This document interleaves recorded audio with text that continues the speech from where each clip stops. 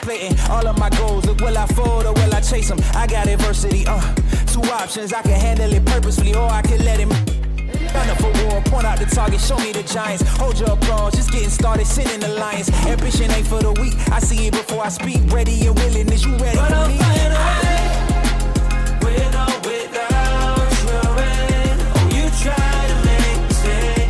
No, there's nothing you can say, but I'm flying away.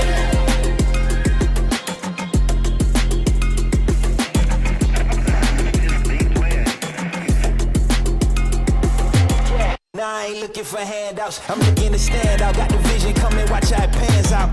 I've been writing my plans down, trying to stay focused, put out the notice. Who the GOAT is, me hands down. Yeah, no time for arguments, I cut out the politics, no. It's all my competence, I could cause your apocalypse. Ambition, it ain't for the weak, get it even when I sleep. Ready and willing, what you ready but to say? I'm flying away, with or without your rain. Oh, you try to make me stay. No, there's nothing you can say, 'cause I'm flying away, with or without my sails. Oh, you try to make me stay. No, there's nothing you can say, but I'm flying away. Ambition ain't for the weak, I see it before I speak. Ready and willing, is you ready for me? Oh, you try to make me stay. No, there's nothing you can say, 'cause I'm flying away.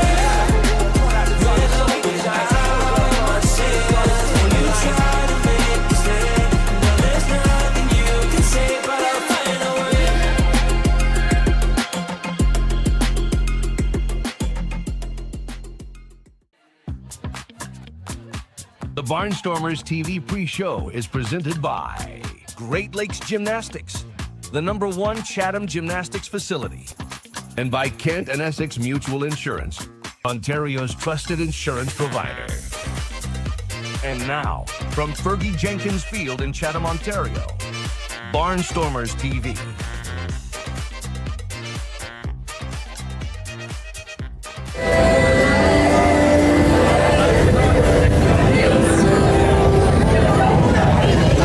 All right, your attention, ladies and gentlemen. Peter Cobb currently behind the field, behind home plate. Today's featured player, number 27, Owen Constantino. Peter, whenever you're ready, the mic is yours. Thank you very much, Mr. Hopman.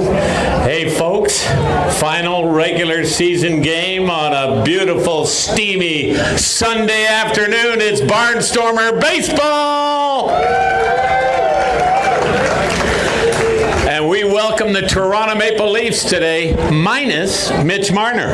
Not in the lineup, apparently. Yeah. Anyhow, my good friend Owen Constantino from the nation's capital, folks, Ottawa, Ontario. And hey, number 27, you were telling me 28 was always your number, and why? I was a big Buster Posey fan growing up, so 27 was as close as I could get to 28 while being here, so that's the reason for that. Well, Buster Posey, Mr. E. Myers knows all about him too, because those your Giants took out our Tigers and Justin Verlander in the World Series a few years ago. Hey, listen, Owen, I want to know, what's your experience been like here so far playing for the Barnstormers? It's been amazing. The fans show up every home game. It's absolutely electric here. Last night especially was pretty special to be a part of that, and I just love the atmosphere here. The city is amazing. Everyone's great. Oh, there, look at that. You got the Hulkster cheering for you there. Yes. What you gonna do, he says. Anyhow, it's a real possibility this team could get home field advantage in the playoffs. You got 3 games left. You play the Leafs, and then you head to London. Big game up there on Friday in London, and I think where are you, Welland to end the season? Yeah, it's a tight race right now, so we're trying to rack up as many wins as we can these last few games and put ourselves in the best spot possible going into playoffs. Well, I'm going to tell you what, ladies and gentlemen, number 27 is going to help lead the charge to that home field advantage for us. Let's give it up one more time for 27 Owen Constantino. Right on. Crowd yelling, Owen, you got to love it.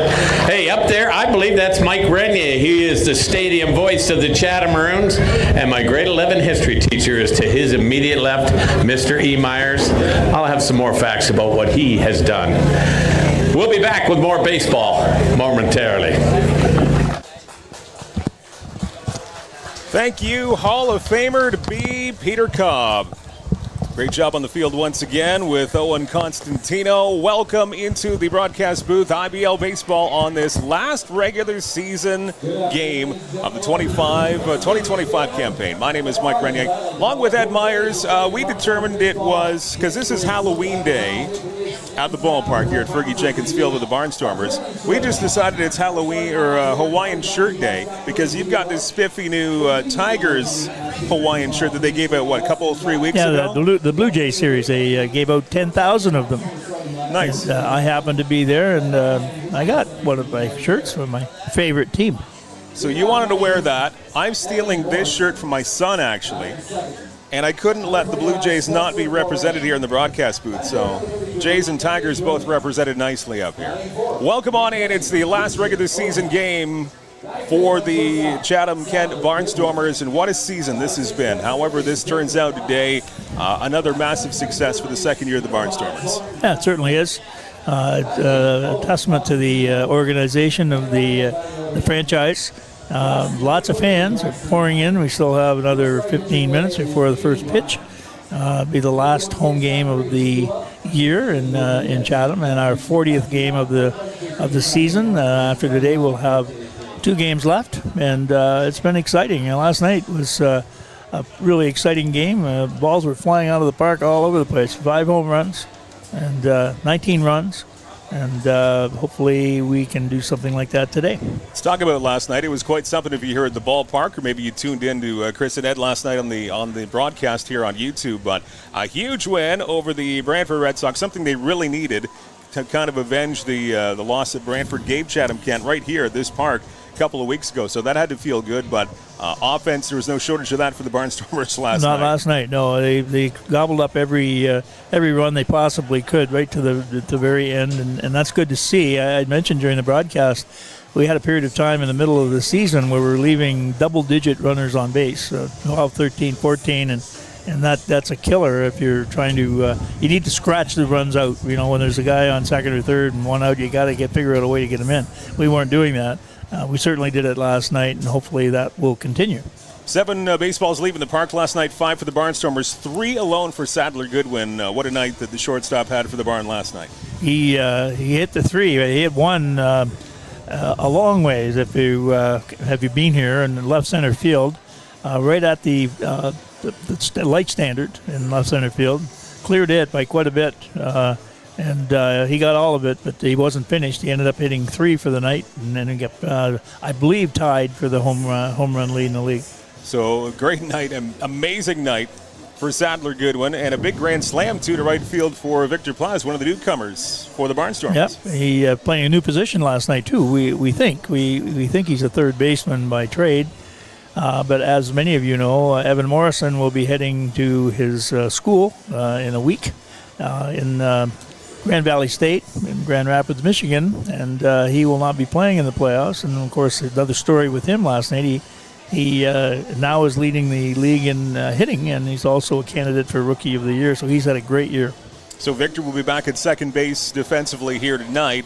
As we continue on to the pregame show, Great Lakes Gymnastics pregame show here on Barnstormers TV, and if maybe you're watching in on your TV as well in CK. We'll continue on to the pregame show, minutes away from the Toronto Maple Leafs Baseball Club and the Chatham-Kent Barnstormers. Right now, as our Great Lakes Gymnastics pregame show continues, we further introduce you to, again, one of the newcomers. It's Mike DeLong.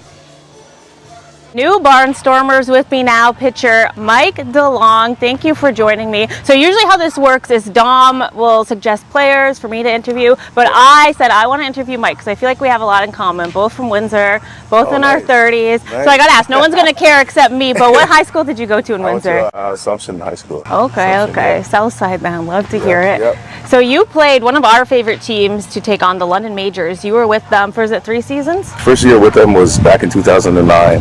Oh. So 2009, 10, 11. I think it was like 7 years total off and on, minus playing independent ball and pro ball as well. So I was back and forth. So.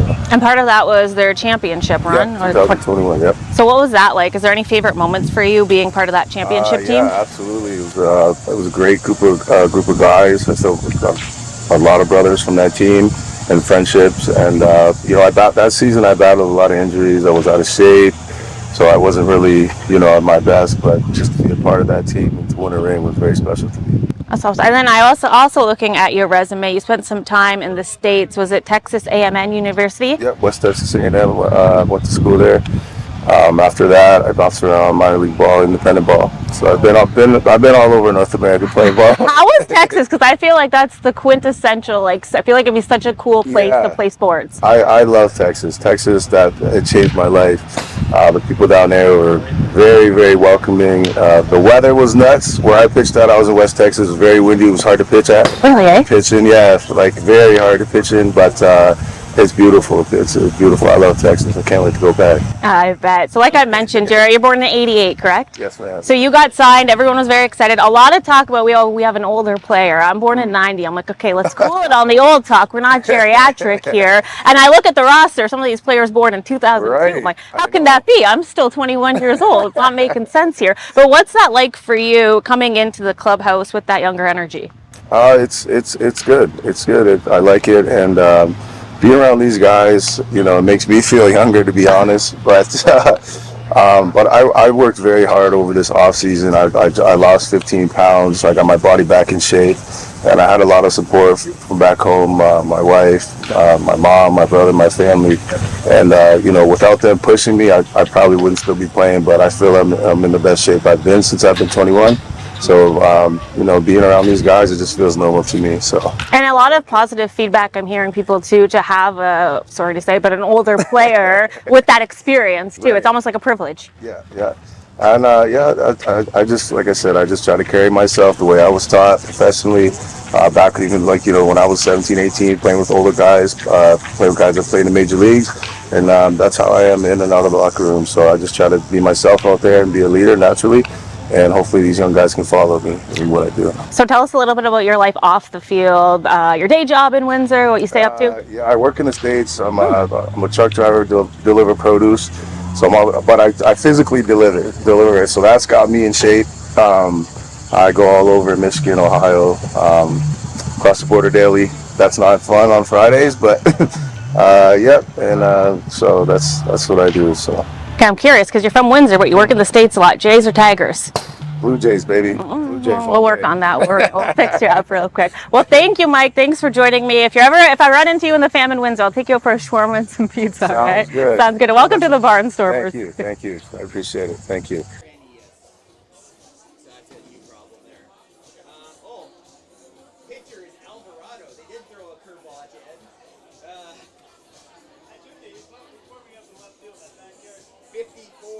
I think he's a left-handed pitcher. He hasn't pitched against us this year. Will Jennings Alvarado. I don't know if it's Will Hennis.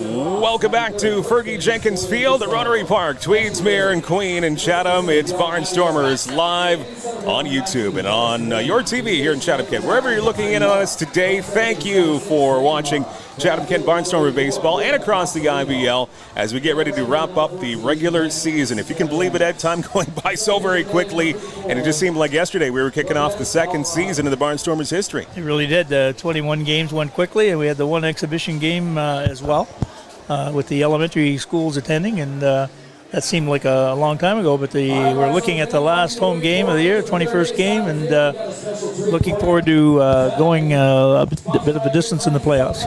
So I think I said the last regular season home game. There are two more road games coming up for the Barnstormers towards the end of next week. On Friday night, they'll be at Labatt Park to take on the London Majors. That's going to be a huge ball game, and then they wrap up the regular season officially Saturday up at the pond against the Jackfish of Welland. So really a lot of real estate could be covered in the standings in the next 5, 6, 7 days. Yeah, so. you need to look at the standings on the IBL.ca and take a look at it yourself. First and ninth positions are locked in.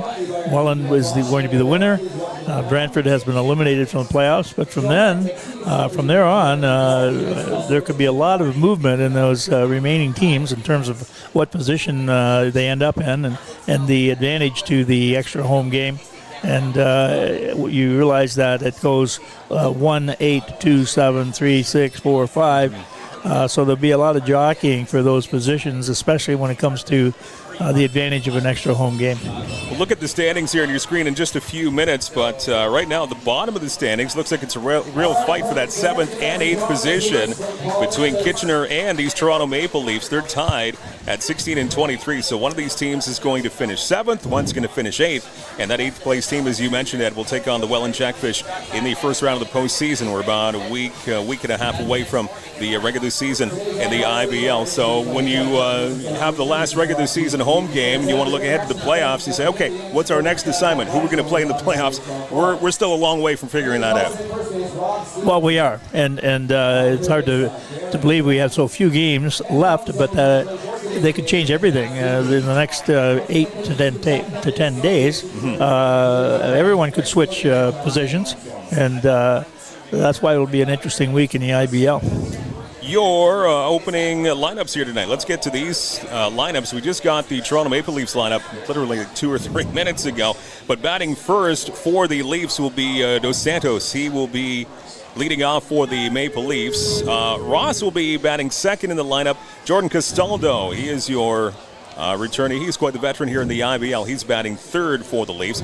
John Javier, he's your catcher and batting cleanup for the Toronto Maple Leafs. Dennis Day Banning batting fifth. It's Justin Mara. He is your designated hitter for Toronto this afternoon. Dan Mara. Forgot him. Dan Mara. He's your second baseman for Toronto, batting seventh. Luca Boscarino out in left defensively, and it's Ben Sartorius. He will be batting ninth for the Maple Leafs, and it looks like it is Welhenius Alvarado, your starting pitcher for the Toronto Maple Leafs this afternoon. He'll get the starting assignment. So that is the opening lineup for your visitors from Christie Pitts in Toronto. And for the Chatham-Kent Barnstormers, your opening lineup tonight, and we've got some different defensive positioning and really some different spots in the opening lineup in this last regular season home game here at Fergie Jenkins Field. Evan Morrison, you alluded to Evan. This could be the last time we see him here at Fergie Jenkins Field. He's batting first. He's leading off and being DH. It's a shame. He's got his schooling that he's got to take care of, but his bat will be missed. Everything will be missed in the postseason. He's just had a huge year. He came in as a rookie and is in the running for Rookie of the Year in the league. We mentioned earlier, he's now leading the league in batting. He just took over first place last night, and he will definitely be missed. And I think the reason he's DHing is they're trying to figure out who will be playing second base in his absence. And we'll get to who is playing second base here in just a second. So Morrison's leading off. He's your DH for the Barnstormers. Spencer Morin, he will be in center field. Kind of a different positioning out in the outfield for Spencer. He's batting second and in center field. Andy Graining, he is your third person in the lineup. Andy will be out in left field this afternoon for Andy Groening. Catcher Yushin Oda, he's getting the starting assignment behind the plate. He will be batting cleanup. Sadler Goodwin, what a game last night for Sadler. He is your shortstop once again and batting fifth. Batting sixth, again, another great night last night at the plate. Victor Plaz, he will be your second baseman. It looks like they're starting to maybe groom him to be in that defensive positioning for the postseason, Ed. He tried to, I think for the first time last night he played second base. He played third base last year with the London Majors. I had a really great night at the plate. He had a couple of slips, missing covering first base on a bunt, and that had to do with the unfamiliarity, I think, of the position. I'm sure that can be corrected without too much difficulty, but it looks like they're seeing how he can fit in at second base. And rounding out your lineup for the Barnstormers in the seventh position at third base defensively, Torin Vasilenik. A comfortable spot defensively for Torin. Batting eighth at first, your pregame guest with Peter Cobb on the field was Owen Constantino. And batting ninth, out in right field, you've got Braxton Haggett. So we've seen these three outfielders quite a bit so far for the Barnstormers, but they're just kind of jumbled up into different spots in the outfield as we're going to see Braxton Haggett in right tonight. Haggett is one of the two NCAA players who'll be leaving in a week to 10 days and heading back to school. He goes to Minnesota State, and that's why you're seeing some shuffle in the outfield. And Spencer Marcus has been injured, And so that's what we have Morin in center field. And, of course, we have our newcomer Groening in left field, who's so far is showing a really hot bat. And he's a welcome addition to the Barnstormers.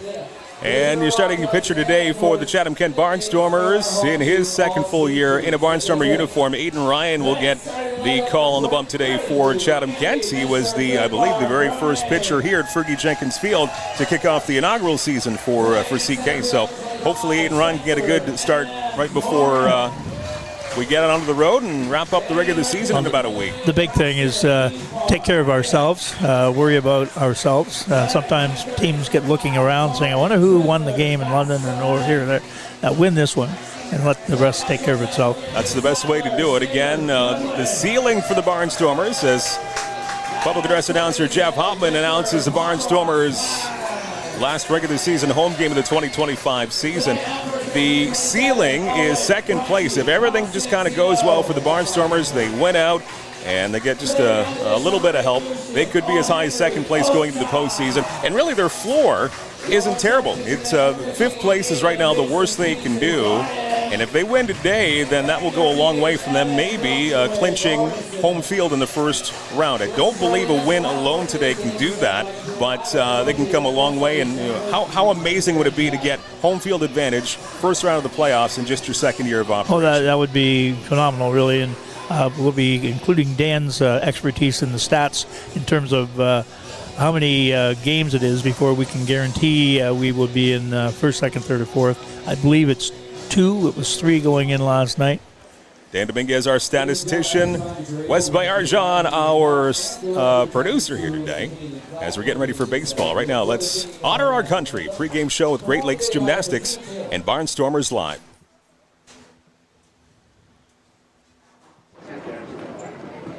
Oh, Canada,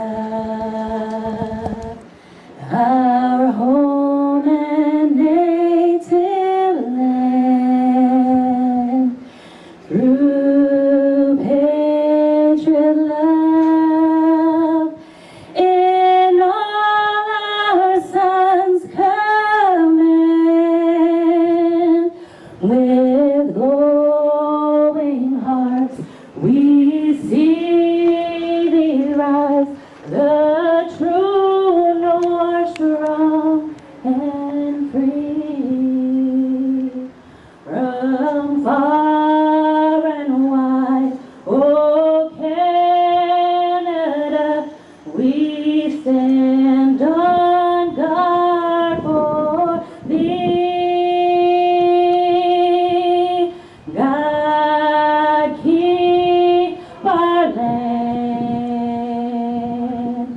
glorious and free.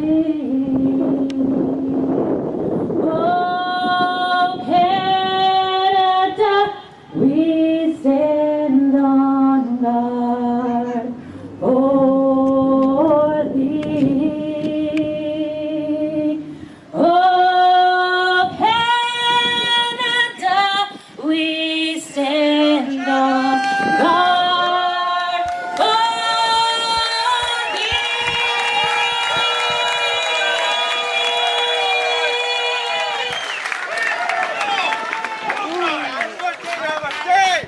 Let's go, boy!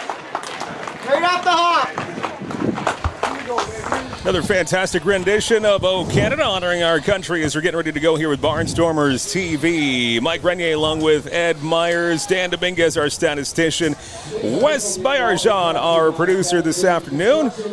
And, of course, Peter Cobb on the field, pre- and post-game show, and the chat with the manager online, too, on social media after every home game at Fergie Jenkins Field. The crew all back here today. Special hello and tip of the cap, Chris McLeod, as he graciously traded games assignments last night. I was scheduled to do last night. He traded with me, so thanks to Chris for doing that. And good game last night. You probably had a little bit of prep to fill last night in a lopsided 19-4 win. But, hey, if you're a Barnstormers fan or coach or player, you loved how that played out. We were filling it last night with a lot of people who called in on the chat line. We had people from all over Canada and United Kingdom call in Thunder Bay, and we had a lot of fun. Lisa and Jeff Goodwin called in 2 or 3 times. They were definitely watching their son having one of his better games in Chatham for sure, and that certainly helped. And it was good to get involved in a game where you're not always trying to catch up and frantically try. And we had a little pattern there in the last couple of weeks where that seemed to have been what was going on. So again, today's another day, and let's see what's going to happen. As we welcome you in wherever you're watching here, as Williams from Kelowna, BC. William, thanks for hanging out with us from British Columbia, where it's 11:09 a.m. right now. Greg Kimball, he likes our Hawaiian shirt motif, so thanks very much for that, Greg, for that. We've made up our own theme day up here in the broadcast booth. Well, maybe Greg's a Tiger fan. He's from Chatham. A lot of Chatham guys are Tiger fans and have been for many years. John also watching us here today as we're getting ready for baseball.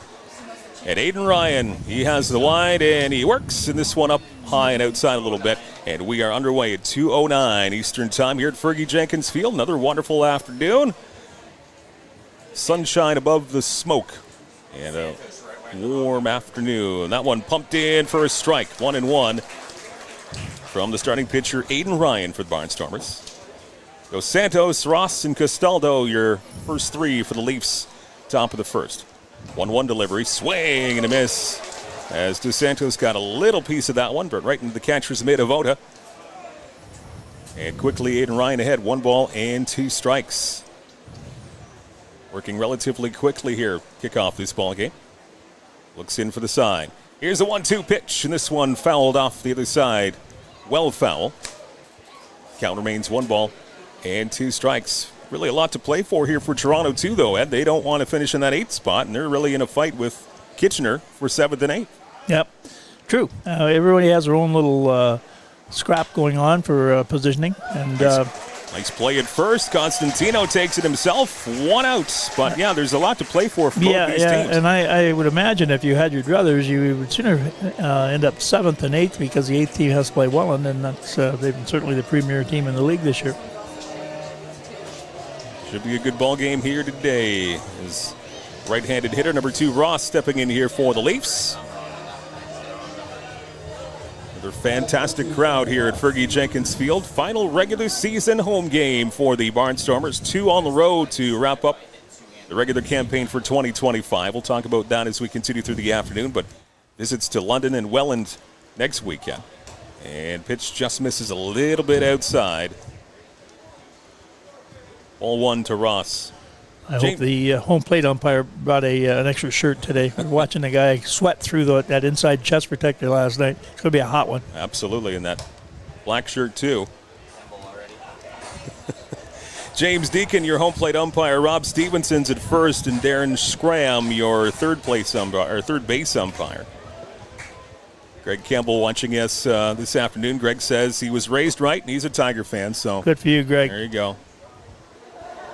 See, you were born well before the Blue Jays came in, so you were just raised with your best option, right? I can remember my grandmother scoring Tiger games on the radio because there was no TV.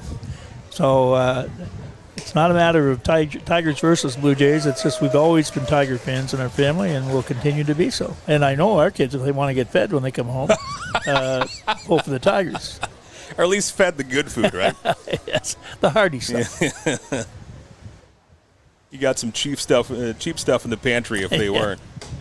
Pitch is just a little bit high in the 3-1 pitch, and so that is a 5-pitch walk to Ross with 1 out here in the top of the first inning.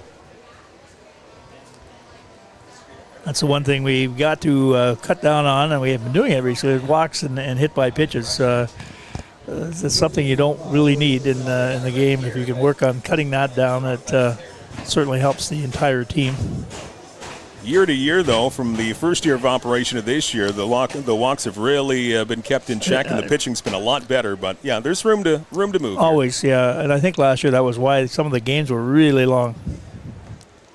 First pitch dips low out of the strike zone. Ball 1 to Jordan Castaldo, left-handed hitter for the Maple Leafs. 1 out, 1 on here, top of the first.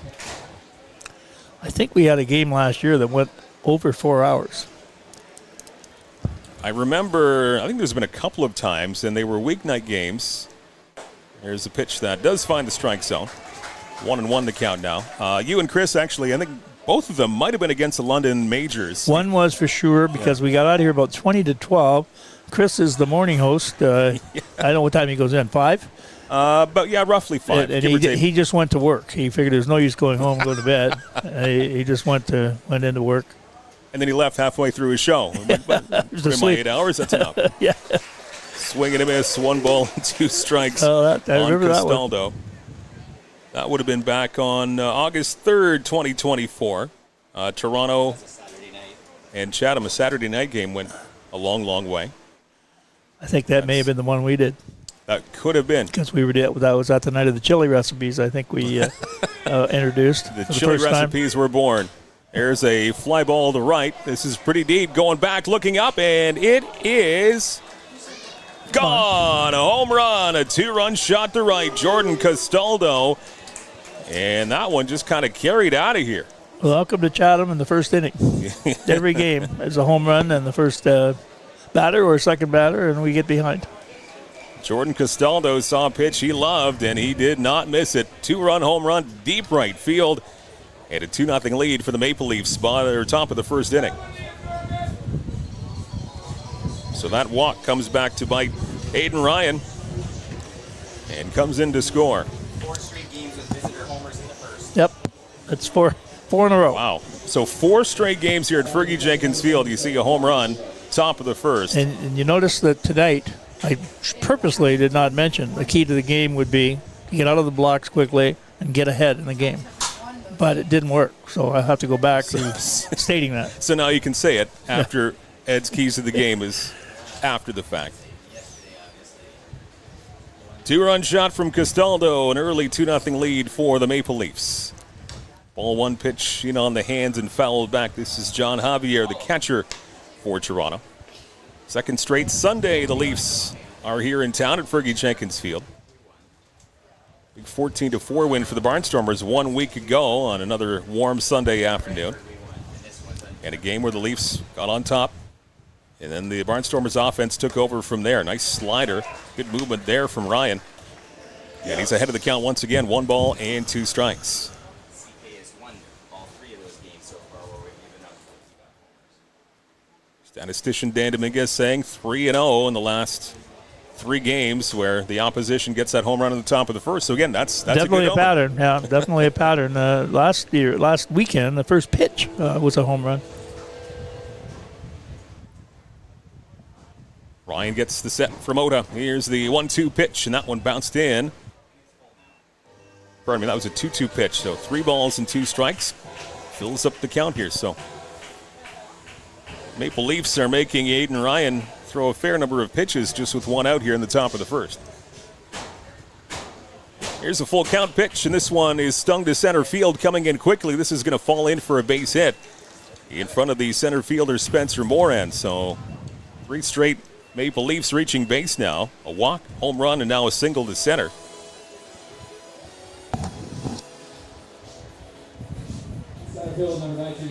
And the power threats continue here for Toronto, batting 5th in the lineup.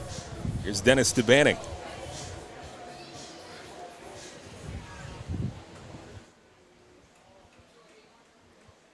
One on, 1 out, 2 runs already in for the Maple Leafs.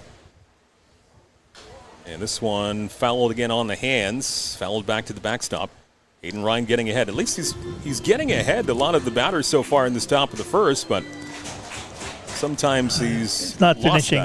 He's just not moving in for the strikeout or get the ball hit on the ground, popped up. Strike 1 pitch, a lot of movement on that one. Curved back towards the strike zone, but still misses the mark. 1 ball and 1 strike.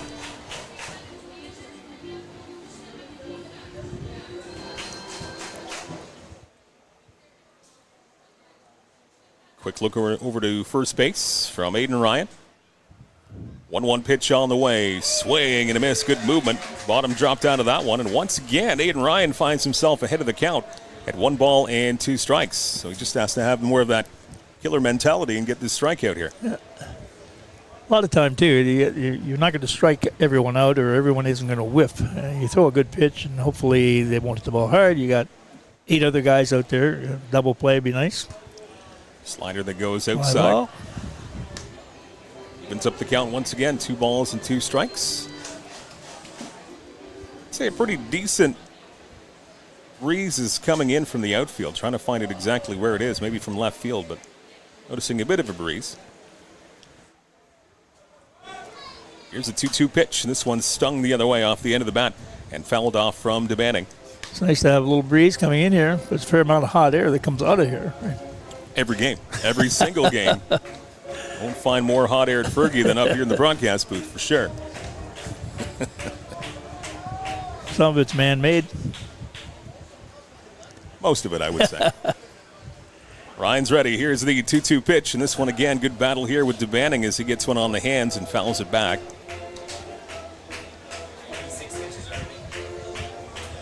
I think we got another pretty good crowd today. I don't see a lot of spaces out there. From what I hear, last night was just absolutely packed. It was. Quite the crowd. Yeah. Another look over at first. Big pitch here. Ryan with the set. And the 2-2 pitch. Swing and a miss. He struck him out. A big strikeout of Dennis DeBanning there from Aiden Ryan. And he certainly needed that after 3 straight Maple Leafs reaching base. It's like people have found their way into the pavilion, our new grandstands. It was pretty much filled last night. Looks like it's filled today. You need the new Ed Myers Pavilion. That's the one. Yeah. We need the plaque up there. Good people sitting out there. Knowledgeable baseball people, right? It's the unofficially named Ed Myers Pavilion, but I think it's just a matter of time before we make that official. Yeah. First pitch is quite high to Justin Mara. He is your designated hitter for the Maple Leafs this afternoon. Worst case in the offseason, we'll come by with, a little bit of plywood, and we'll just put Ed Myers Pavilion on it, and we'll affix it to the new grandstands, and there you go. It's official. There's a stinger to first. What a catch at first! Oh, a liner snagged by Constantino. And that defensive gem ends the top of the first. A line shot right in the glove of Constantino. And no further damage. 2 in for the Maple Leafs. We go to the bottom of the first. It is Toronto 2, Chatham-Kent coming up to bat from Fergie Jenkins Field and Barnstormers TV with Kent Essex Mutual Insurance Company, Ontario's trusted insurance provider. My name is Spencer Marcus, outfielder for the Chatham-Kent Barnstormers from Chatham, Ontario. The community support has been amazing for baseball. Everybody coming together. You never really thought of this town as a baseball town, more of a hockey town. I remember when I found out that Kent Essex Mutual Insurance wanted to do an interview about a hometown hero. I never thought somebody would look at just a baseball player like that. It takes a lot of support to make this team a success, and the Barnstormers wouldn't be where they are today without help from sponsors like Kent Essex Mutual Insurance.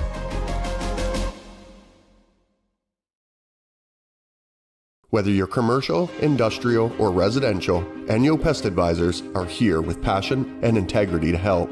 Call us for a no-obligation quote today, 226-627-4944. Enyo, bigger than bugs.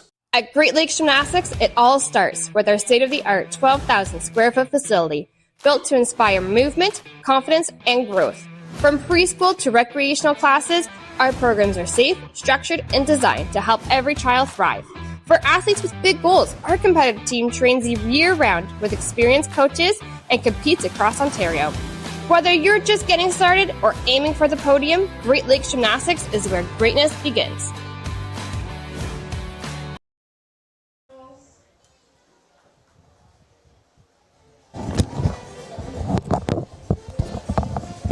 Back here at Fergie Jenkins Field, beautiful Sunday afternoon for baseball yet again at Rotary Park.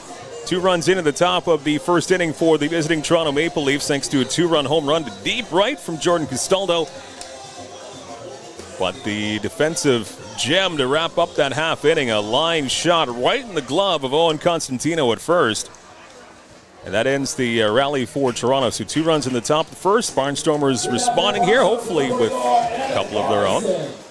As the designated hitter this afternoon, here's Evan Morrison. He gets the top of the order once again. And as we mentioned in the pregame show, in the last couple of games as well, it could be the last time we see Evan at Fergie this season as he goes to school. Could be.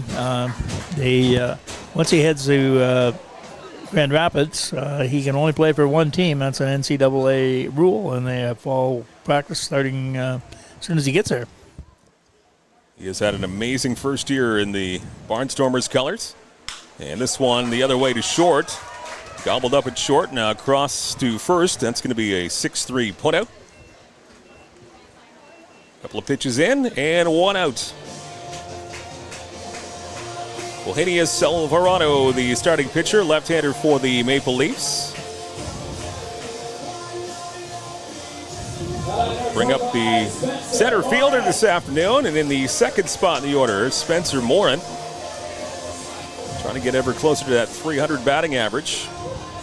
Time is running out. 289 coming into this at-bat here. He's knocked a couple out of the park this season.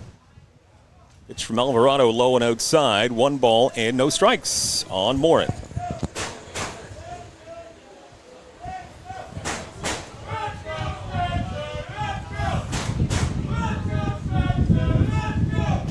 Wind's picking up a little bit. This one again, another slider outside and low. Morin working the count to 2 balls and no strikes. Spencer has played a little second base in the last few games. He is a shortstop by trade in Windsor. He has played a lot of shortstop. It's thought that he might be one of the people vying for second place job, but that may not be the case. This one sent the other way. It was stung down the left field foul line, but that one does go foul. 2 balls and a strike.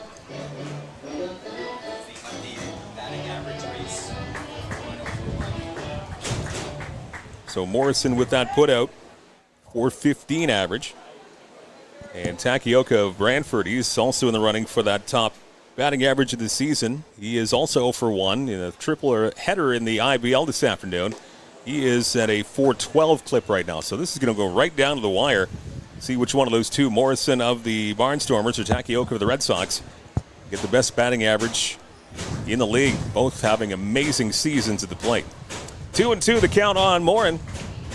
Here's the windup from Alvarado, and he did not check his swing. He went around too far from Morin, and that is a strikeout. Good pitch, good movement there from Alvarado. So he gets the K.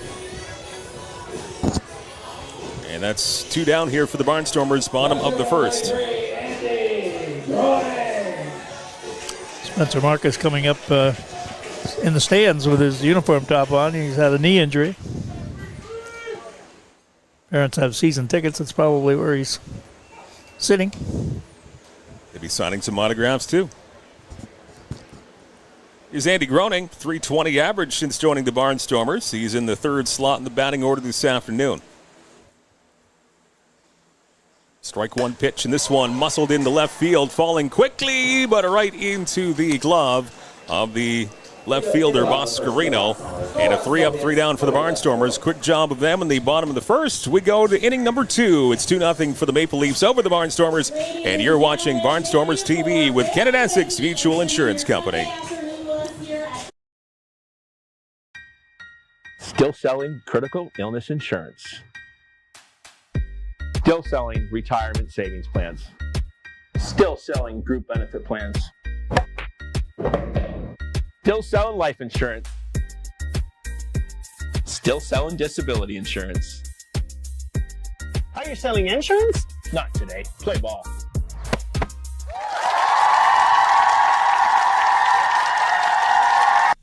Hey Barnstormer fans, want to win a $50 gas card just for cheering on your favorite team? Grab your phone right now and snap a selfie of you and your family and friends watching Barnstormers TV. Follow and tag at CK Barnstormers and Kent Essex Mutual Insurance at KE Mutual on Instagram. You need both tags and follows to qualify for the selfie contest. At CK Barnstormers and at KE Mutual. Share your selfie before the end of the game for a chance to win a $50 gas card.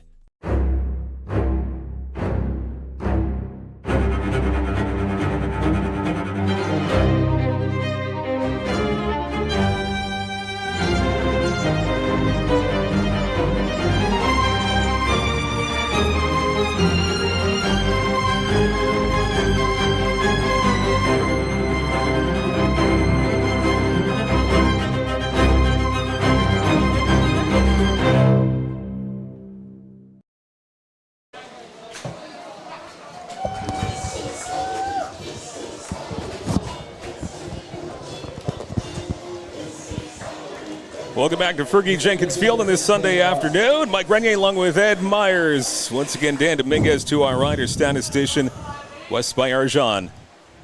Our producer this afternoon, Peter Cobb. We'll get to him again after the game is done with our player of the game. 2-0 lead for the Maple Leafs thanks to a 2-run home run from Castaldo. And Aiden Ryan begins his second inning of work. Good movement there, but pitches a little bit outside and low to Dan Mara. He's your second baseman for Toronto this afternoon. 7, 8, 9 in the batting order. Mara, Boscarito, and Satarius in this second inning. That one catches the strike zone. Evens things up at 1 ball and 1 strike.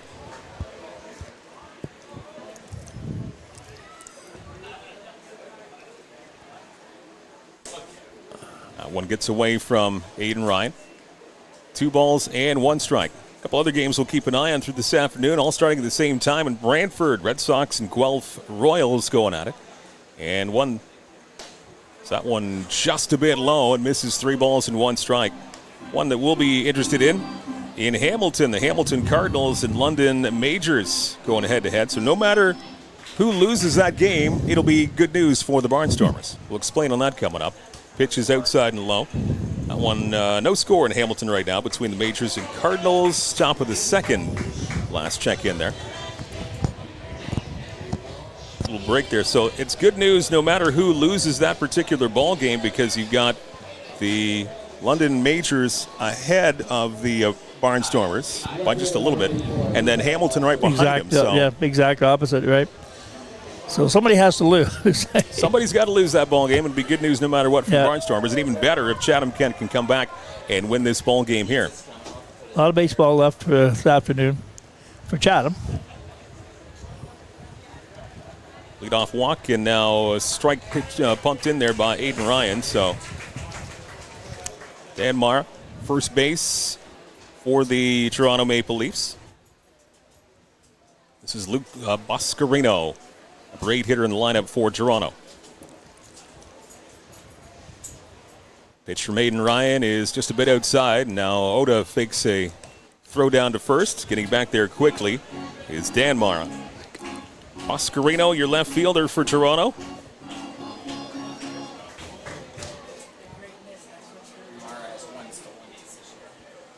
Sidorenios is on deck for the Maple Leafs. Good movement there, pumped in for a strike. Nice pitch from Ryan. 1 ball and 2 strikes.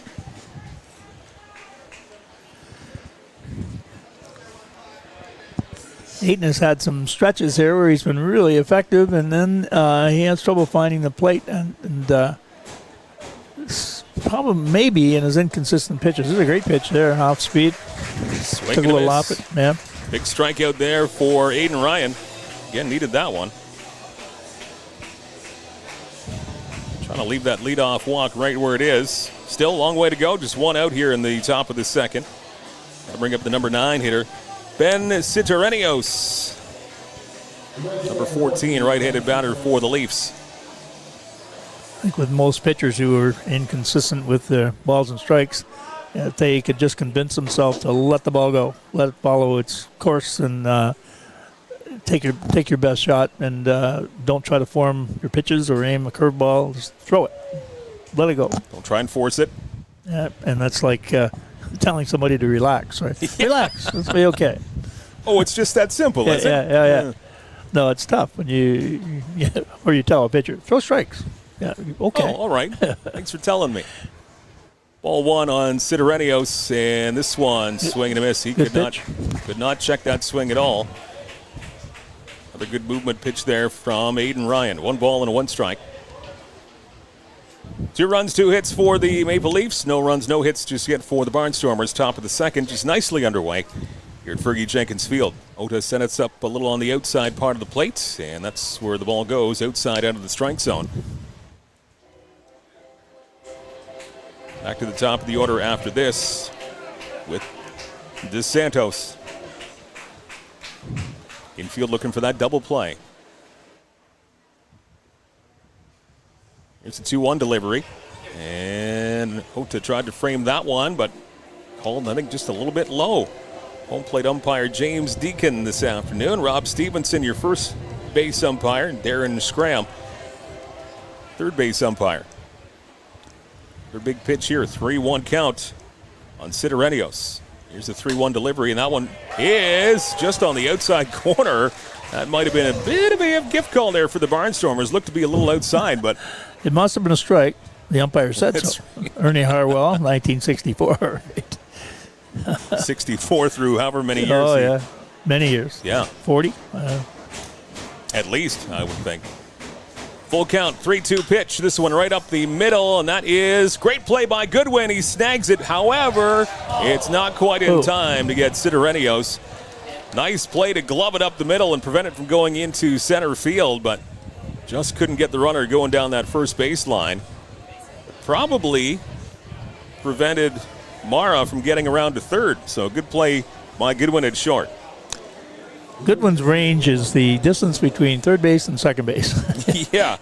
And even a little bit this side of second base, the second baseman side, he has great range and a great arm. And certainly solidifies the infield for the Barnstormers.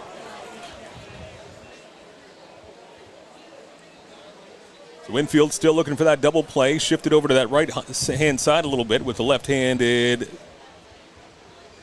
DeSantos now up, leadoff batter for the Leafs as he sends this one to center field. Skies this one, shading over to left field now.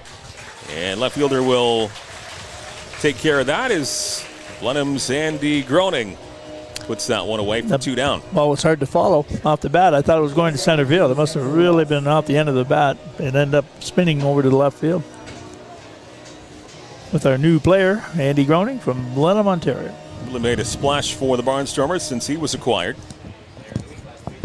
He was the player of the week last week in the IBL. Had a great Sunday last week with 2 home runs. Against these very same Toronto Maple Leafs in a 14-4 win. 2 on, 2 out for Toronto. Ryan looks back at second, and first pitch bumped in for a strike.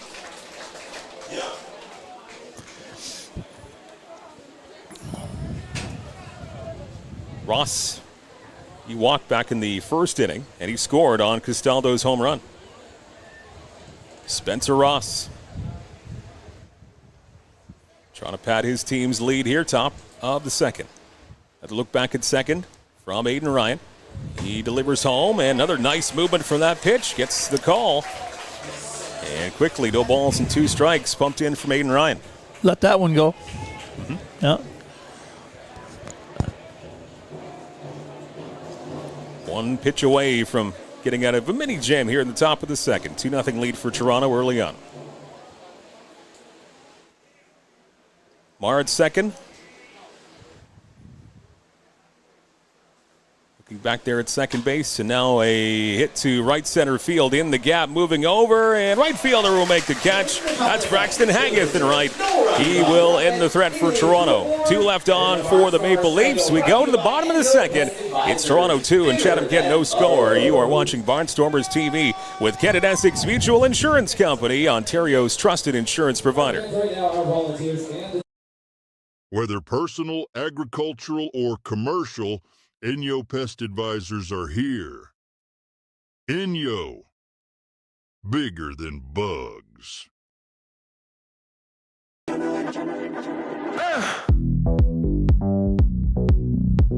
Anything you want. Everybody say.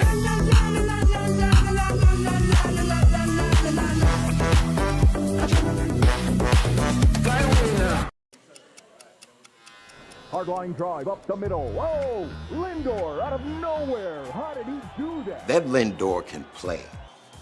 I don't know about that hair. And don't get me started on those gloves. I don't know. I kind of like it. It's time for a revolution. The Rev 1X by Rollins. Looking for a fun, active way to keep your kids moving? At Great Lakes Gymnastics, our recreational classes are all about building strength, coordination, and confidence, all while having a blast. And when it's time to celebrate, we throw birthday parties kids will never forget. packed with games, gymnastics, and tons of smiles. In our safe, state-of-the-art facility, every child gets the chance to shine. Join the fun at Great Lakes Gymnastics, where every day feels like a celebration.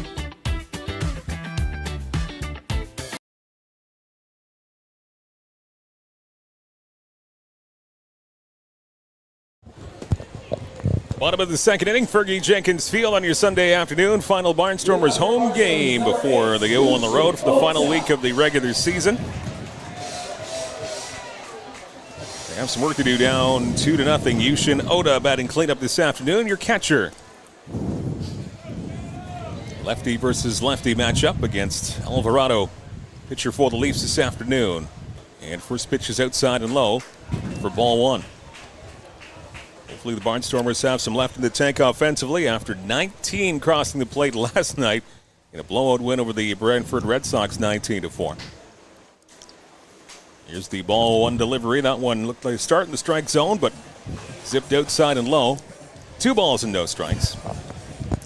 Dan Dominguez just mentioned that we have 5 left-handed batters in the lineup today with a lefty pitching. It certainly is put you at a disadvantage.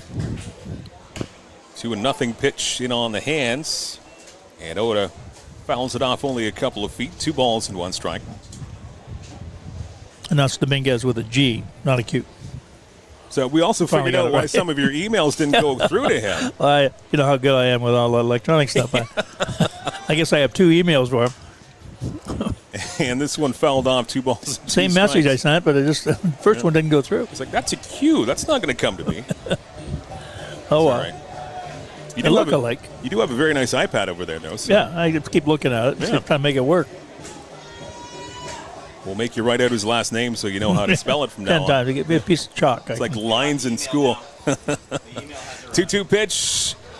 Missing the mark as the catcher for the Maple Leafs is pretty sure he had strike 3 there, and he was getting up out of his crouch to celebrate. But and did you hear that my G email has arrived? It went all the way from here over you to Dan. He's received it. Many things go over my head, so it works out. 3-2 pitch on the way. Swing and a miss. Good movement and off-speed pitch. And a swinging strike 3 as Alvarado made a good pitch, and Oda down swinging. He was doing that last night. He's leaning, and it's all off-speed pitch. It's really tough to hit, but he's better take a look at that. His weight is on his front foot. Here's certainly one of the big hitters from last night. 3 home runs from Sadler Goodwin last night over Brantford. And he has his count up to 11 round trippers in this regular season. 3 games left to go. And still kind of very much in the running for top home run hitter in the IBL for 2025. 3 out of the total 7 home runs off the bat of Goodwin. Now he sends a line drive to left center field. That will fall in for a base hit. So the hot bat of Sadler Goodwin continues. He's got a 1-out single. First hit of the afternoon for the Barnstormers. 5 home runs for Chatham-Kent last night. 7 overall in the game, and 3 from Sadler Goodwin. So he remains absolutely hot at the plate. That will bring up again one of the newcomers for the Barnstormers, and he had a huge hit last night. Yeah, a really big game. Grand slam home run, broke the game open. When they hit 9 runs in the inning that he hit the grand slam, it put us on cruise control from the rest of the game. Victor Plaz playing second base defensively for CK this afternoon. Nice movement there, and a strike right down the middle from Alvarado. Goodwin's at first on that 1-out single. Plaz and then Vasilenic waiting on deck.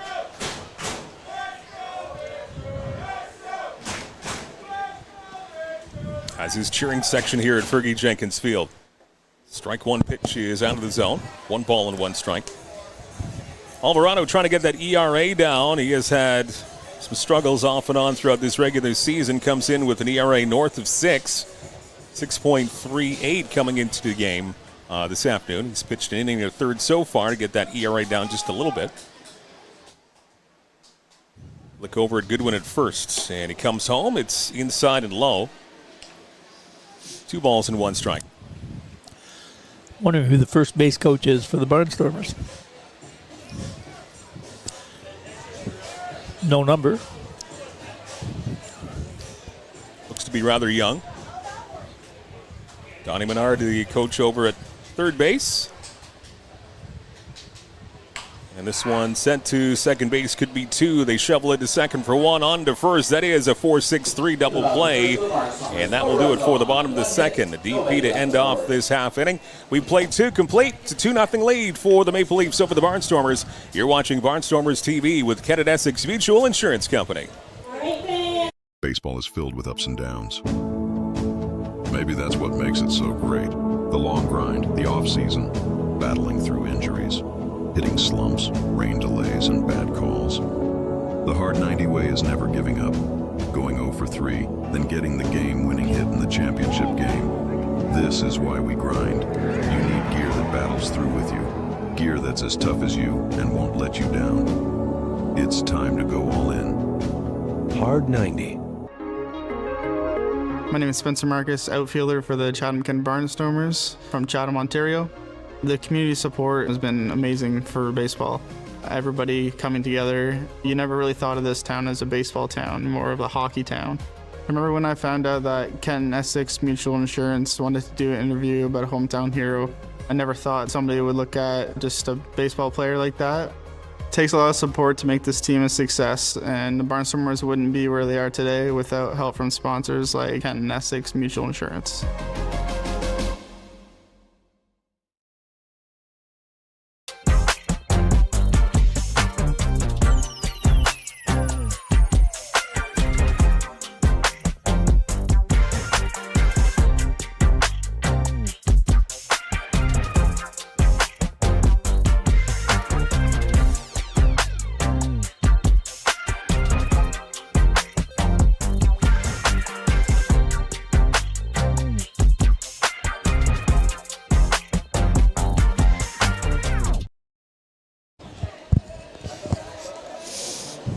Fergie Jenkins Field on a beautiful Sunday afternoon.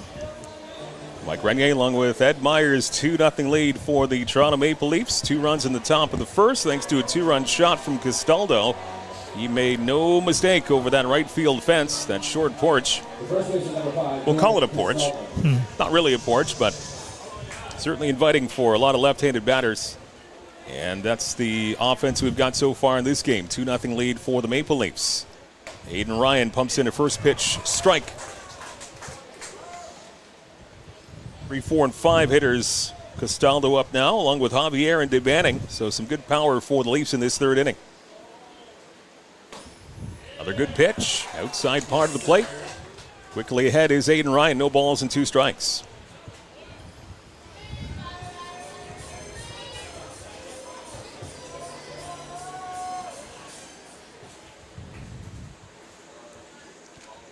Pitch from Ryan, swing and a miss. 3 pitches, 3 strikes, and 1 out. Those are 3 really good pitches. Very economical for Aiden Ryan, so Castaldo sits down on case. Then he'll bring up John Javier, your catcher at batting cleanup. Mystery, the quick mystery of that first base coach for the Barnstormers, that's Christian Huck, who's got that assignment this afternoon. Thanks to Greg Kemble looking in this afternoon. He ends that mystery really quickly. Last time I saw Huck was pitching in London in the first part of the season. I hadn't seen him since. So he's got that first base coach assignment, so thanks, Greg, for clearing that up very quickly. Didn't have to make us wonder long Always at all. been really attentive, Greg. Way to go. Come to be a goalie, too, I guess. We won't hold that against him. I was talking to Brock Woodson last night after the game. Turned out he's a goalie who had Greg as a coach. Okay. Lots of goalie wisdom there. We got a goalie in center field. Morin. Spencer Morin. Morin patrolling center field this afternoon. You've got Haggith in right and Groening in left. That's your outfield setup for the Barnstormers.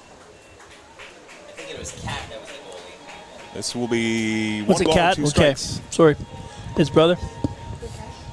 I know we were talking about Murrins last night. He played on 3 junior C teams, and okay, it was Cat. First mistake I made today, Mike. Well, we'll strike that from the record. Okay. You're still spotless. Rerun the tape. That's right. Try that again. Your first error is actually free, so you get stricken off the record. You're still perfect. Just don't let it happen again. Okay. I'll pay better attention. 2 balls and 2 strikes. The count on Javier. He singled his first time up back in that first inning where Toronto scored twice. 2 pitch on the way, and this one off the hands. This is going to get into no man's land and fall into right center field. So a 2-for-2 afternoon for Javier. 2 singles. So 1 on and 1 out. That's been the situation for all 3 innings so far for the Leafs, with 1 on and 1 out. Kick off the inning. That'll bring up Dennis DeBanning. Struck out back in the first. Ota setting up outside with the target. Pitch from Ryan, off-speed pitch, swing and a miss. Throwing more strikes as the game's gone on. Been really pretty effective with his delivery and his 35 strikes, 22 balls. 35, 22. 57 pitches, my quick math there. Now, pitch number 58 misses just a little bit. 1 ball and 1 strike.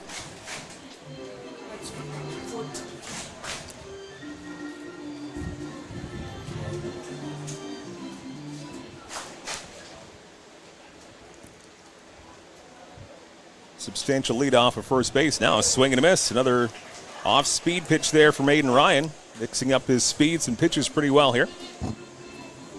And he gets ahead of the count. 1 ball and 2 strikes on Dennis DeBanning. Justin Morrow waiting on deck for Toronto. Once again, the infield of the Barnstormers looking for that double play. Quick look over at first base from Ryan. It's the 1-2 pitch. Trying to be brought back into the strike zone from Ota. Trying to frame it a bit. Framed it by bringing it over about a foot. Was not going to be fooled. James Deacon, your home plate umpire. 2 balls and 2 strikes as you see the runner at first there. John Javier after that single. 2-2 pitch on the way, and this one getting just a piece of it and fouling it off. Staying alive is DeBanning.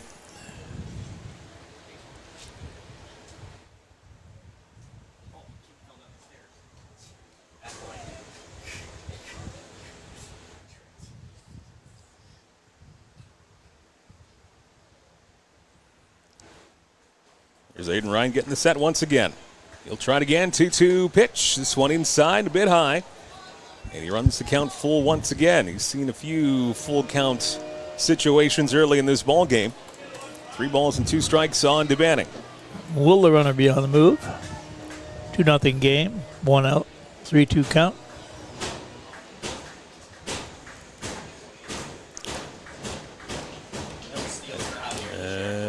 No call there. Runner was not moving, and the pitch goes just a little bit high, and that will be a walk to DeBanning.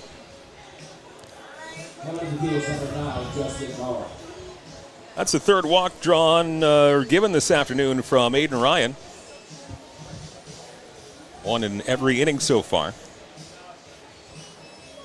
So that puts 2 Maple Leafs on base, first and second, still just 1 out in this top of the 3rd. Toronto up 2-0.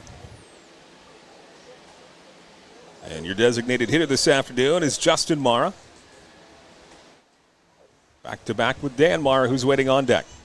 Barnstormers looking for that very valuable ground ball in the infield, trying to get 2. Nice first pitch, bumped in for a strike from Aiden Ryan. He's found the strike zone with that curveball and slider. Another setup outside from the catcher, Ota. Strike 1 pitch is sky to center field. Medium depth. Over there is Morin. He will make the catch. And no movement on the base pass as the runners stay right where they are, with Javier at second and DeBanning at first. So big second out there once again for the Barnstormers. And Aiden Ryan, so 2 on, 2 out. That will bring up Dan Mara. Remar is on the team. There's a brother that is a relief pitcher as well. And they've been with the organization for quite some time. unusual. Yeah, 1 week ago today, we saw all three. And this ball game's still very young this afternoon. Top of the third. 2 on, 2 out for Toronto. Back at second. First pitch, nice movement. Slider hits the outside part of the plate. Strike one on Dan Mara. Flag starting to flap around above that scoreboard there. So some moderate wind going on here. Here's a strike one delivery. Swing and a miss. Quickly ahead. No balls and 2 strikes is Ryan. Again, trying to get out of a mini jam here. Mixing his pitches well. Different speeds, different locations. Formula for success if you're a pitcher. Ryan gets a sign from Ota, who's setting up on the outside part of the plate. And the pitch just outside. Once again, good framing effort there from Ota. Trying to bring it back into the strike zone, but called outside. 1 ball and 2 strikes. 4 hits for the Maple Leafs this afternoon, just 1 so far for the Barnstormers. Ryan looks back at second. Here's the pitch, and this one off the end of the bat. This is going to be difficult, and this is going to fall in. It's a fair ball down that right field line. That's going to score 1 and increase the Maple Leafs lead. So that one just a cue ball shot off the end of that bat. And not a lot that the Barnstormers defensively could have done there. So an RBI single for Dan Mara. And it's 3-0 for Toronto. Good movement on that pitch from Aiden Ryan on the outside. That might have been outside the strike zone even. And just Mara he was bad at it. Yeah. Yep. Poked at it, and it fell where nobody was. And that increases the Maple Leafs lead 3-0 here in the top of the third. Runners at the corners now, 2 out. And pitch outside and high, ball number 1 to Boscarino.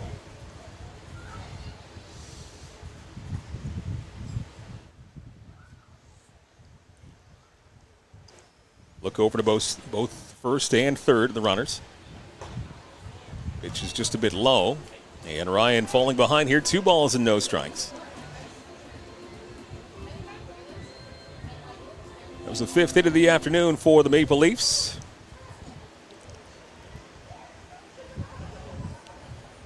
Ryan comes set, and the pitch, that one again, not getting the call.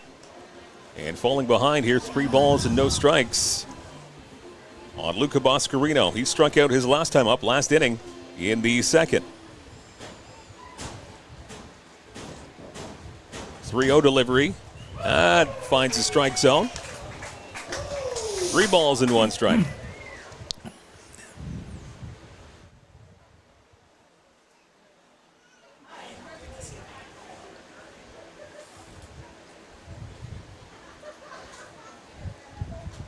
Three-one delivery. That looks like it was going to be out of the strike zone low, but hacked at by the right-handed hitting Boscarino. He fouls it off. We'll leave it up the count. 3 balls and 2 strikes, so a big pitch here for both sides as Aiden Ryan tries to get out of a third inning jam. Neither of these innings has been a walk in the park for Aiden Ryan. Here's the 3-2 pitch. Right. Swing and a miss. He struck him out. He does get out of further trouble, leaving 2 men on base. 1 run across here for Toronto, top of the third. And the Leafs have a 3-0 lead to the Barnstormers. Chatham-Kent coming up. You're watching Barnstormers TV with Kent Essex Mutual Insurance Company. Still selling critical illness insurance. Still selling retirement savings plans. Still selling group benefit plans. Still selling life insurance. Still selling disability insurance.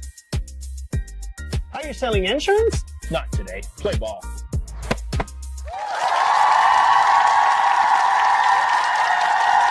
Flip into the best summer ever at Great Lakes Gymnastics. Our PA Day, March break, and summer camps are packed with gymnastics, games, crafts, and nonstop fun, all in a safe, state-of-the-art facility. Spots are filling fast, so register today. It's us again. Enyo Pest Advisors, 226-627. 4944. And yo, bigger than bugs.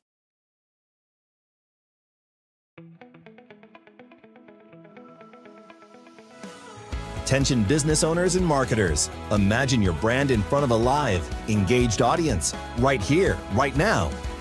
This space is the perfect opportunity to showcase your product, service, or message to viewers in real time. Whether you're looking to boost sales, build awareness, or grow your audience, we've got you covered. Don't wait. Secure your spot today.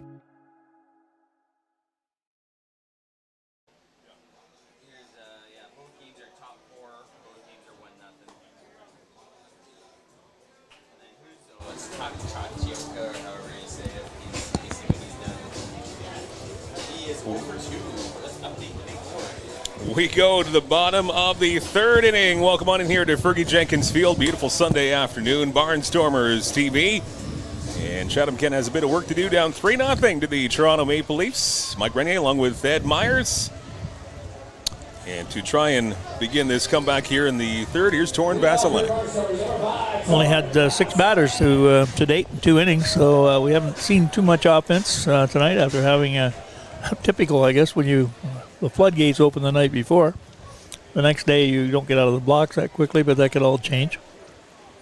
Still very early in this ball game, but 19 runs last night against Brantford on what was it, 24-25 hits for CK? It was in the low 20s. Exactly. They were piling them up at the end of the game. It was hard to keep track.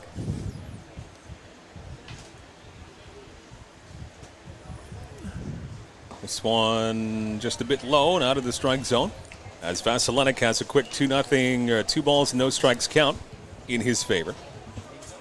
Vasilevskiy, Constantino, and Haggith, your 7-8-9 hitters in the lineup for the Barnstormers in this third. 2-0 delivery. This is smoked left-hand side, but that will be plenty foul. 2 balls and a strike. Good to see a longtime supporter of the IBL at Fergie Jenkins Field. Alan Ross stopped by. I think he met him before the game. Yeah, yes. He came up to the booth here too and saw us also. Good to finally meet Alan Ross, big Maple Leaf supporter. This one inside and low. 3 balls and 1 strike.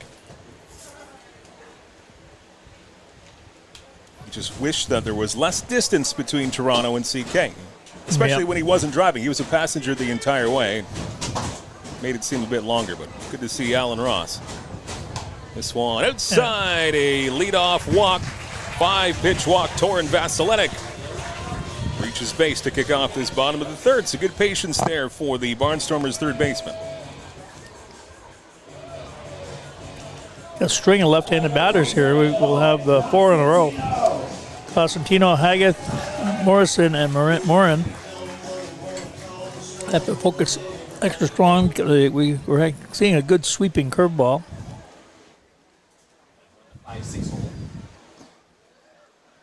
Yep. Wait on the pitch, hit it to the other field would be the good option. That one pumped in for a strike. That would have been perfect. First pitch strike from Alvarado. That gap along the right-hand side of the field seems like about 3.5 miles wide. Quite inviting for Constantino, I'm sure. Strike 1 pitch, he gets a little bit of the bat on it and fouls it off of the plate, but Alvarado is quickly ahead of the count here. No balls and 2 strikes here at the bottom of the third inning.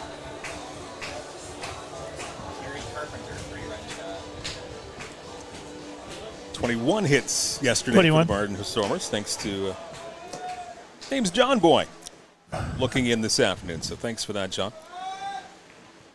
Big attack offensively last night. This slider goes outside and low.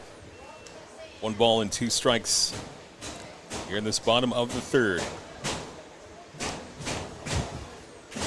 Your Tigers Hawaiian shirt is working wonders for your team. 7-0.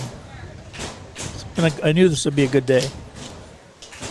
Now we just need the Barnstormers bats to come alive here in the third. 1-2 pitch, nice movement, strike 3 on that slider that comes right back into the strike zone.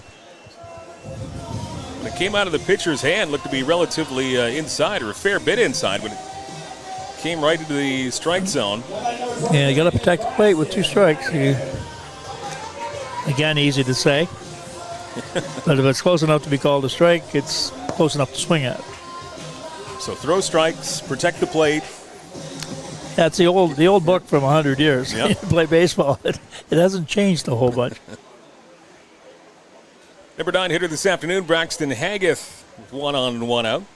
This one in the hole, and nice stop at second and across to first. That is a beauty play there, 4-3 to get Haggith.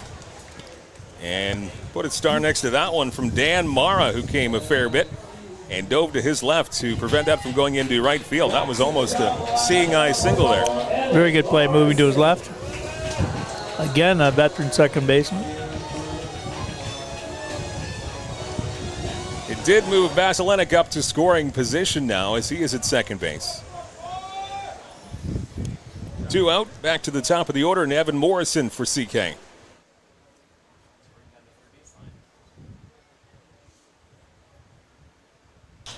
This one is skied to right field. Doesn't appear to be very deep.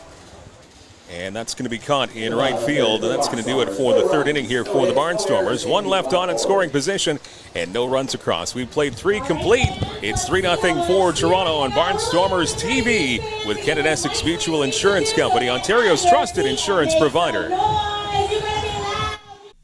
Hey Barnstormer fans, want to win a $50 gas card just for cheering on your favorite team? Grab your phone right now and snap a selfie of you and your family and friends watching Barnstormers TV. Follow and tag at CK Barnstormers and Kent Essex Mutual Insurance at KE Mutual on Instagram. You need both tags and follows to qualify for the selfie contest. At CK Barnstormers and at KE Mutual. Share your selfie before the end of the game for a chance to win a $50 gas card. My name is Spencer Marcus, outfielder for the Chatham-Kent Barnstormers from Chatham, Ontario. The community support has been amazing for baseball. Everybody coming together. You never really thought of this town as a baseball town, more of a hockey town. I remember when I found out that Kent Essex Mutual Insurance wanted to do an interview about a hometown hero. I never thought somebody would look at just a baseball player like that. It takes a lot of support to make this team a success, and the Barnstormers wouldn't be where they are today without help from sponsors like Kent Essex Mutual Insurance.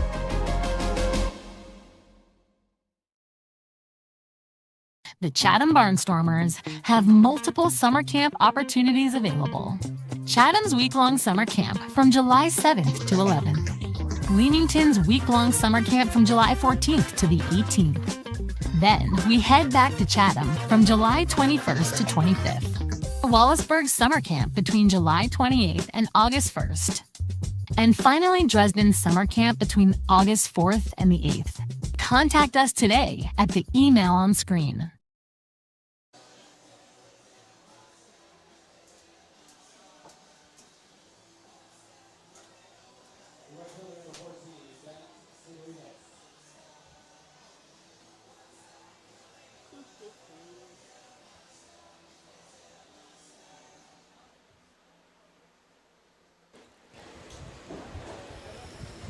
Top of the 4th here at Fergie Jenkins Field, a 3-0 lead for the Toronto Maple Leafs as they're back.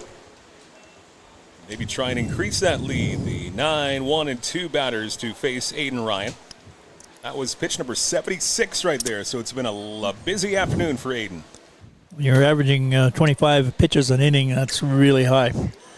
Do your math. 8 innings would be 200 pitches. Just like they did back in the old days. Yeah. Easy 200 pitch. Nobody counted them, so no one worried about them. This one sent a long way to the other way and right. Warning track, and there to make the catch on the track is Braxton Haggith. Good power there from Siderenios. Just missed that one going the other way. 1 up, 1 down for the Leafs. They'll go back to the top of the order. And Dos Santos now striding in, the left-hander for Toronto. Top of the 4th inning already. This will be his 3rd at-bat. He grounded out to first to lead off the ball game. And flew out the other way to left field back into second. 6 batters for the Leafs in the first, 5 in the second, 6 in the third. So they have certainly made Aiden Ryan work here this afternoon. Lots of pitches. Certainly could be worse than 3-0. Yeah, it could be. Yeah. We've had runners on the bases in all 3 innings. Ryan still battling, and he's ahead nicely 0-2, and this one will fall foul. Another situation there where Andy Groening is finding out quickly how much room and how much territory is fair in left field. I would say in this ballpark, left field is by far the more difficult of the 3 outfield positions because left center to left field flagpole is a lot of room. 0-2 pitch on the way. This one outside and low. Skips away from Ota a little bit. 1 ball and 2 strikes. Ross on deck.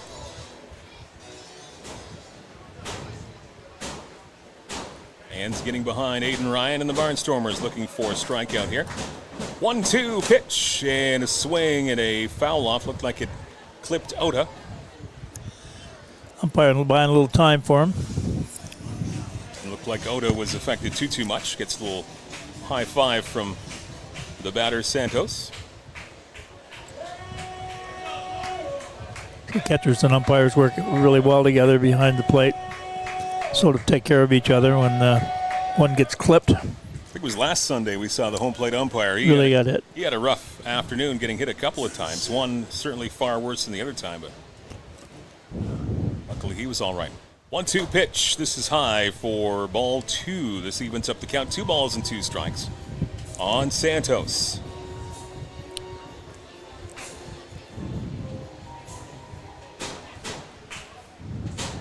Ryan with the set. Here's a 2-2 pitch, and this one off the end of the bat. And staying alive is DeSantos. The pitch count continues to go up and up for Aiden Ryan. I think somebody may be up in the bullpen. I see somebody standing about where the mound is. Swing and a miss. He struck him out. A big strikeout there for Aiden Ryan in his 86th pitch of the afternoon in this top of the 4th. So still has his good control and good stuff, good movement. And he gets another strikeout there of DeSantos. My guess is Parkerson. Parkinson up in the bullpen. That'd be my guess. Yeah, it is. Gregor. It's Gregor Farquharson who is warming up for the Barnstormers. One of, again, the few recent acquisitions, new Barnstormers. Dan, where does he stand in terms of innings and or appearances? Yeah, 2 seconds. Again, Farquharson, one of the newcomers that need to get a certain threshold of work to be eligible for the postseason coming up here. He needs 2 appearances for 3.2 innings.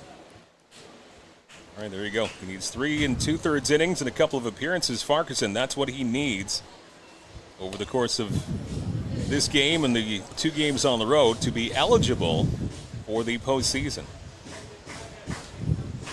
And he's looked impressive so far in a Barnstormer uniform, so they want to get that work in. I was trying to think back to last year. I don't know if we signed anybody at the 11th hour at the signing deadline. 1-1 pitch is high for 2 balls and 1 strike. Can you remember, Dan? I don't remember having to go through all these, the qualifying factors to be eligible.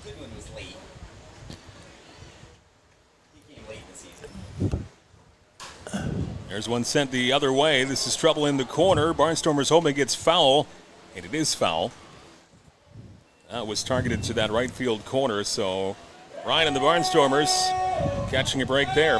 2 balls and 2 strikes on Ross. 2 out, nobody on. So far, it's been the cleanest inning of the afternoon for Aiden Ryan. Trying to go 3 up, 3 down here. And trailing 3-0 now, wanting his offense to get going here in the afternoon, trying to chip away. 2-2 pitch on the way, and this one is low. They appeal at first. Did he go around? And he did not. He checked his swing. That will bring up yet another full count situation here for Aiden Ryan, as he is closing in on 90 pitches, just the top of the 4th. So we'll see. Regardless of how this batter goes, is this going to be the last inning for Aiden Ryan? 91 official pitches. Here comes the 92nd pitch of the afternoon. It's grounded into the hole and through left-hand side into left field for a base hit, so the inning will continue. That's a base hit for Ross. I'd hoped he would get a clean inning out of the way, but not to be. It's been a grind this afternoon for Aiden Ryan. Team's still not out of the game. It's just that we haven't offered a lot at bat. We maybe run into a little problem with a lefty that's throwing a good swerve or a slider, and we have 5 left-handed batters in the lineup.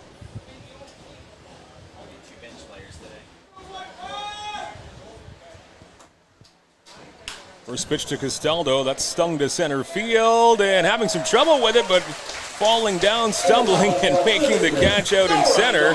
Not pretty, but hey, Spencer Moore makes the catch, and that will end the inning. Doesn't get style points, but he doesn't need style points. If you're choosing teams, make sure you choose Spencer first. He gives up on nothing. He's in there all the way. 1 runner stranded, no runs across. To the bottom of the 4th we go. 3-0 lead for Toronto over CK. It's Barnstormers TV in your Sunday afternoon. Baseball is filled with ups and downs. Maybe that's what makes it so great. The long grind, the off-season, battling through injuries, hitting slumps, rain delays, and bad calls. The hard 90 way is never giving up, going 0 for 3, then getting the game-winning hit in the championship game. This is why we grind. You need gear that battles through with you, gear that's as tough as you and won't let you down. It's time to go all in. Hard 90.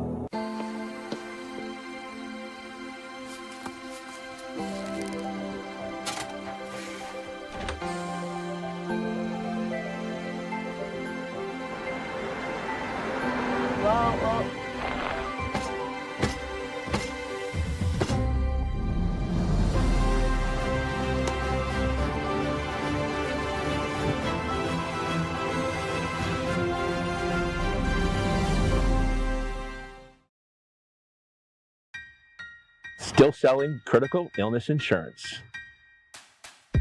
Still selling retirement savings plans. Still selling group benefit plans.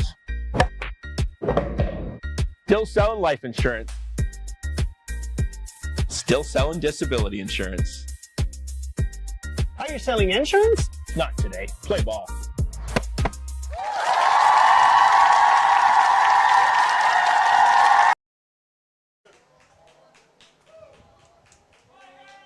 I'm assuming it's just far person.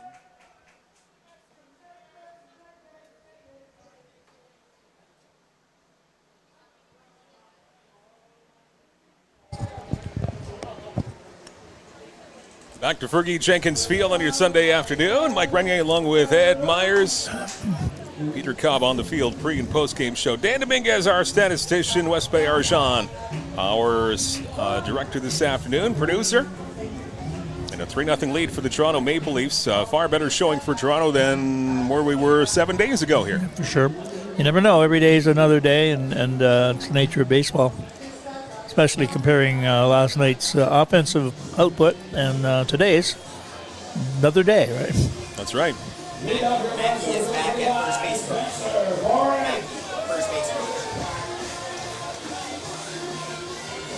coach. Mackey is back as a first base coach. Robert Mackey down there with a new role. Swing and a miss by Morin.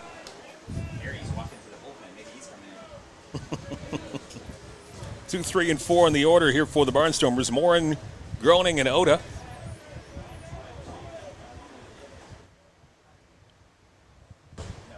Slider goes outside. 1 ball and 1 strike. Saw manager Harry Muir come to the home plate umpire between innings there with some kind of substitution, maybe going to the bullpen next half inning. Not much of a surprise with Aiden Ryan's pitch count through just 4 innings. He was just under 100 pitches. That's a busy day at the office. 2 balls and 1 strike. Pitch gets the outside part of the plate from Alvarado. Alvarado is throwing really well. Around the plate, an excellent curve against left-handed batters, and he's been very effective. 2-2 pitch. And the 37th pitch of the afternoon is outside and low. 3-2, so the pitch counts couldn't be more different. 37 for Alvarado and just shy of 100. Yep. Oh, that tells the whole tale, right? That's 3 runs worth. Could have been more. Big pitch here on Spencer Moran. Here's the 3-2 pitch, and this one grounded to second base. And a 4-3 putout. 1 up, 1 down here for the Barnstormers.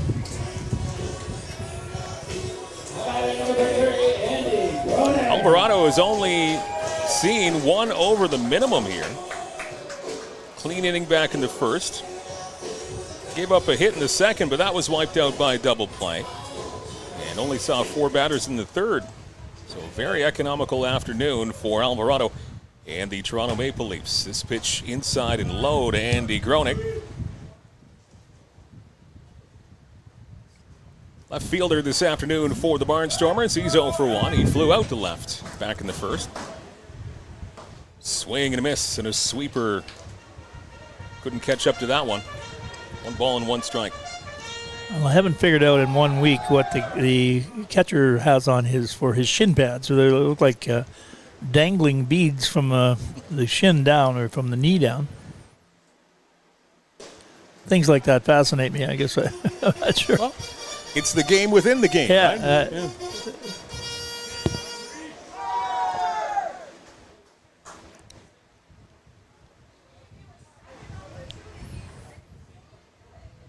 Here comes a 2-1 pitch from Alvarado. Off-speed pitch, swing and a miss from Groening. 2 balls and 2 strikes.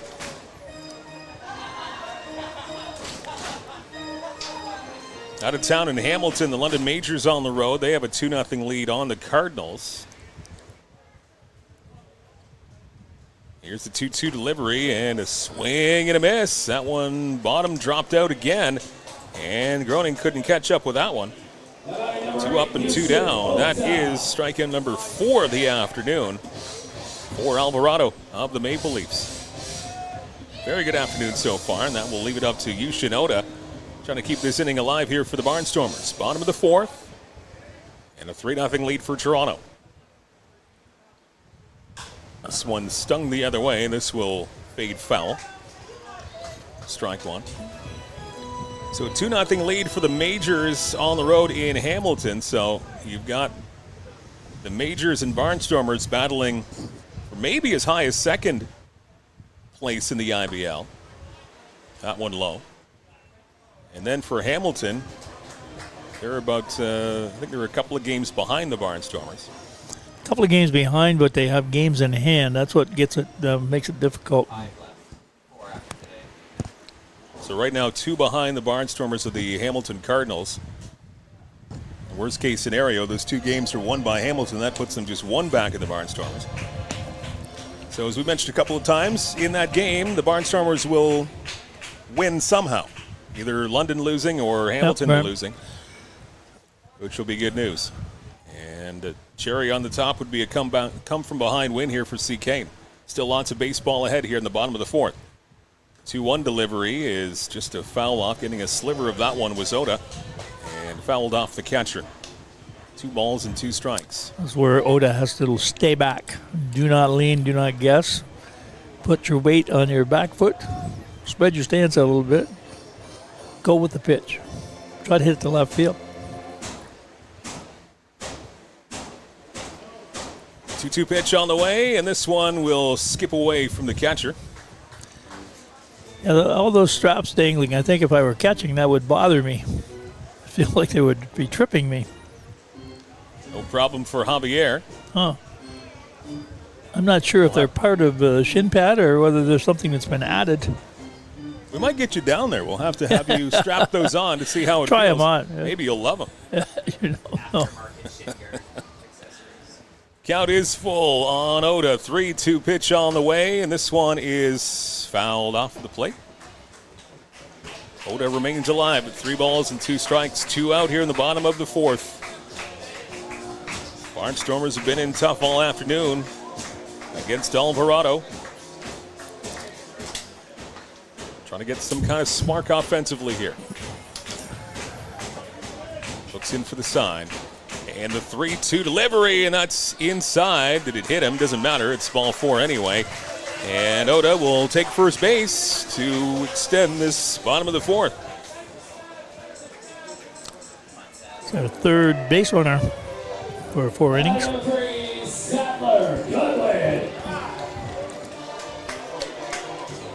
Sadler made good contact his first time up. He's got the only hit for the Barnstormers this afternoon.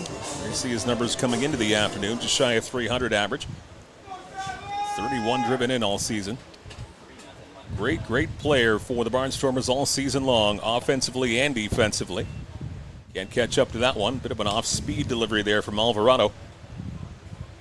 Showing a really effective breaking pitch, whatever you want to call it. The slurve, the late breaking slider. I guess you can call it what you want. It's very effective. Big stare down at first. Now the delivery, and this one is popped up in the shallow outfield. Back there is the second baseman, Mara. He'll camp under it and make the catch. And retire the Barnstormers. 1 left on, no runs across, and it remains a 3-0 lead for the Maple Leafs as we have played 4 innings complete at Fergie Jenkins Field. You're watching Barnstormers TV with Kent Essex Mutual Insurance Company.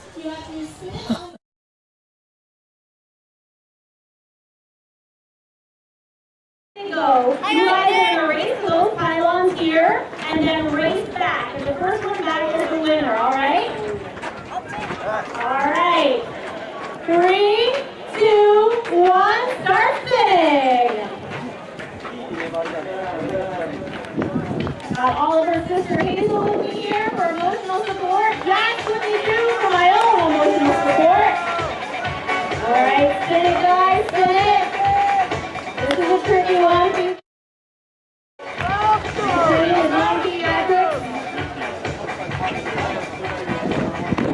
Alright, let them spin for a couple more seconds. 10, 9, 10, 9, 8, 7, 6, 5, 4, 3, 2, 1. Raise those pylons. Get back. Be careful. Be careful. Oh, this guy crushed it right here. Brady is the winner. You were all awesome. It's not an easy one. Thank you so much. And thank you to Steve's Pizzeria for sponsoring this one. Please bring your bats. Bring your bats back.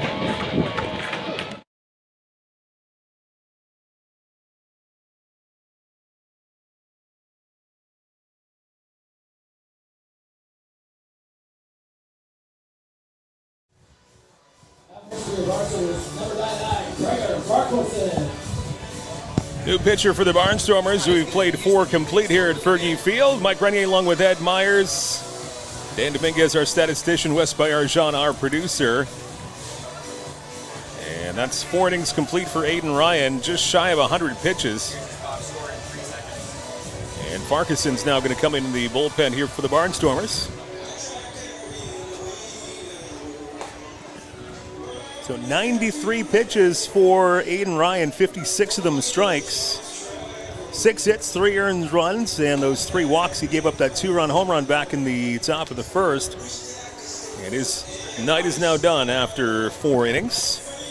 And Gregor Farquharson in the middle innings, middle relief here for the Barnstormers. One of those pitchers they need to get those innings and appearances in before the postseason if they want him to stick around for the playoffs. Yeah, it's a real factor when you're signing people in the last day or two before the signing deadline to make sure you can get them eligible. It seems to be, to me, easier to get your batters, everyday batters, ready than some of the pitchers, especially if pitchers are relievers or situation pitchers. Getting that number of appearances and innings sometimes can be difficult. Farquharson pumps in a first pitch strike on the number 4 hitter in the lineup. Javier de Banning and Mara 4, 5, 6 in this 5th inning. Quickly gets ahead, no balls and 2 strikes. Some good movement early on.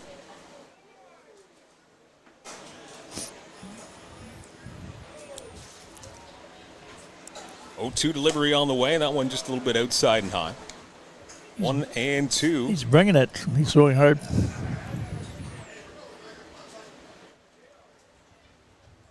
Ready once again, 1-2 pitch from Farguson. This one goes in the dirt.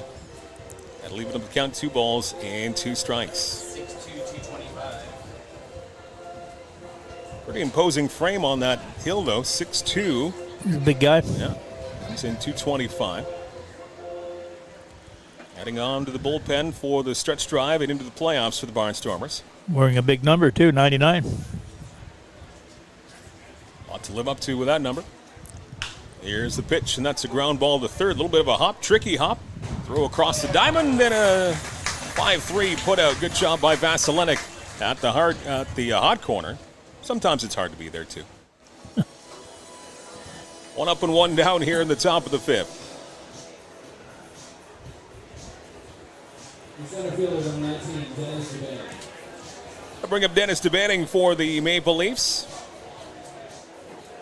He's up for the 3rd time this afternoon. Struck out back in the 1st inning. And he drew a walk his 2nd time up in the 3rd. Whoa, that one got away. You'll be the first to hear it. Just a bit outside the strike zone.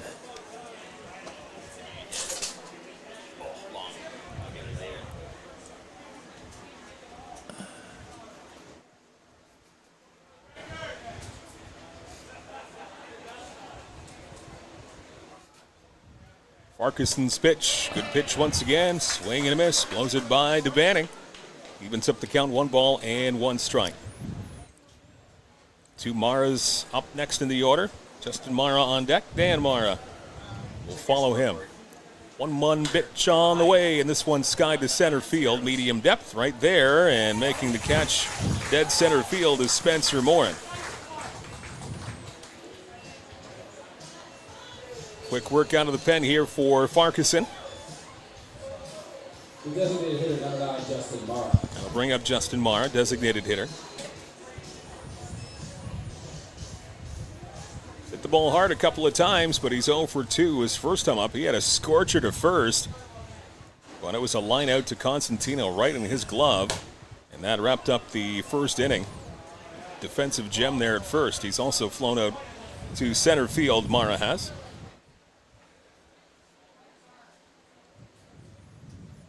1-0 pitch. This one skied in the air left-hand side in the infield. Sadler Goodwin takes charge. He'll make the catch at short, and it's 3 up, 3 down. Go the Maple Leafs in the top of the 5th. Bottom half we go. Still a 3-0 lead for the Leafs over the Barnstormers. You're watching Barnstormers TV with Kent Essex Mutual Insurance Company.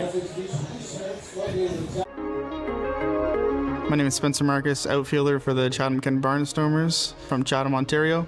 The community support has been amazing for baseball. Everybody coming together. You never really thought of this town as a baseball town, more of a hockey town.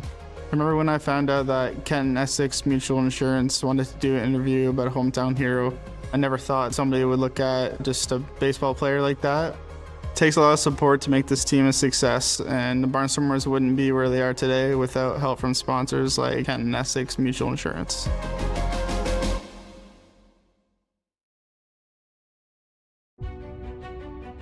It's time, Chatham-Kent. There is a new local pest control company. Whether you're commercial, industrial, or residential, Enyo Pest Advisors are here with passion and integrity to help.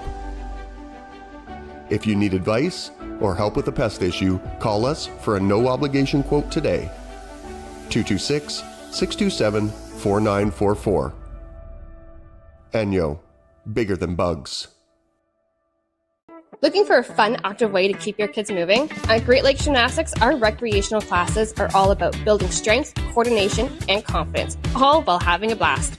And when it's time to celebrate, we throw birthday parties kids will never forget, packed with games, gymnastics, and tons of smiles. In our safe, state-of-the-art facility, every child gets the chance to shine. Join the fun at Great Lakes Gymnastics, where every day feels like a celebration.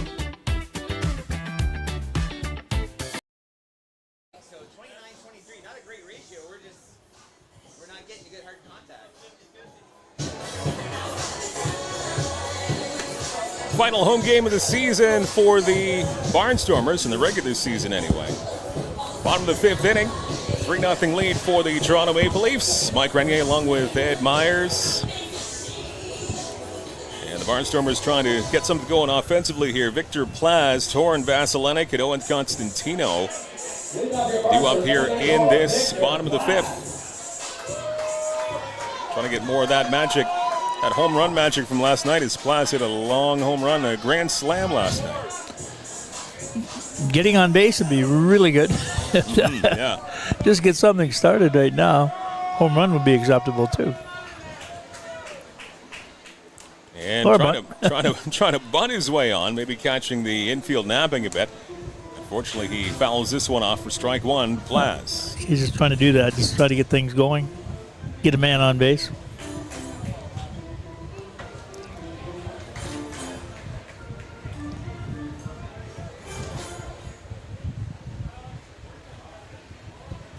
Plaz, Vasilenic, and Constantino. And hopefully, if you're in the Barnstormers side of things, more in this inning, trying to get something going.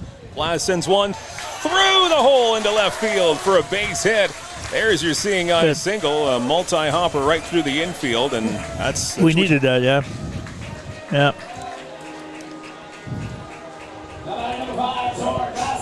Only the second hit of the whole afternoon for the Barnstormers. Other hit belongs to Sadler Goodwin. And maybe that's the spark that CK needs offensively this afternoon. That'll bring up Torin Vasilenic for the second time this afternoon. Wasn't a hit, but he drew a walk his first time up.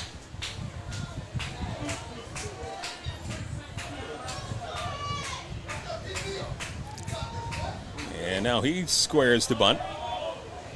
Takes it outside. A couple of situations you don't expect to bunt, and they at least show it. And I noticed there too, the third baseman came in, the first baseman did not. Could be interesting if the first baseman stays put. The left-handed pitcher on the mound is falling that way. Since he was trying to push it towards the first base side. Ball one pitch, this is stung to left center field. Long way to go to fall in for a base hit.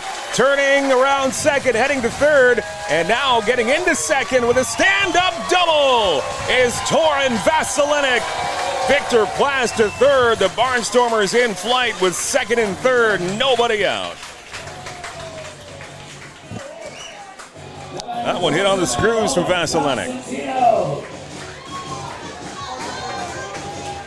Now this is going to be critical too. But this is a string of 4 left-handed batters in a row, and so you've got to get these runners in.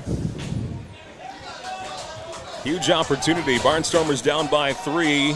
2 in scoring position with nobody out. Constantino 0 for 1. He struck out his first time up back in the third. Crowd is starting to get a little loud here this afternoon. Something to cheer for offensively. Finally here in the bottom of the 5th and a ball low. With the third baseman playing in and the lefty throwing a lot of slurps, be wise to go to the left side of the infield. Owen Constantino, first baseman this afternoon for the Barnstormers once again. Alvarado the set, and this one a slider that pumps in right down the middle. 1 ball and 1 strike on Constantino.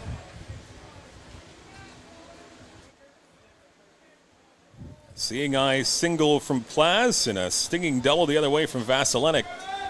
First 2 here for the Barnstormers, bottom of the 5th.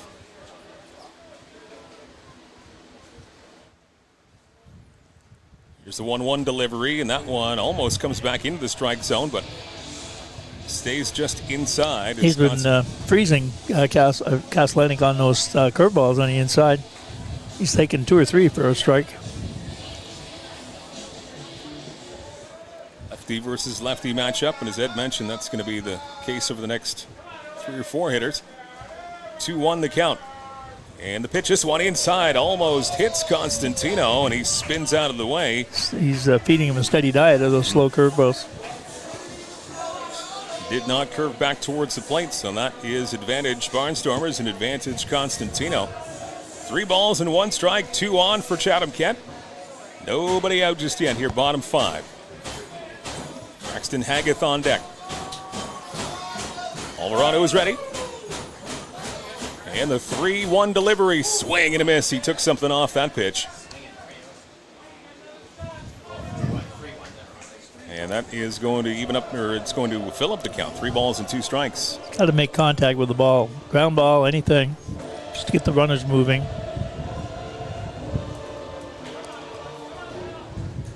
Long looking at his catcher from Alvarado. Big pitch here. 3 balls and 2 strikes. Here's the full count delivery. Swing and a miss. Huge strikeout. Another off-speed pitch from Alvarado. And he strikes out Constantino. Second Got to work time. on that off-speed stuff. If I'm pitching, that's what I'm throwing him. Yeah. Second strikeout of the afternoon for Constantino. Still 2 in scoring position for CK. Now it's Braxton Haggith, number 9 hitter this afternoon. Trying to drive in those 2 and make this game just a bit closer. 3-0 lead for Toronto. That one way outside and low. Nice job by catcher Javier to snare that one. We'll take a run anyway. Well, pitch, we'll take it. Anything to get it started. Yeah, at least 90 feet. Get those runners extended. Plaz at third. Trying to get that first CK run across the afternoon. Vasilenic at second. Ball 1 pitch again, inside, quite inside. We got some action out the bullpen. I don't know if it's a pitcher or 2 guys playing catch. Looks like maybe a relief pitcher.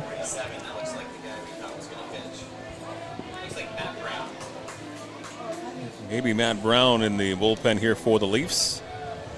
Getting loose here. First sign of trouble all afternoon for Alvarado. Cruising through the first 4 innings. First 2 Barnstormers reaching here in the 5th. Second and third, 1 out.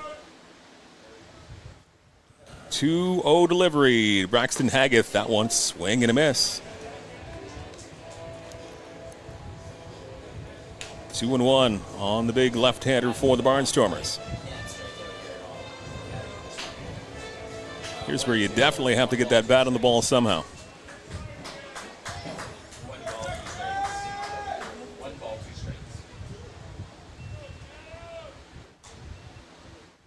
That one, again, hits the umpire again, I do believe, off the catcher's mitt. I think into the stomach of the umpire, fouled off by Haggith. James Deacon, your home plate umpire this afternoon. I think it hit him right in the mask. I don't know for sure, but it looked like it. He got stung. Second straight Sunday, we're seeing a tough day at the office for the home plate umpire. It's a whole different experience if you get hit by a foul ball with a mask on. It's like you're in a space helmet. Your head rattles around. He needs a minute. Out of town in Brantford this afternoon, Red Sox and the Guelph Royals. They're all tied up at 1. Of course, Brantford, unfortunately, again, will be the odd team out of the postseason. Guelph still trying to jockey for position. A 1-1 tie in that ball game.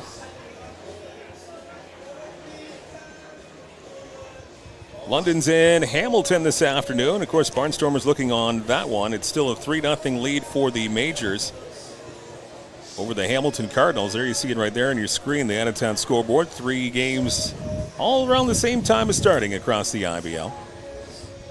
Coming into today, it's been a tie, a dead heat between the Barnstormers and the Nationals.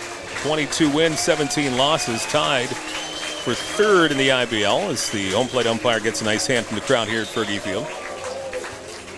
And with Hamilton, they're currently 2 back of the Barnstormers in the fight for home field advantage for that first round of the postseason. But Hamilton does have 2 games in hand. They've got a busy final week of the regular season. You're playing a lot, almost every other day between now and next Saturday. I think is the last day of the schedule. I couldn't be. Certainly is for the Barnstormers. They head on the road Friday, Saturday to wrap up their regular season. Final game here at Fergie Field for the regular season. We're back to action here. And the 2-2 pitch is high and outside. This will fill up the count. 3 balls and 2 strikes on Braxton Haggith. So luckily everything okay with the home plate umpire James Deacon. And the runners will not be moving. No. 3-2, but we're missing a guy at first base. That's right. Well, maybe that will be filled up by Haggith here. We'll find out. 3-2 the count. Still one out here, bottom of the 5th. Barnstormers trying to get something going offensively.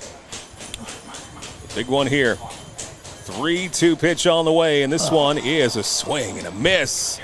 Another off-speed pitch, not the greatest of pitches, but he got Haggett to chase in strike 3. Off-speed, our lefties are not matching up well against left-handed pitching. Yeah, that is number 6 in terms of punch-outs this afternoon for Alvarado.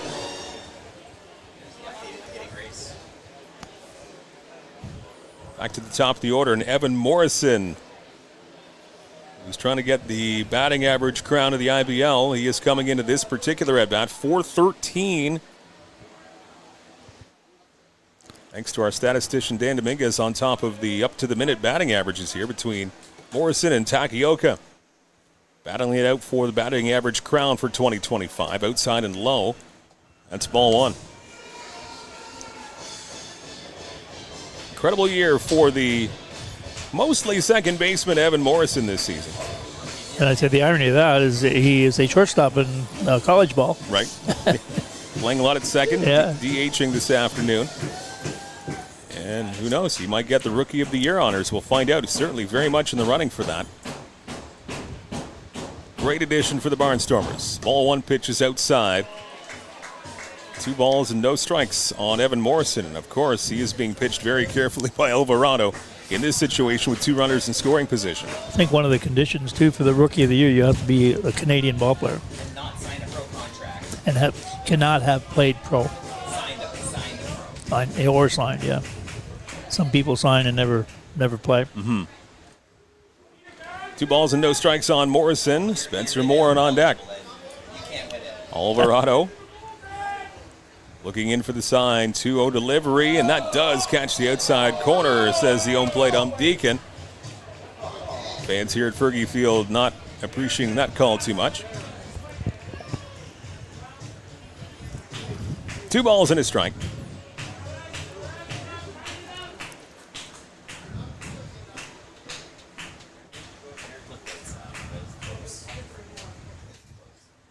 Here's the 2-1 on the way here, and this is chopped right past the mound. Tough play at short and across. That's not going to work out. A safe at first, and Plaz crosses the plate for the Barnstormers' first run of the afternoon.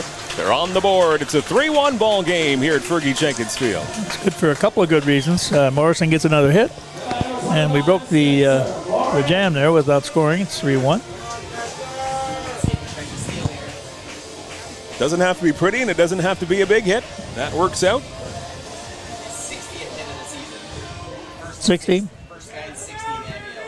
60 hits. 60 hits for Evan Morrison, first in the league to do that. And that scores Victor Plaz, as Torin Vasilenic will move up to third. Still 2 outs, and conversation going on in the mound. Morrison was a late arrival even. I think he came about a week or 10 days into the season, finishing up NCAA playoffs in the spring.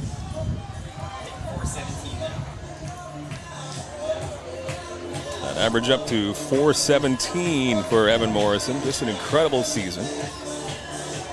Conversation over at the mound. Alvarado in his 5th inning of work, and as we mentioned, by far the most difficulty he's had against the Barnstormers all afternoon, just breezing through the first 4 innings. And finally, CK able to push across their first run, looking for more. Runners at the corners, and 2 out. And this one's scorched to the right-hand side. That's foul, though, as Spencer Morin up to the plate. Spencer 0 for 2. He struck out back his first time up in the first, and grounded out to second his last time up. Big opportunity here. I was wondering if Morrison was going to do a little delayed steal and try to get into a rundown, score the run from third. He looked like he was moving on the first pitch.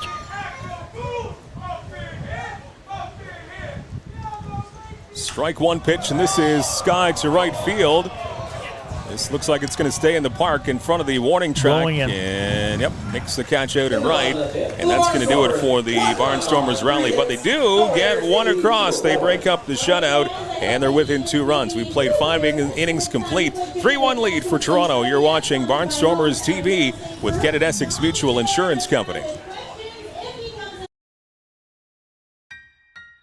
Still selling critical illness insurance. Still selling retirement savings plans. Still selling group benefit plans.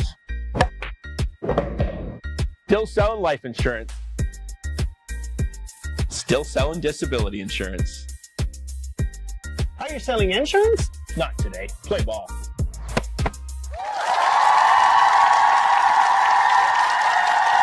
Inyo Pest Advisors, serving all of southwestern Ontario, where you live and where you work. Inyo, bigger than bugs. Want to get your brand in front of a live audience? This spot could be yours. Reach engaged viewers in real time and make an impact. Don't miss your chance. Contact us today to get your ad here. Hey Barnstormer fans, want to win a $50 gas card just for cheering on your favorite team? Grab your phone right now and snap a selfie of you and your family and friends watching Barnstormers TV. Follow and tag at CK Barnstormers and Kent Essex Mutual Insurance at KE Mutual on Instagram. You need both tags and follows to qualify for the selfie contest.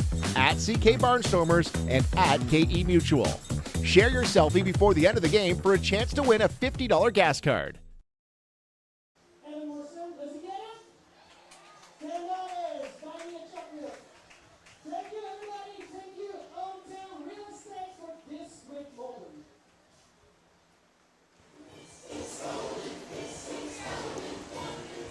Five complete here at Fergie Jenkins Field. Thanks for hanging out with us on a Sunday afternoon. It's Mike Renier along with Ed Myers. Rest of the crew all here for you too. Peter Cobb will check back in with him after the game.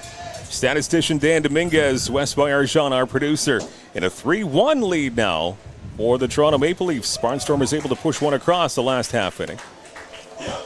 And Farquharson back on the mound for the Barnstormers. 7-8-9, the batting order for Toronto. And this one doesn't quite fall into the strike zone there. 1 ball and 1 strike. Dan Mara, the second baseman. Oscarino. And Citurenios. 7-8-9 hitters for the Leafs. There's a strike on the inside part of the plate. 1 ball and 2 strikes. Farquharson, as we said last inning, is a big guy. 6'2", 220, 225? I think it's 225. Certainly an imposing frame out there on the mound. This one skips in. From Saskatchewan. 2 balls and 2 strikes.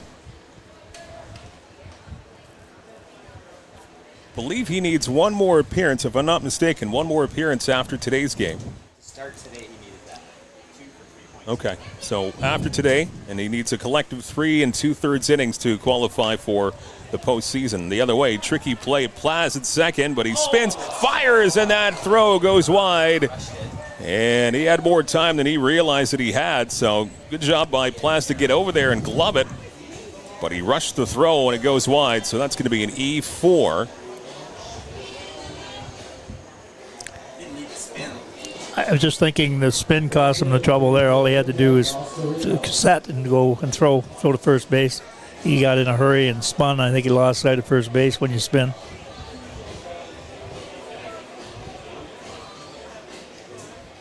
So an unfortunate start for Farquharson in the Barnstormers top of the 6th. That error to Plaz. And next pitch here is sky to right field. And this will not be contained by Fergie Jenkins Field. That will be foul off of that far hand side. And Luca Boscarino, left fielder for Toronto.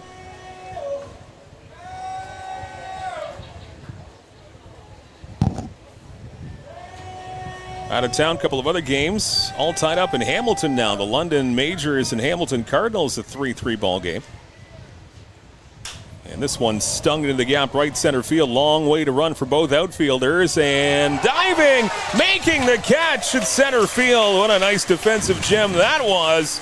As Spencer Moran goes hard to his left. And he slides to help make that catch. So that's a big out in the outfield there. If you're picking sides, pick him first because he'll give you what he's got. And he's shown that every game he's ever played for the Barnstormers. He's a grinder. Controlling center field again this afternoon. Great job by Moran. So he was probably on the checking line when he played hockey. He wasn't the goalie. He was the The he was grinder. the fourth liner, Yeah. a fourth liner there. So put a star next to that one from Morin. One out, and that keeps the runner at first. And that one drops into the strike zone. Good movement on that pitch from Farquharson.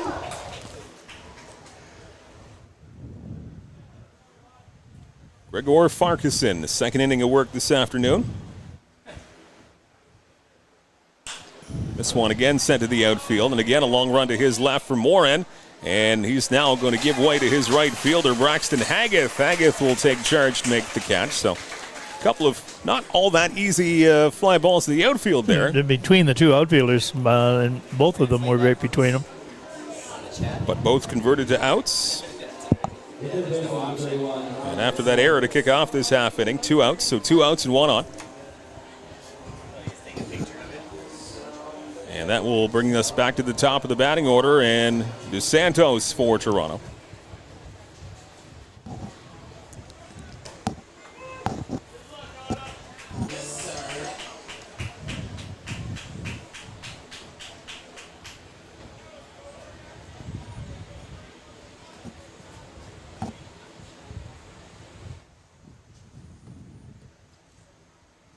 Farquharson ready in the strike one pitch. Another good movement on that one. He's again nicely ahead of the count. No balls and 2 strikes. Radar, Brock, and Spencer shooting radar right there.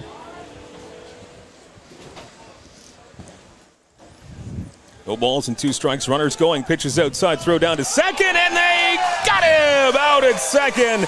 Nice toss down from Oda. And caught stealing will end the top of the 6th inning. No further damage done by the Leafs. We go to the bottom of the 6th. It's Toronto 3 and Chatham-Kent 1. Barnstormers TV with Kent Essex Mutual Insurance Company, Ontario's trusted insurance provider.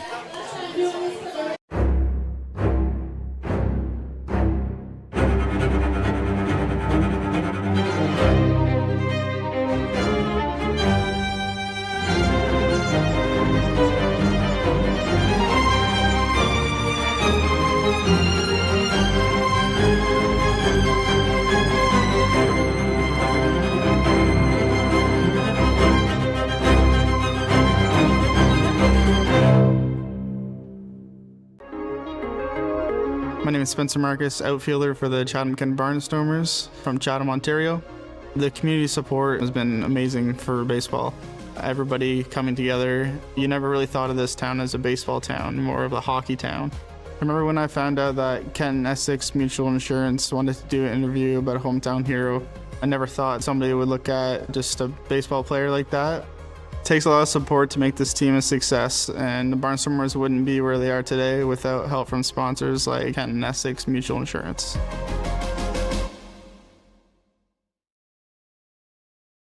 Looking for a fun, active way to keep your kids moving? At Great Lakes Gymnastics, our recreational classes are all about building strength, coordination, and confidence, all while having a blast.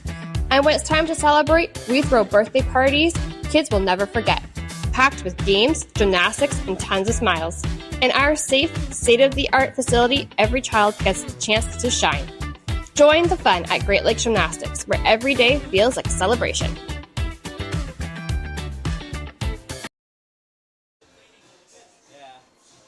Oda looks like John Goodman playing Babe Ruth in the older days. Spinning around. Will Hennis Alvarado. We progress to the bottom of the 6th inning here at Fergie Jenkins Field. Barnstormers down by a pair. It's a 3-1 lead for the Toronto Maple Leafs. And back for his 6th inning of work. Wilhenius Alvarado, who has been really very, very good for the Leafs. 4 sparkling innings to start off the ball game. Barnstormers finally getting to him a little bit in the 5th. They push 1 across. Run on 3 hits, but Alvarado kind of danced out of further trouble. Could have been more runs for the Barnstormers, but Alvarado able to escape with just 1 run across. All the credit to him. He's pitched really a strong game. Mixed his pitch as well. He's been really effective against left-handed batters. He's just moving them off the plate, changing speeds, and they're no match. All his off-speed pitches to our lefties. Morrison's the only one who's been making contact with a hit, but he's doing a great job against lefties. 3, 4, 5 hitters for the Barnstormers here in the bottom of the 6th as it's led off by Andy Croning. Coming into the game batting .320. He's 0 for 2 so far this afternoon, flying out to his counterpart in left, and he struck out his last time up. Strike one pitch is a little bit outside. 1 ball and 1 strike. A couple of players I haven't had a chance to talk with. Yeah, he's one of them, and I'd like to find out who he played with this year. I think he played in the London Canadians program, Great Lakes, and probably 22U, or it could have been 18U because he's really young. And he's finished the season and the Blenheim native. Quite a ball player, so he would be 22U division. 2 balls and 1 strike. That one flies out of the hands of the pitcher, Alvarado. A quick bat, and he's I forgot his name, Groening, and really enthusiastic. He's ahead of the count here, 3 balls and 1 strike. Trying to again get the leadoff batter on base here, and this one outside, stays out. Ball 4, a 5-pitch walk to Groening. And a good start here for the Barnstormers, trying to again eat away at this Toronto Maple Leafs lead. It's 3-1, bottom of the 6th, and a leadoff walk for Groening.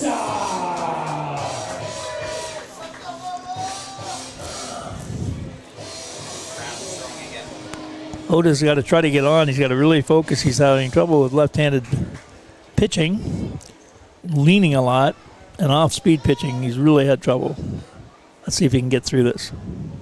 First pitch swinging, line drive, base hit into center field. It falls in front of the center fielder. That's really good news. Stood there, got a good swing on the pitch, and great timing on Ota's part. He was really being fooled his first 2 times at bat. He stood up with that one. That's a good piece of hitting. So a walk to Groening, a single to center for Ota. And here's Sadler Goodwin for the 3rd time this afternoon. He's 1 for 2. Well, the conventional question is, do you bunt? Is that what's going on? But Goodwin's had quite a streak run going. Yeah, with the bat of Sadler Goodwin, it's hard to call for a bunt here. 2 on and nobody out for the 2nd straight inning. They're anticipating it. First baseman's moving in. Good movement on that pitch, and strike 1 pumped in from Alvarado. I don't know if Goodwin hits behind the runners that much. I've only seen him pull the ball.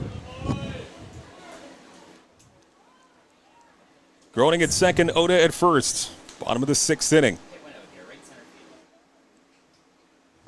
And a slider goes inside and low. Evens up the count, 1 ball and 1 strike. Dan, how many pitches are we looking at? 82? 45 for strikes, so not a great ratio. 82? 82 overall. So 50-50.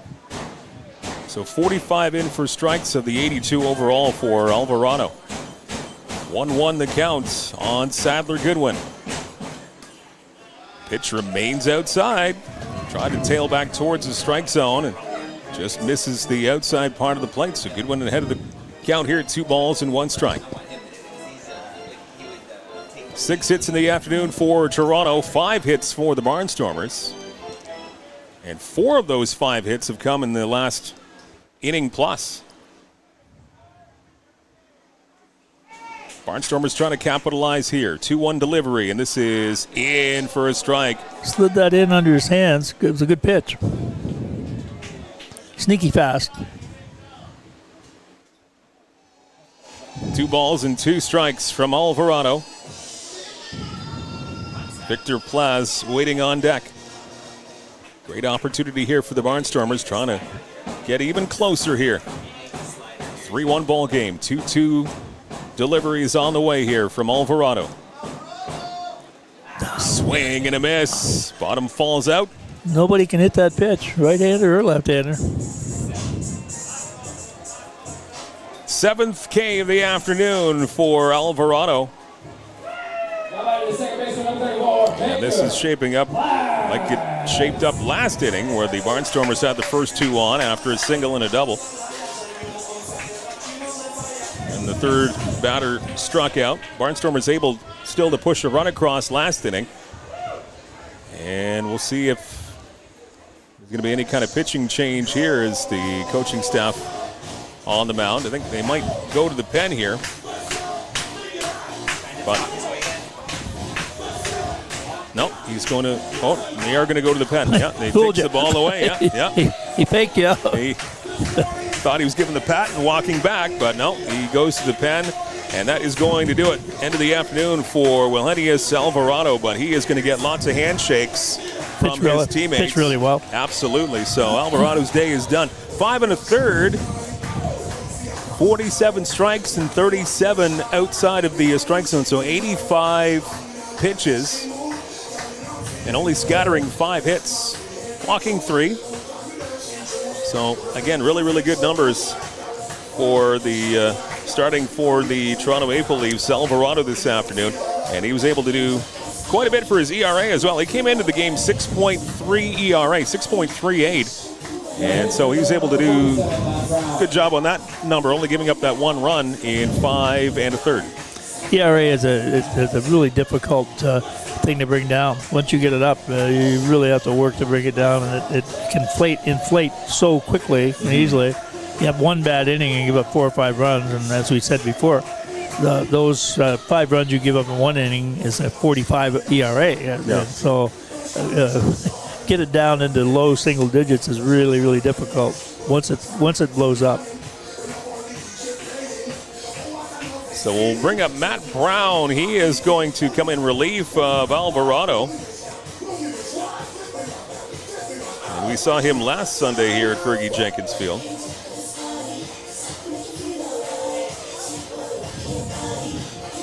Not a great day at the ballpark for Brown last Sunday in that 14-4 win for the Barnstormers. Getting the numbers here from Dan Dominguez. 4 innings pitched overall. He gave up 7 runs. 5 of them were earned. And he struck out 3. And it was a big day last Sunday for the Barnstormers. Trying to find some more of that offensive magic that they had, and that they had last night too. 19 runs last night. Much, much harder to come by this afternoon in a 3-1 deficit so far to Toronto. So Matt Brown takes over on the mound for the Maple Leafs. Situation is 2 on for the Barnstormers and 1 out. Groening at second and Ota at first. Victor Plaz strolls in here for CK. First pitch, he fouls it off. I thought that was going to right field. It's foul ball. It comes kind of towards us. I'm looking at that post, and I thought it was going to go down the right field line. 1-4-2 for Victor Plaz, second baseman this afternoon for CK. He singled his last time up. Grounded into a double play his first time up back in the second. Fans trying to get behind the Barnstormers and further this comeback. Strike 1 pitch, slider well outside. 1 ball and 1 strike.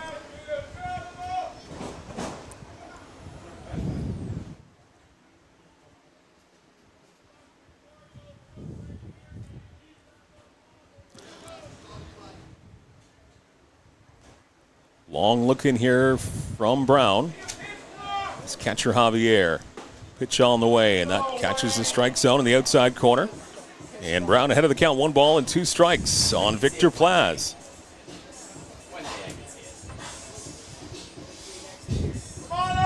Big grand slam last night. Part of that 19-run, 21-hit onslaught for CK over Brantford last night. Trying to find some magic here. 1-2 pitch, and this one again fouled off to the right-hand side. And Plaz remains in tight there. 1 ball and 2 strikes. Vasilenic waiting on deck for his turn.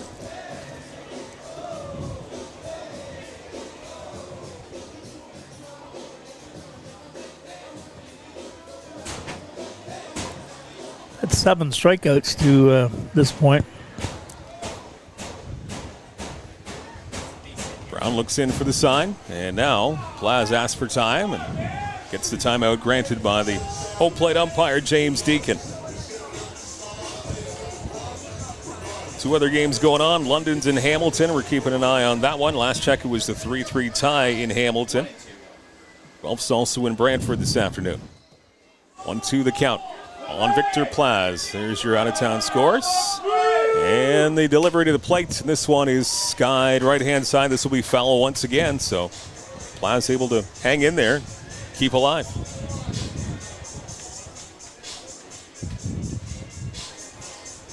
And coming into today, the Barnstormers tied with London for third place, both with a 22-17 record and 3 games to go. And still keeping an eye on Hamilton, 2 games back of the Barnstormers, but with 2 games in hand as well. Lots to play for in the last week. 1-2 pitch. Outside. Slider goes out. And Plaz able to even up the count, 2 balls and 2 strikes. He was nibbling. Yep. It was a good pitch. It was a good out pitch, but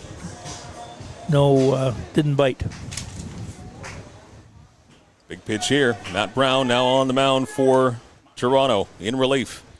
2-2 pitch, and did he check his swing? Ooh. Yes, he did. Ooh, I think we'll take that one. I think a lot of people thought he went around on that one. Nasty slider from Brown, and first base umpire says no swing. So Barnstormers will just take that, and it's now filled up. 3 balls and 2 strikes on Victor Plaz. 2 on and 1 out.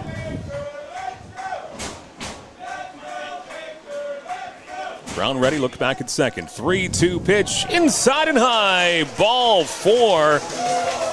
Great battle for Victor Plaz. And he'll go to first base, and that's going to load the bases full of Barnstormers. Second walk of the inning. Andy Groening goes to third. Ota up to second base, and Plaz on the walk goes to first. And a glorious opportunity here for Torin Vasilenic.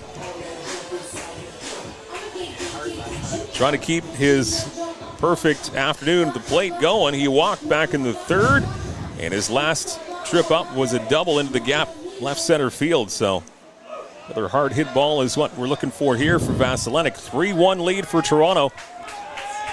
First pitch to Vasilenic is in for a strike. And the fans don't like that one. Kind of wonder if that's a makeup call for the close pitch to Victor Plaz a couple minutes ago. That one goes the way of Matt Brown in Toronto.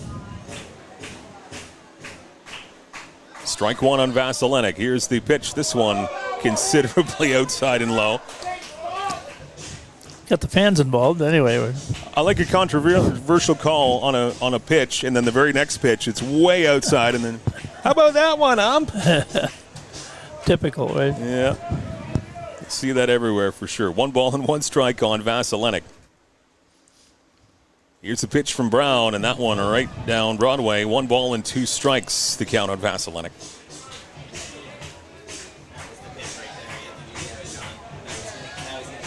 3-3 tie remains, 7th inning in Hamilton. The Majors and the Cardinals. 3-1 Toronto lead here. 1-2 the count on Vasilenic. Brown gets set. Looks over at third. Here comes the pitch, and this one fouled off. This one kind of in on the hands on Vasilenic. And he stays alive with 1 ball and 2 strikes. Got to move the ball. That's what we haven't scored because we've had situations where we're ahead, we have runners on base, 1 out, and we're striking out. We're not moving the ball. Sometimes easier said than done. Big pitch here once again, 1-2 on Vasilenic. Bases loaded full of Barnstormers. Here is the 1-2 delivery outside, and again, doing his best to frame that one and try and bring it back into the strike zone was Javier. Home plate umpire Deacon not biting on that one. 2-2.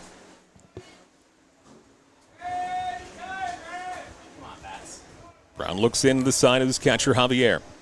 2-2 pitch. Swing and a miss. He struck him out. Another huge pitch. Going the way of a Toronto Maple Leaf pitcher, and Brown able to get the strikeout there. Second strikeout of the inning. 2 strikeouts, 2 walks, and a single. Bases remain full for Chatham-Kent. 2 out this time around. That's going to leave things up to Owen Constantino. Looking for a monumental hit here. First pitch from Brown, fastball. It whiffs past Constantino for strike one. Whiff rate is noticeable this afternoon. Lots of swings and misses. Any Ks on both sides here this afternoon. Here's the strike one pitch. This one is lifted in the air, well fouled to the left-hand side. Brown ahead of the count here. No balls and 2 strikes. This would be something if he was able to get into this situation. Bases loaded, 1 out. Strikes out Vasilenic, and 1 strike away here from getting out of this one. Constantino and the Barnstormers hoping for otherwise.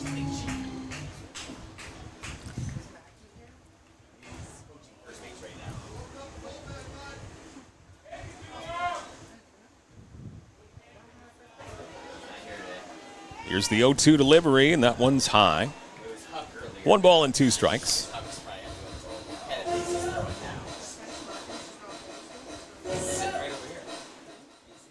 Barnstormers on the road for the final 2 games of the regular season next weekend. Brown looks into the sign. Taking his time, looking in, trying to be on the same page as Javier, his catcher. They are ready. 1-2 pitch. Inside. Does not get the call. Second time of the game where Javier pops up and was quite confident he'd get the strike 3 call, but not getting it from the home plate umpire, Deacon, there. And staying alive is Constantino. 2 balls and 2 strikes. Bases loaded. Deacon, Stevenson, and Scram, your umpires you see there on the screen. Rob Brown is ready to go.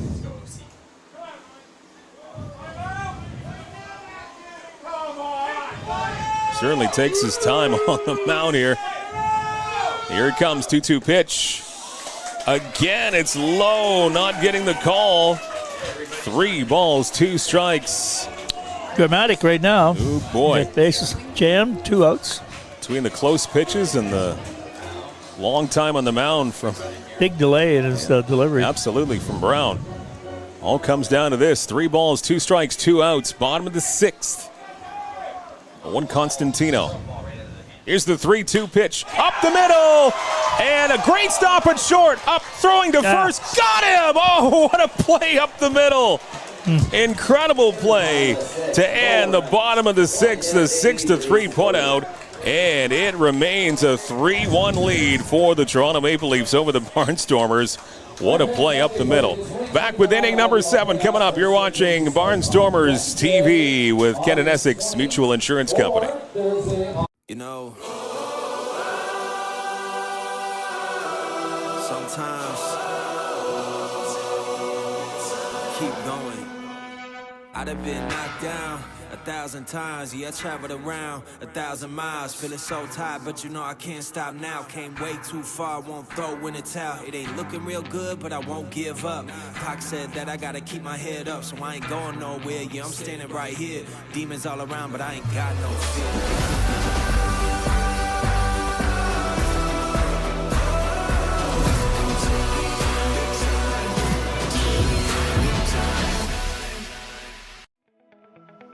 Want to get your brand in front of a live audience? This spot could be yours. Reach engaged viewers in real time and make an impact. Don't miss your chance. Contact us today to get your ad here.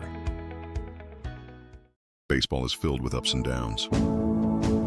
Maybe that's what makes it so great. The long grind, the off-season, battling through injuries, hitting slumps, rain delays, and bad calls. The hard 90 way is never giving up. Going 0 for 3, then getting the game-winning hit in the championship game. This is why we grind. You need gear that battles through with you. Gear that's as tough as you and won't let you down. It's time to go all in. Hard 90.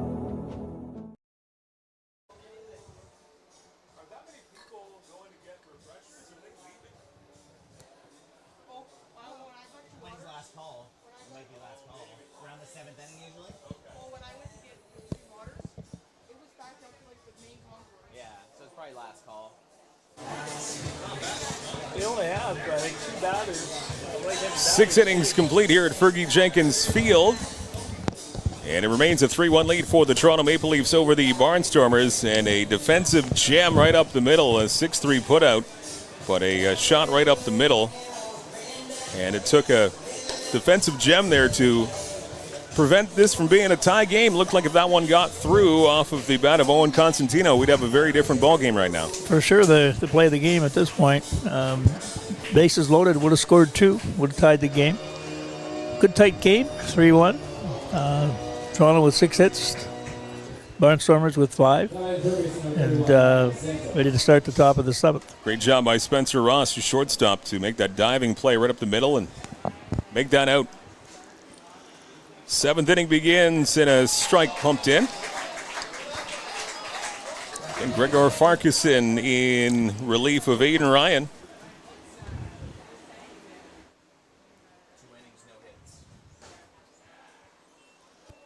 Couple innings in here for Farquharson.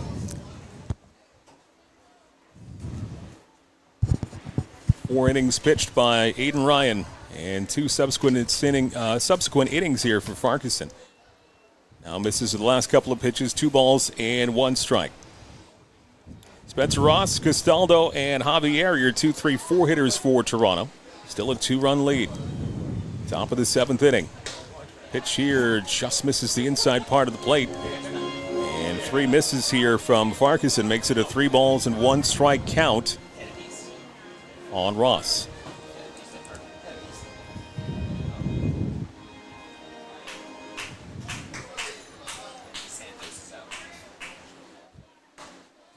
And this one outside and ball 4.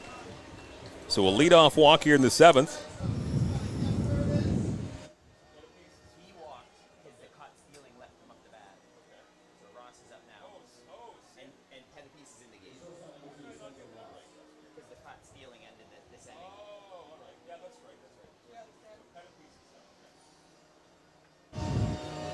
So we both made a mistake today. Yeah.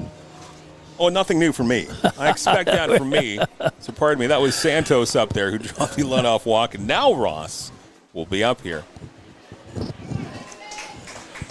I'm not shocked from my errors. You notice I may not be either. I'm fairly accustomed to it. But I can correct them I can correct them really quickly. I didn't say that. So now it's Spencer Ross. Santos at first. Leadoff walk, and pitch now is pumped in there. Eric Pettipiece on the mound for the Barnstormers as he relieves Farquharson, who had 2 innings on the mound for CK. So Aiden Ryan, the first 4. Gregor Farquharson, and now it's Pettipiece for inning number 7. 0-2 pitch, got him! Strike 3 inside part of the plate. 3 pitches and 3 strikes. Quick work of Ross. Big strikeout there from Pettipiece.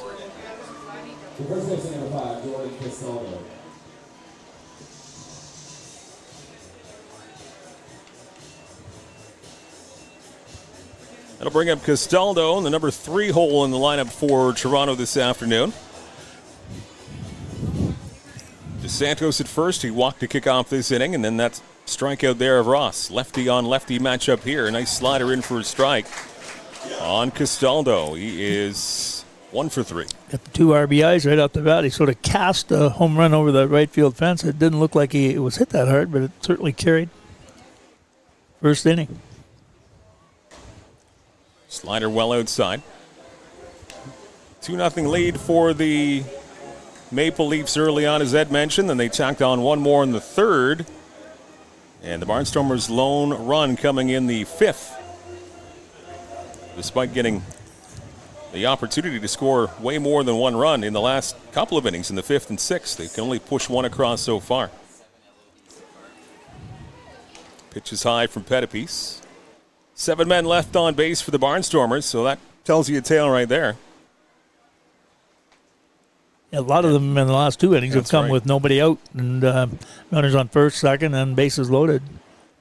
First 4 innings are absolutely dominant. There's a single to right field for Castaldo. That'll put runners at first and second now with one out. First 4 innings for Alvarado were just magnificent. And he gets a little bit of trouble in the 5th, but kind of worked his way out of it with minimal damage. And Matt Brown has come in, bullpen for Toronto. And the Maple Leafs looking to add on to their lead here, top of the 7th. So a single for Castaldo.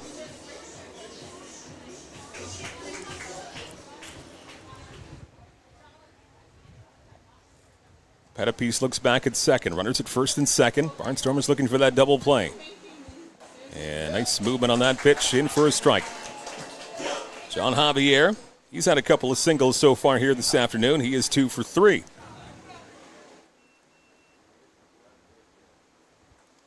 DeSantos at second. Ross the runner at first. And the pitch. Here's a chopper to second. They will get into a run down here. As Plaz runs down the runner. And if he'd thrown it to first, they could have got the guy in the rundown. It's true. Throw the guy out first, then you got the guy trapped. Wasn't thinking about that, so he tags the runner from between first and second. And getting there safely at first is Javier. So a fielder's choice. When the dust settles, 2 out is the situation here. Runners at the corners for the Maple Leafs, and Dennis DeBanning comes up. He's seen the base paths once so far here this afternoon. He has walked. He did that back in the 3rd. He's flown out and he is struck out. Big out here for the Barnstormers, trying to get DeBanning. And first pitch is popped up high in the air, left-hand side. Will it remain in play? And the answer is no, but he will ricochet off of one of the benches. See a gallant effort there where the guy took his hat off. He's going to catch it. It's one of your best foul ball. It's what you need. It's one of your fish nets. Right. Great apparatus to try and snag a foul ball as your ball cap. Didn't work out, though. Failing that, you can always use your hands. I've seen people do that. That's ridiculous. That's a ridiculous strategy. Strike 1 on DeBanning. Pitch coming in from Pettipies and just missing it. Doesn't get the call. Just a bit low, apparently, according to home plate umpire Deacon. I've often used the story of a catcher in spring training at one time. He was talking about soft hands. He said to the pitcher, whoever wants to throw me as hard as you can throw it. I'll throw my glove away. And he said, I can catch it. And he was absolutely right. He had soft hands. Unbelievable. You couldn't even hear the ball hitting his hands. That's what it takes. I do not have those hands. Well, no, a lot of people don't. He did. Tie ball game between the Guelph Royals and Boston Red Sox. Brantford Red Sox. They look like the Boston Red Sox. Right, yeah. 2-2 tie out of town. We'll also take a look at that Hamilton-London game, too, which is of lots of interest to the Barnstormers. That one misses just by a little bit, and the hometown fans not happy with that call. Dennis DeBanning now has a 3-1 count on him. And runners at the corners, first and third. 2 out here in the top of the 7th.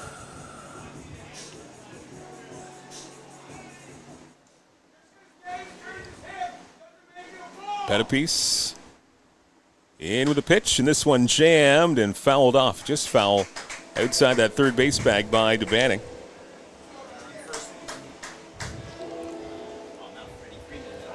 Count is full once again. 3 balls and 2 strikes.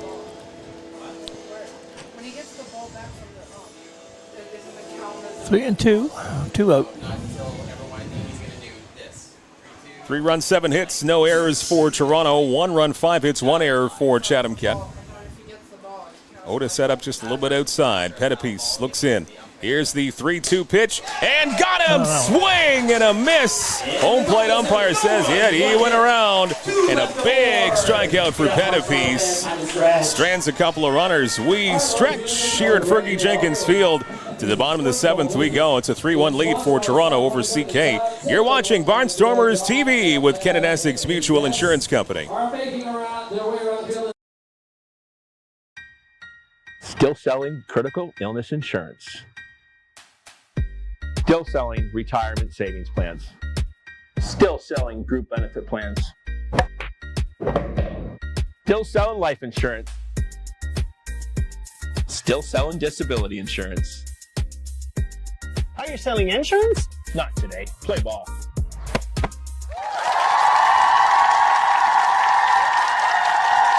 The Chatham Barnstormers have multiple summer camp opportunities available. Chatham's week-long summer camp from July 7th to 11th. Leamington's week-long summer camp from July 14th to the 18th. Then we head back to Chatham from July 21st to 25th. Wallaceburg summer camp between July 28th and August 1st. And finally Dresden's summer camp between August 4th and the 8th. Contact us today at the email on screen. Attention business owners and marketers. Imagine your brand in front of a live, engaged audience, right here, right now. This space is the perfect opportunity to showcase your product, service, or message to viewers in real time. Whether you're looking to boost sales, build awareness, or grow your audience, we've got you covered. Don't wait. Secure your spot today.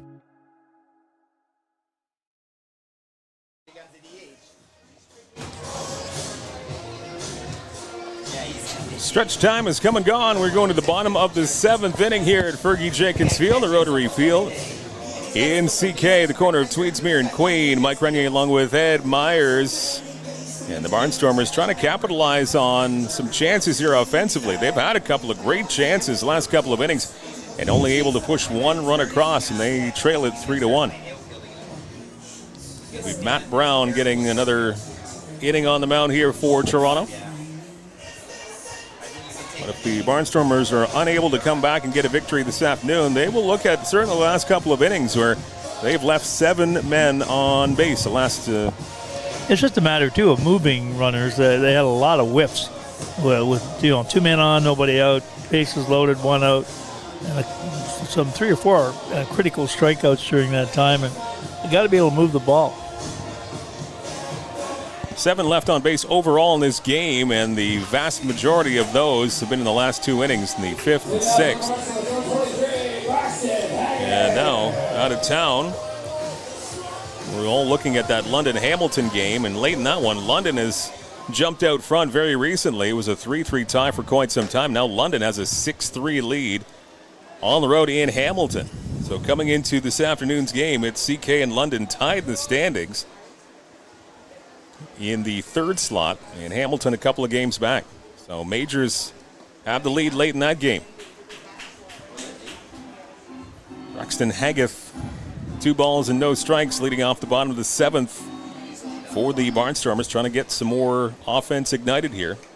Haggith, number 9 hitter, 9-1-2 for the Barnstormers. And this one catches the outside part of the plate. 2 balls and 1 strike. You're over there still keeping an eye on the Tigers game, doing quite well at Comerica this afternoon. Actually, they've already won. Is it over? 9-5. 9th inning, I think. I'm seeing the World Final, but it's fine. You got better vision than I do. Clark Kent sitting there. Right? There's a strike for Haggith, 3-2. Hey, I get enough errors up here. That's fine. I'll take a win once in a while. I'm not errorless this afternoon either. 3-2. It's filled up on Haggith to kick off the bottom of the 7th. Pitch from Brown on the way, and it's in the dirt. And that release point is not what Brown wanted. He kind of knew that right when he threw that ball. Not happy with it. So a leadoff walk. Another opportunity here for Chatham-Kent. Maybe we can get all these mistakes erased when we visit Mike's later on after the game. 26 pitches for Brown, 13 strikes and balls. I was getting that update from Dan Dominguez. I heard you say Mike's place. I said maybe we can erase some of our mistakes. Mike's after the game. Well, look, we can erase the memories of them anyway. The environment seems to be a good environment for erasing. Yeah. Many things. But great food. Open from 4 to 10 on Sunday. Mm-hmm. Mike's Place, Queen Street in Chatham. Great hangout for a lot of people here at Fergie Jenkins Field, and coaches and players too. This one is high. The occasional announcers. Occasionally we'll pop over there too. And we'll continue to make errors over there as well. Even after the game is done.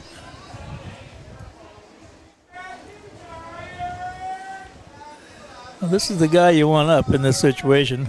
Evan Morrison.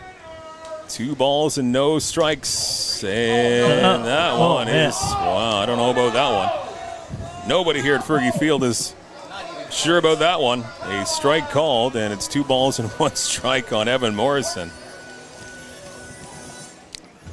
We'll see how Evan adjusts now. It's 2 balls and a strike. Quick look over at first. Not much of a lead there from Haggett. And that one considerably high. That one called the ball. 3 balls and 1 strike on Morrison. He had an infield single his last time up back in the bottom of the 5th. Left side continues to be open with the third baseman playing in. Morrison has a inside-out swing that grooved for that side. This one fouled off the left-hand side. That will fill up the count of 3 balls and 2 strikes. Morrison dropping in the only run of this ball game for Chatham-Kent on that infield single back in the 5th. Trying to do some more damage here. Big pitch. 3-2. Brown looks into the sign. And here's the full count pitch. This one slapped at in shallow left. That's going to carry to get out to that left fielder. He'll make the catch as Boscarino gets the first out of this bottom of the 7th inning.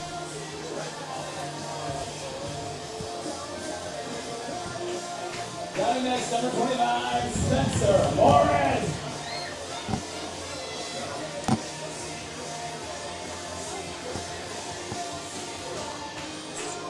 So that makes it a 1-for-4 afternoon for Evan Morrison, top of the lineup for the Barnstormers.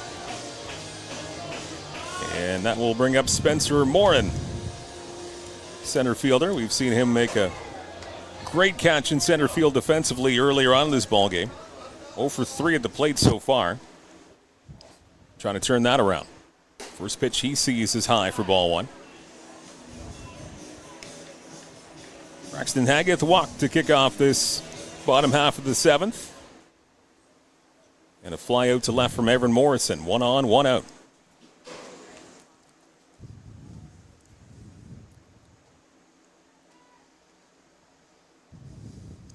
Here's the 1-0 delivery, and that one slapped foul the other way. Hot shot just past the dugout. Breeze kind of comes and goes here this afternoon at Freddie Jenkins Field. Hasn't been that bad. We've had worse days for heat and humidity sitting up here.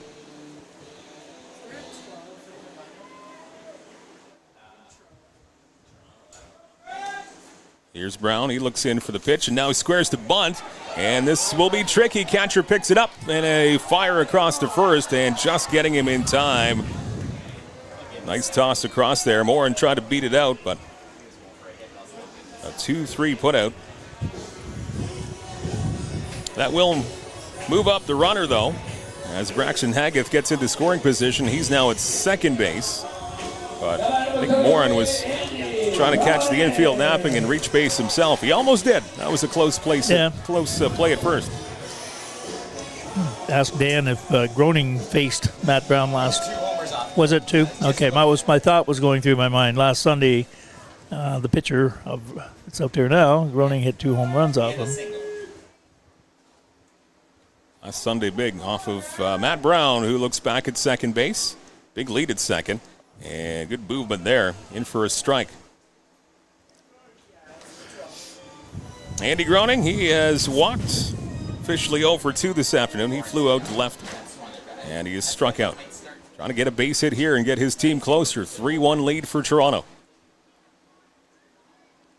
And this one, bottom falls out once again. A swing and a miss from Groening.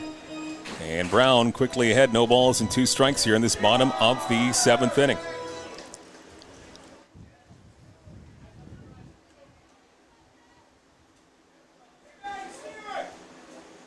Brown certainly taking his time in a number of situations. Looking in for the sign. Trying to get the batter's timing off. Here's the pitch, and this one slapped the other way, foul from Groening. No balls and 2 strikes. Oftentimes an uncomfortable amount of time trying to get I'm surprised the guys haven't stepped out, and he's really dragging it out. 0-2 the count on Groening. Runner at second. Here's the 0-2 delivery. Swing and a miss. A pitch in the dirt, and he strikes out. A walk and nothing more for the Barnstormers in the bottom of the 7th. To the 8th inning we go. It's still a 3-1 lead for Toronto over CK. You're watching Barnstormers TV with Kent Essex Mutual Insurance Company, Ontario's trusted insurance provider. Whether personal, agricultural, or commercial, Inyo Pest Advisors are here. Inyo. Bigger than bugs. You know, sometimes keep going. I'd have been knocked down 1,000 times. Yeah, I traveled around 1,000 miles. Feeling so tired, but you know I can't stop now. Came way too far, won't throw in the towel. It ain't looking real good, but I won't give up. Pac said that I gotta keep my head up, so I ain't going nowhere. Yeah, I'm standing right here. Demons all around, but I ain't got no fear.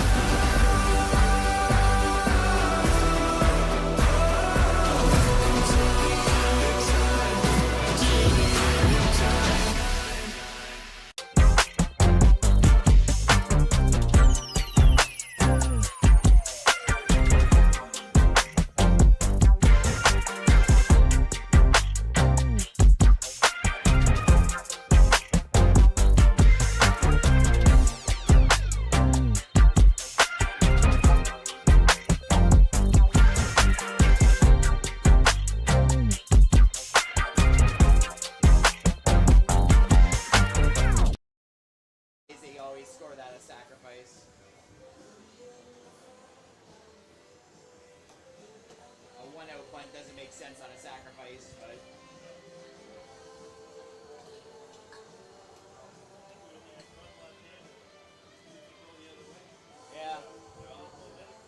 yeah, it was nice to have Pookie in today's lineup, but maybe he'll come in to pinch hit,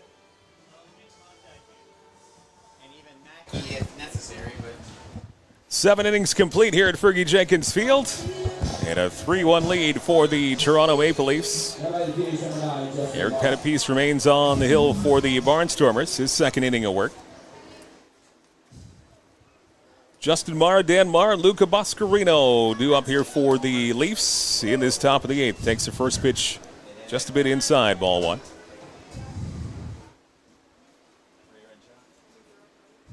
And 2 road games to wrap up the regular season for the Barnstormers next weekend. Ball 1 pitch inside, 2 balls and no strikes as they look over on the appeal to third saying no swing, so it is 2-0. Barnstormers in London next Friday night at Labatt Park. And wrapping up the regular season in Welland against the Jackfish next Saturday night. And it is postseason time. 2 balls and no strikes. That one pumped in by Pettipies. 2-1. And what can happen between now and next Saturday? A lot. A lot of things, yeah. Well, when you have 7 teams vying for the shuffle. That one right back to the mound for Pettipies. What position you got? Oh, my. That one wide, and it pulls the first baseman off as Constantino. And that's going to be an error on the pitcher Pettipies on that throw, as that it was a comebacker. And his toss across was, he wasn't really paying attention too much. He just didn't throw it. He aimed it, and easy to observe. It's just frustrating for him. I'm sure he knows. You got to just turn and fire the ball. So an error on Pettipies to kick off this top of the 8th. I'll bring up Dan Mara now for Toronto. And he does bunt indeed. Back to the mound it goes. Pettipies will try to first once again. And it's another safe at first and another toss across that did not work.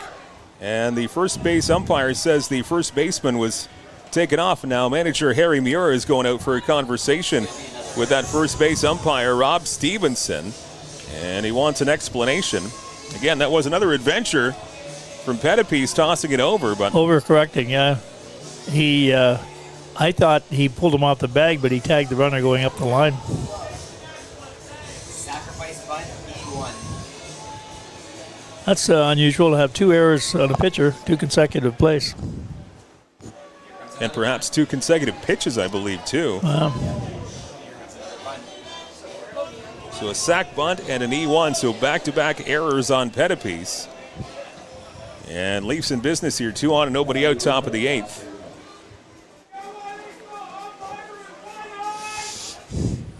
Luca Boscarino up for the Maple Leafs.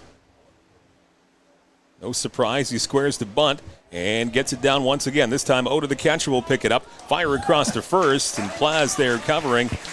That works out. I was thinking Pettipies breathed a sigh of relief that the ball didn't get to. Oh, no. A 2-4 put out.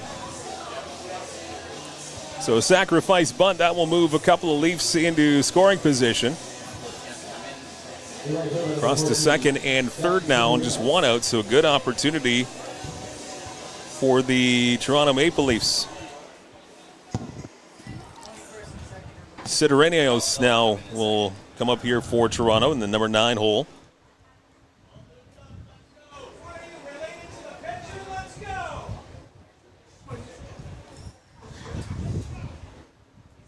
Left-hander Pettipies has his work cut out here. 2 in scoring position, 1 out. Sidorenios at the plate. He takes the first pitch inside. 1 ball and no strikes.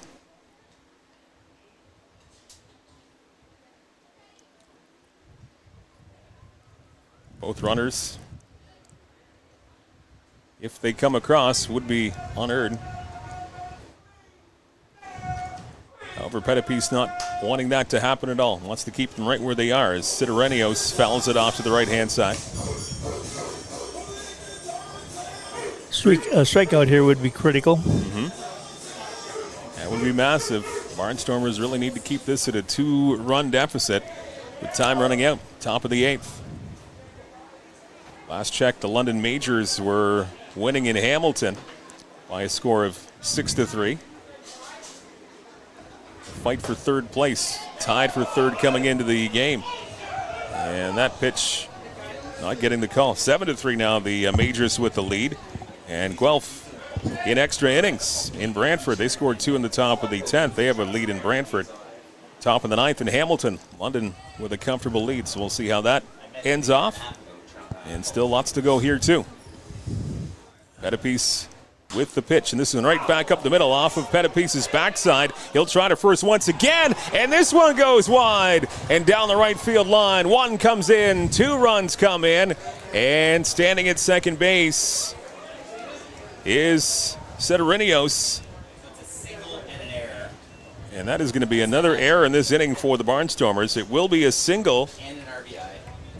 So an RBI single for Sidorenios.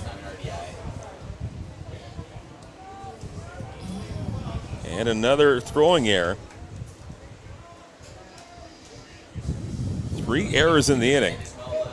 And 2 valuable runs coming across here for the Maple Leafs. They now have a 5-1 lead. And Pettipies' afternoon will come to an end with manager Harry Muir coming out, and he'll go to the bullpen. And now Pettipies having a conversation with the umpire, and it's going to get heated here. And Owen Constantino has to come down from first to back him off. And Pettipies is livid out there. He is having some words with the home plate umpire, Deacon, as he gets taken out. And now Don Menard, the third base coach, having words as well. Tempers flaring up here for the Barnstormers.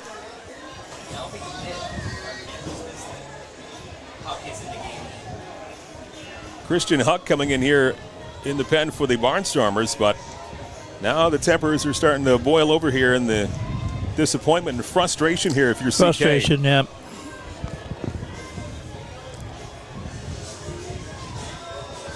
So Christian Huck is now in the ball game for the Barnstormers. Now next for the Barnstormers, number 12, Christian Huck.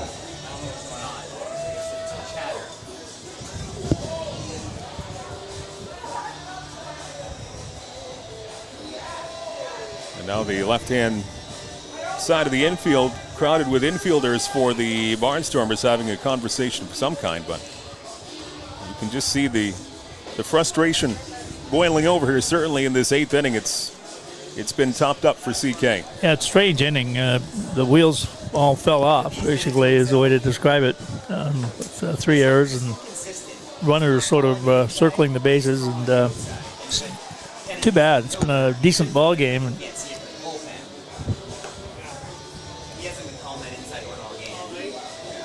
So Christian Huck will be the 4th pitcher of the afternoon for the Barnstormers. Aiden Ryan pitching 4 innings. Farquharson with a couple.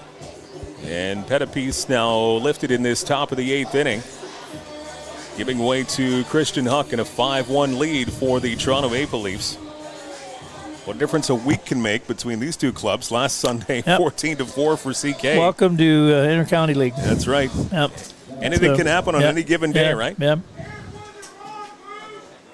Not a pretty one here for CK in this top of the 8th inning. Runner stands at second base. That's Saturninios. We're back to the top of the order here. And Dos Santos for Toronto takes the first pitch, strike from Christian Huck. Dos Santos, Ross Castaldo, top of the order here for Toronto. And another good pitch, good velocity, right on target. Quickly, no balls and 2 strikes on Dos Santos from Huck.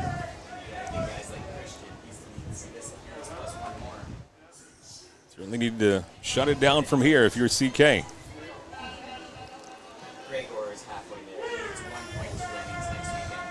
Here's the 0-2 delivery, and that one gets away from him. And did it hit his bat? No, it looked like it might have hit his bat, but now the umpire is saying it hit him. Hit by pitch on Dos Santos, and now here again, here's Harry Muir coming out of the dugout. And another conversation with that home plate umpire. Now, Harry Muir gets run. He said one too many things, and that's going to do it. And obviously, more conversation will be done between Harry and James Deacon. And a lot of frustration on home plate umpire Deacon in this ballgame for the Barnstormers. And Harry Muir has been tossed. What an inning and just what an afternoon. Lots of things happening all at once.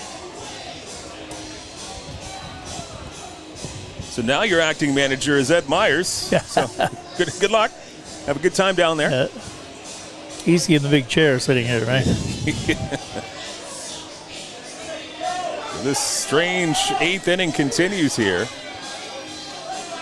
All roses so far if you're the Toronto Maple Leafs. So hit by pitch for Dos Santos. Fans getting their money's worth as they holler down from the stands. Not happy with the home plate umpire this afternoon, James Deacon. And first pitch just a bit inside here to Spencer Ross. Christian Huck into the game, into the fire. He's been brought into something here in this 8th inning. Ball 1 delivery, and this is slapped the other way, foul by Ross, 1-1. 2 runs in, still only 1 out in the top of the 8th. Runners at first and second. Back-to-back errors. Yeah, it's hard to put a recap on what we've been watching. It's a series of unusual plays, I guess is how we will describe that. Absolutely. So back-to-back throwing errors from Pettipiece, the pitcher. Then there was a put-out, which moved the runners in scoring position. Then another error and a hit by pitch. We've seen a lot just in this 8th inning alone. That pitch misses the mark. I don't know if I've ever seen an inning where a pitcher had 3 throwing errors. I can't think of that. You know, very unusual. They were almost back to back to back. Yeah, 1 sacrifice bunt in between. Yeah. 2-1 delivery from Huck is outside and low. 3 balls and 1 strike. Long afternoon here. Certainly if you're the Barnstormers, making it seem even longer.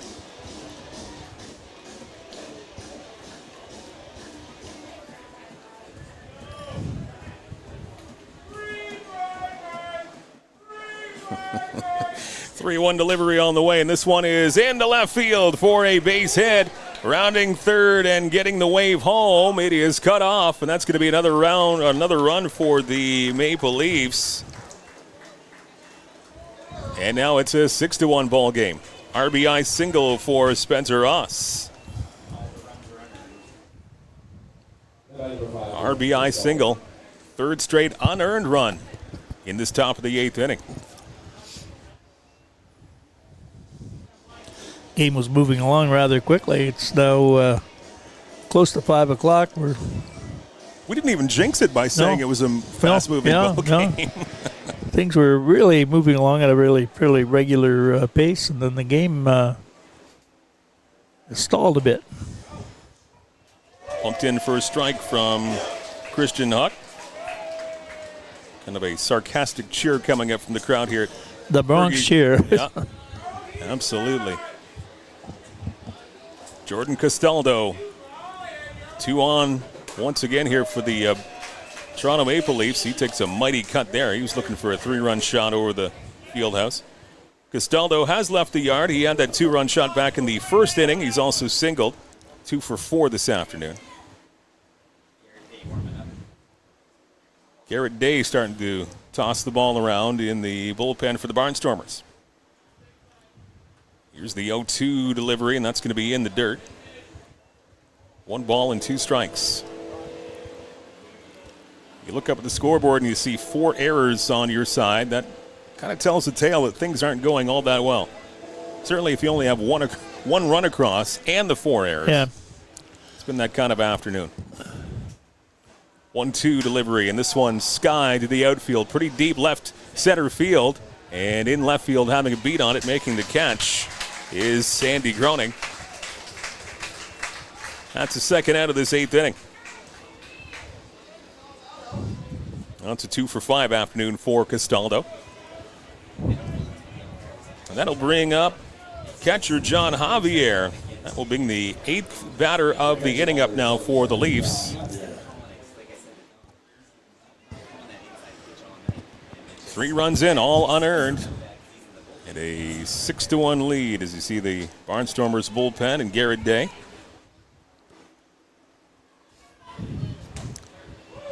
Pitch on the outside part of the plate. Good control there from Huck.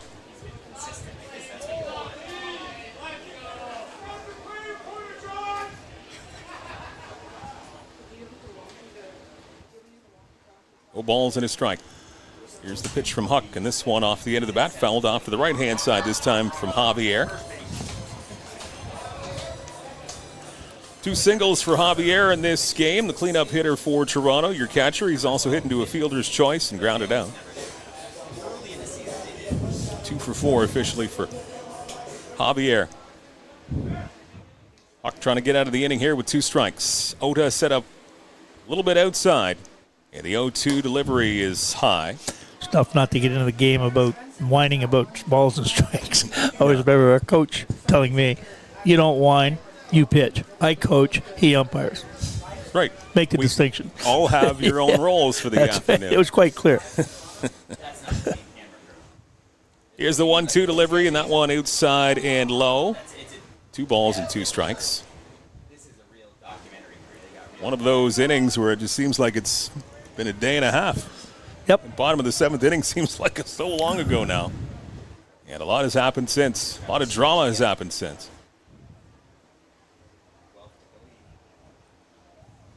Three errors just in this inning. Manager Harry Muir has been tossed for arguing with the home plate umpire. Brantford just walked them off. Brantford. Final in Brantford as the Red Sox win 5-4 over Guelph in their home park. This one lofted in the air in the infield. And that's going to be Vasilenic who holds that one in. And finally, top of the 8th inning is done. But the damage done. 3 runs across, 3 errors for the Barnstormers. And the Toronto Maple Leafs have a 6-1 lead as we go to the bottom of the 8th inning here at Fergie Jenkins Field. You're watching Barnstormers TV with Kent Essex Mutual Insurance Company. Still selling critical illness insurance. Still selling retirement savings plans. Still selling group benefit plans. Still selling life insurance. Still selling disability insurance. Are you selling insurance? Not today. Play ball.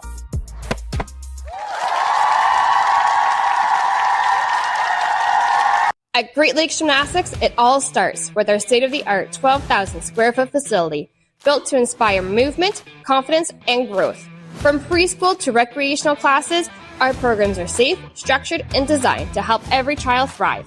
For athletes with big goals, our competitive team trains year-round with experienced coaches and competes across Ontario. Whether you're just getting started or aiming for the podium, Great Lakes Gymnastics is where greatness begins.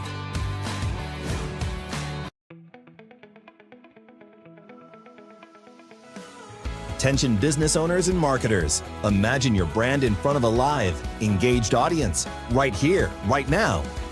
This space is the perfect opportunity to showcase your product, service, or message to viewers in real time.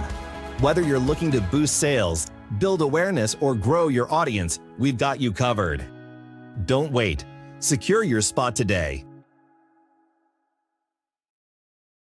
No, I really can't hear. Bottom of the 8th here at Fergie Jenkins Field. There you see the out-of-town scoreboard. It's the Brantford Red Sox walking off Guelph in their home park. 5-4, the Red Sox beat Guelph. So that's going to hurt the Royals as their charge up the standings will be stunted a little bit there. So a big win for Brantford as they will be the team looking the outside in. Isn't that an interesting 3 nights? Beat Barrie 15-0, lose here 19-4. Yep. And win today against Guelph. Yeah, that's the IBL. All in 72 hours, right? That's the IBL wow. for you. You wow. never, ever know. And we're not out of this game yet. We have two at-bats. It's not over. No. Bottom of the 8th, 6-1 lead here for the Toronto Maple Leafs. Shinoda takes the first pitch outside and high for ball one. Can get going here. And the London Majors late in that game, having a lead over the Hamilton Cardinals. Strike away from wrapping that up. Pitch is high.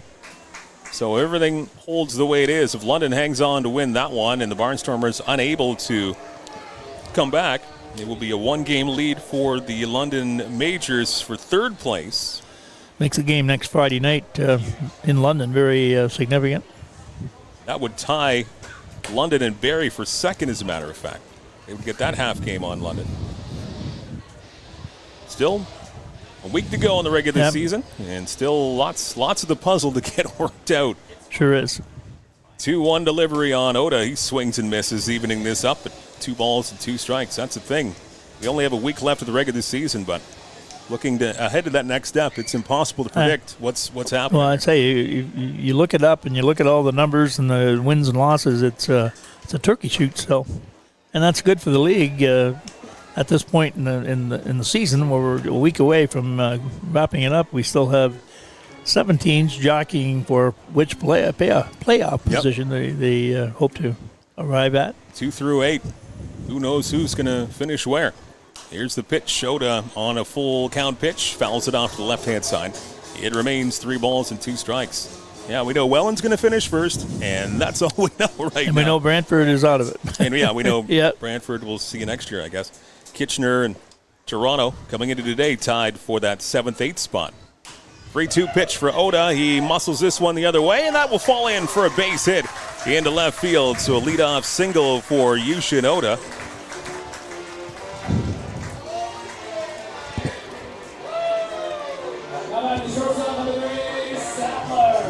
That's the 3rd time he's reached base this afternoon. 2 singles and a walk for Ota, the cleanup hitter and the catcher for the Barnstormers this afternoon. Bring up Sadler Goodwin. Monster night last night against Brantford. And he's got a base hit this afternoon. He's singled in 3 trips to the plate. Slider outside and low.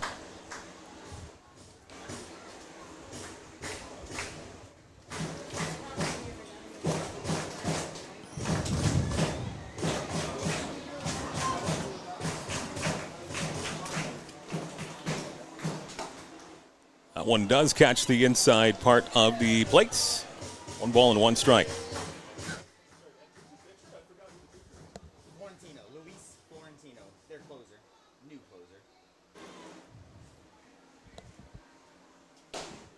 This one from Florentino is just inside a little bit. Relatively new closer for the Leafs, looking, I guess, for a 6-out save here. Coming in relief of Matt Brown, who came in relief of Alvarado, who had a good stint starting tonight this afternoon for Toronto. That one in the dirt, 3-1. Looking at Alvarado, he had such a good outing. I'm wondering about his ERA coming in. He seemed to be so effective in his innings pitched.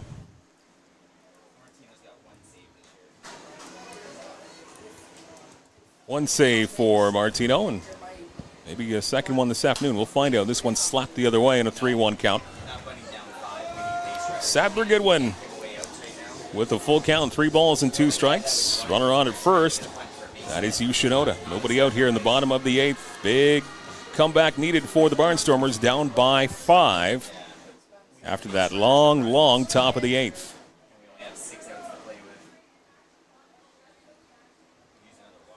Here's the 3-2 pitch, and this one off the end of the bat the other way, but it's going to hang up there for the right fielder, and making the catch out in right. That will be the first out of this bottom of the 8th.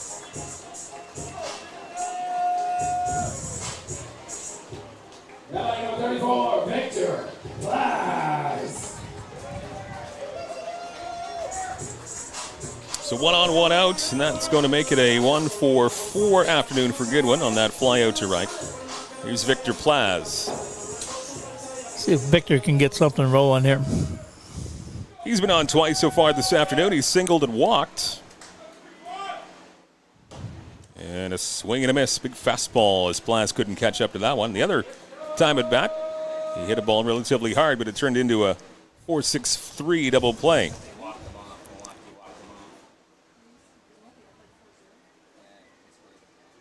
I think it was the first 3 innings we sent, 10 batters to the plate in 3 innings. Very, very effective start here for Alvarado for Toronto. Absolutely breezing through the first 4 innings before finally giving up a run to CK in the 5th.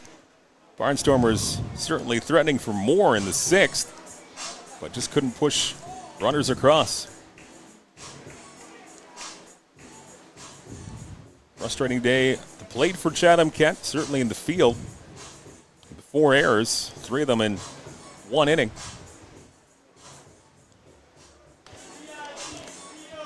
Still baseball left to play, but time running out. 1 out in the bottom of the 8th. 0-2 the count on Plaz. And the pitch outside. 1 ball and 2 strikes.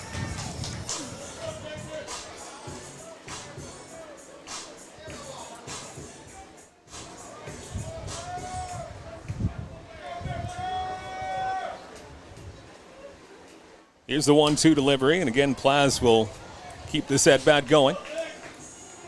Fouling it off once again, right-hand side, 1-2.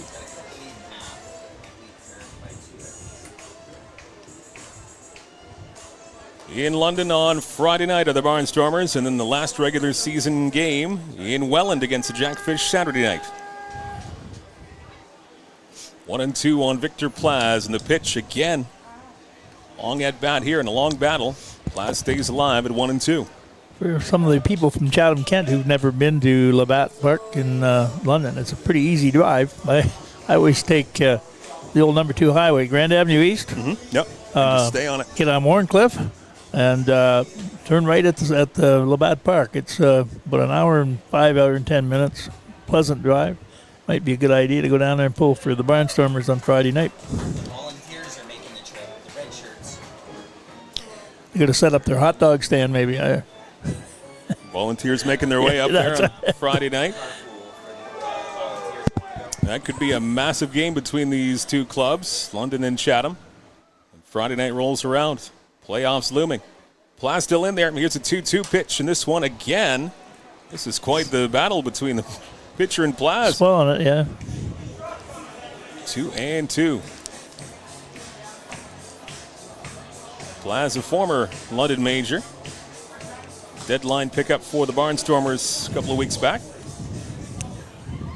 And he's been quite effective since he's been in the lineup here for CK. Trying to further the spark offensively here, bottom of the 8th. 2-2, and that one slips out of the pitcher's hand, and that is going to move up Yu Shinoda to second base. He scurries up there into scoring position, and that one just flat out slipped out of the pitcher's hand. Started high and finished high. Just went over everything.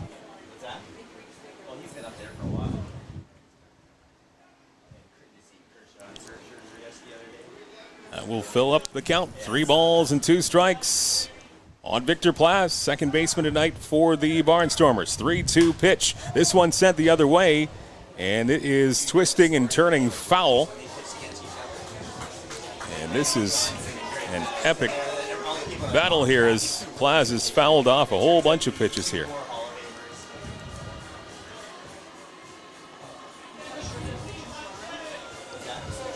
Fans in the pavilion must have had to go home for Sunday dinner. They seem to have emptied out a bit. The Ed Myers Pavilion is less than it was a little while ago. 3-2 pitch once again. Another foul off here by Plaz. 10 pitches. 10 pitches in this at-bat. And number 11 coming up here. What a battle. Nobody giving way so far. This at-bat is almost as long as the top of the 8th inning was. Almost, not quite. That was yesterday, wasn't that the top of the 8th? Seemed like it was the night before. Yeah, right. Long time ago. Another 3-2, and this one will stay fair. It's on the hands into left center field, and that's going to be caught in center field. And the long, long battle goes the way of the Maple Leafs, but good job at the plate there by Plaz to foul off as many as he did. 11 pitches in that at bat.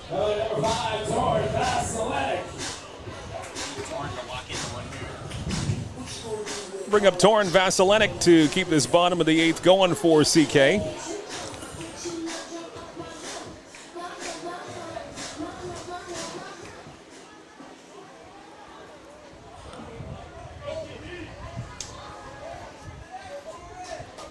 First pitch to the Barnstormers' third baseman is low for ball 1.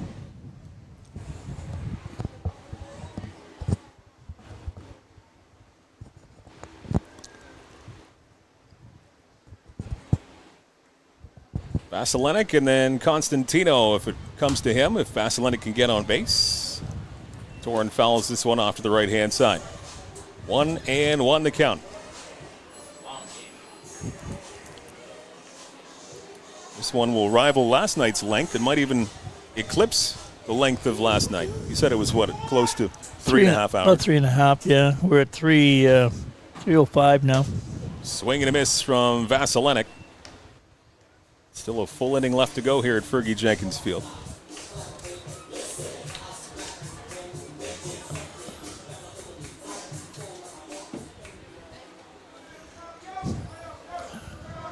One ball, 2 strikes on Vasilenic.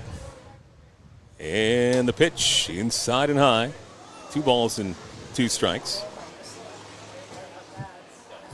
Twice on base for Vasilenic. He's walked, he's doubled.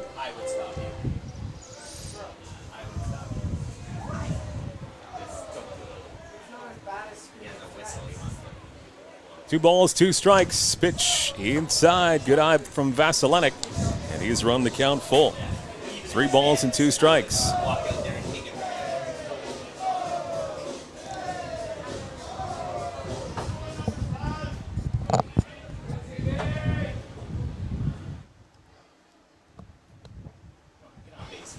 Here's the 3-2.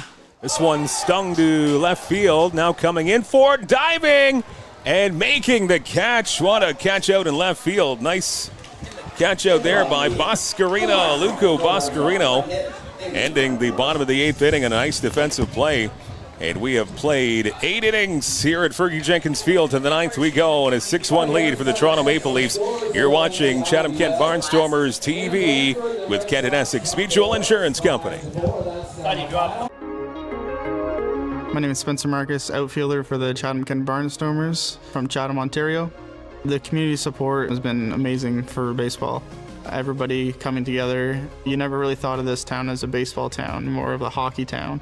I remember when I found out that Kent Essex Mutual Insurance wanted to do an interview about a hometown hero. I never thought somebody would look at just a baseball player like that. It takes a lot of support to make this team a success, and the Barnstormers wouldn't be where they are today without help from sponsors like Kent Essex Mutual Insurance.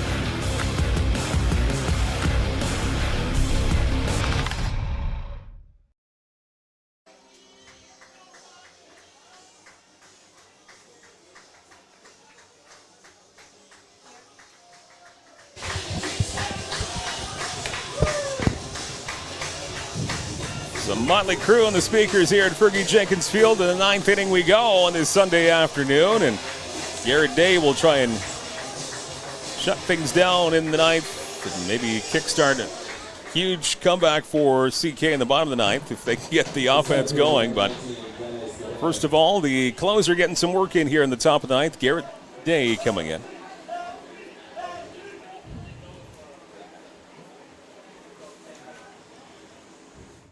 Dennis Day batting first Maple Leaf at the plate in the 9th inning. He takes first pitch strike from Garrett Day. Saw George Sims, our town crier, exiting. So I think he's had his fill for the day. He wants to beat the traffic. He usually hangs in there.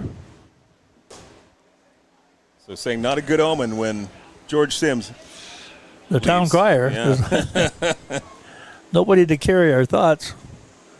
Not over yet. 6-1 top of the 9th inning. And a 1-1 count on Day Banning. There's a swing and a miss. Good movement on that one from Garrett Day. He comes at you with all arms and legs, and then the ball moves. He's a hard guy to hit. And he usually can keep the ball down low. Pitcher number 5 of the afternoon for the Barnstormers. 1-2 pitch on the way, and that one slips away from Garrett Day. And he will head to first. Hit by pitch to kick off this top of the 9th.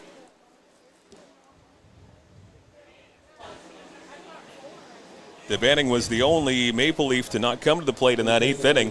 8 men up and 3 of them scoring. 3 errors not helping the cause whatsoever for the Barnstormers in that 8th inning alone. So Day Banning hit by pitch. And we'll bring up Justin Mara, your DH this afternoon. First pitch in for a strike.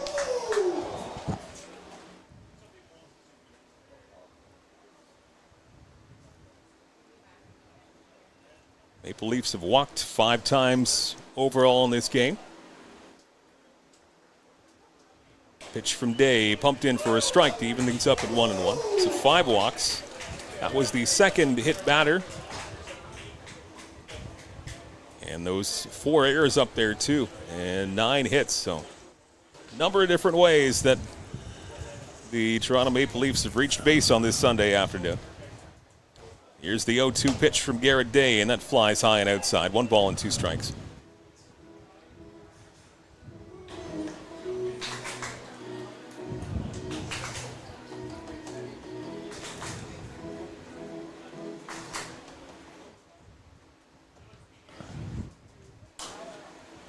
This one fouled back. Other than the music, it's gotten pretty quiet around the ballpark. Things have thinned out considerably, but still a lot of hardy people sticking around to the very end. Top of the ninth, 6-1 lead for Toronto. And the pitch from Garrett Day, and this one stung, but this is foul off to the right-hand side. So the London Major is victorious on the road this afternoon in Hamilton. So if this holds up here, it'll be a one-game lead for London over Chatham-Kent. And London would be tied for second with Barrie. Good news is they beat Hamilton, so beneath them. Yep.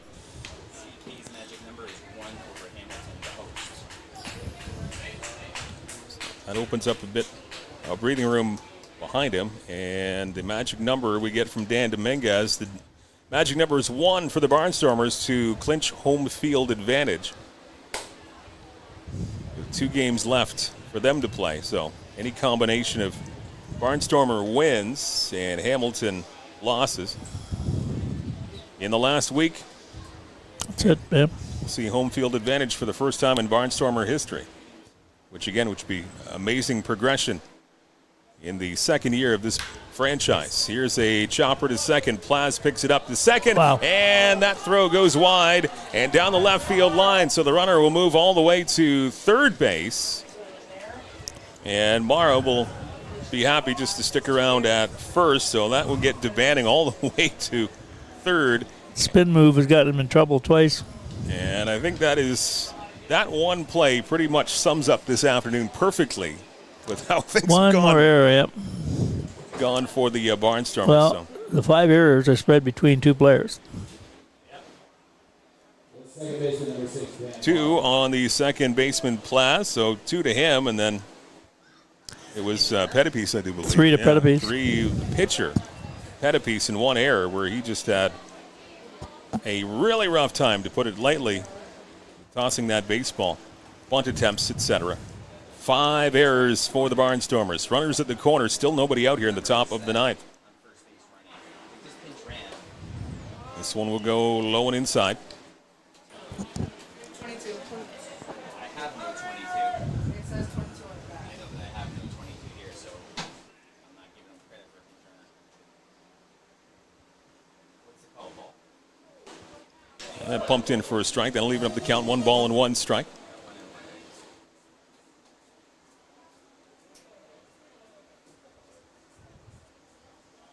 It's Dan Mara, your second baseman at the plate here for the Barnstormers. He's reached base multiple times. He's walked. He's got an RBI single. And he's reached twice on an error. So of the 5 errors for the Barnstormers this afternoon, Dan Mara has reached on 2 of those errors. So you've seen the base paths a lot here this afternoon. 2-1 pitch from Day. And this is lifted into the outfield and right center field. Moving over, making the catch is Morin, and the play towards the plate. It's going to be a sacrifice fly as DeBanning comes in to score. He had good juice on that throw. Ball really was alive, but it hit. Relatively close play at the plate there. But a sacrifice fly from Dan Mara will catch in another one. That's the 7th run of the afternoon for Toronto. And they have a 7-1 lead.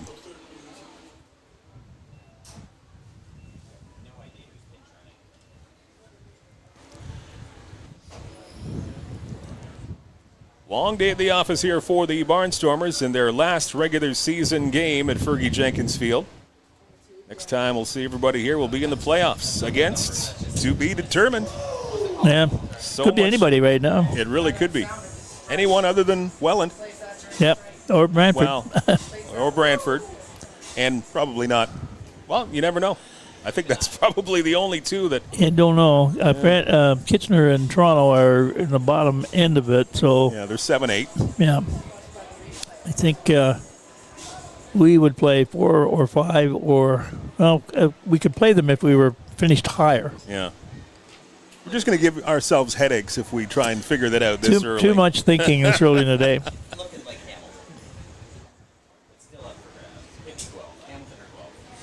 Season comes to an end, at least for the Barnstormers, next Saturday. Friday in London at Labatt Park, and Saturday at the Pond in Welland against the Jackfish. That will be the regular season finale, and then things should be a little clearer by the end of that game, one would think. Still business to be done here. 2-1 on Boscarino from Day, and a ground ball too short. And Sadler Goodwin gets one at second. That's all they're going to get as Boscarino hurries up the line. So 2 out.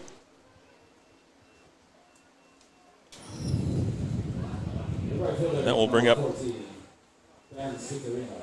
Citarenios is coming up now, the number 9 hitter.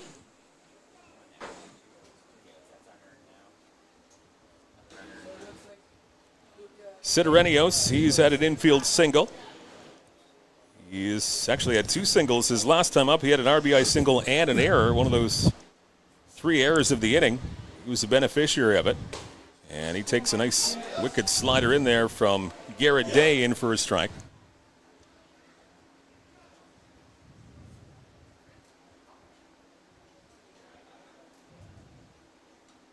Runner at first. Not much of a lead down there. Pitch from Day on the way. Swing and a miss. Another good one with some excellent movement. And quickly ahead is Day. No balls and 2 strikes. Throws almost a sidearm slot. The ball really drops, sinks naturally.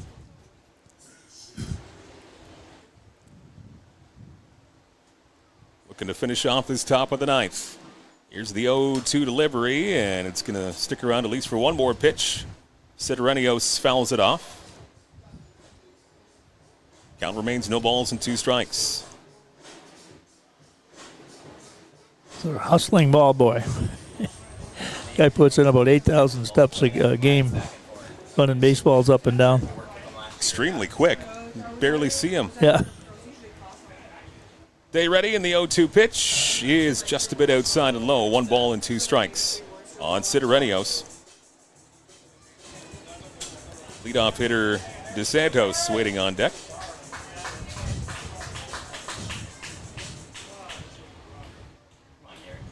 Garrett Day ready. Here's the 1-2 delivery, and that one poked the other way to first, and it's booted. And this is going to be another error. And that one just misplayed by Constantino this time around. We'll see if we're going to get the official score. It might not be an error, but yeah. I think pretty routine. Error is the call. E3 on Constantino. And I can't tell you the last time I've seen 6 errors in a ball game. It's just been that kind of an afternoon for They've CK. all come in the last couple of innings, right? But they seem to be big I think there was a pack. I think there was just 1 error going into that 8th inning. Yeah. And then you had the 3 error business.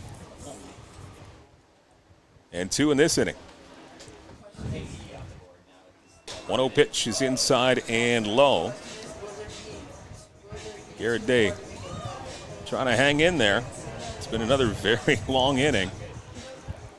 A hit by pitch, 2 errors. Sack flies, brought in 1 more for Toronto. Here's the 2-0, and he catches the strike zone there. 2 balls and a strike from Garrett Day. This is DeSantos, your leadoff hitter for Toronto. 6th batter of this inning.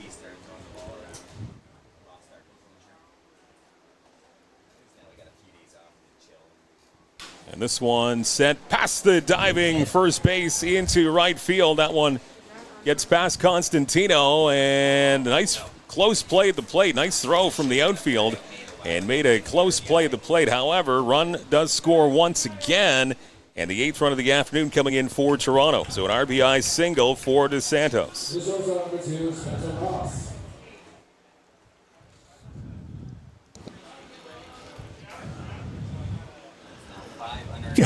Garrett's got Don Menard topped by quite a height advantage. I see the 2 of them standing on the mound.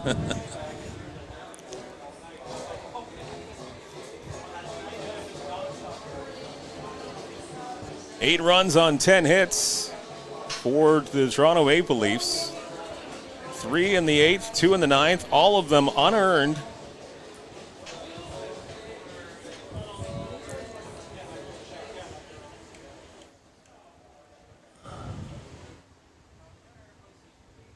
Garrett Day on the mound here in the ninth for the Barnstormers.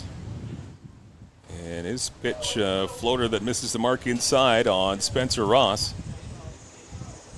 Ross has been on base 3 times. He's singled twice. He's also drawn a walk. Shortstop this afternoon for Toronto.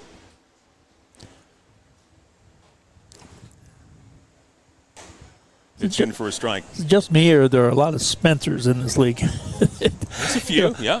Having taught for quite a few years, that you would always see it the first day of school. You'd have a name that everybody wanted, the name of the year. You'd have 5 Johnnies in the classroom. And you try and keep them all straight. Yeah, you never could.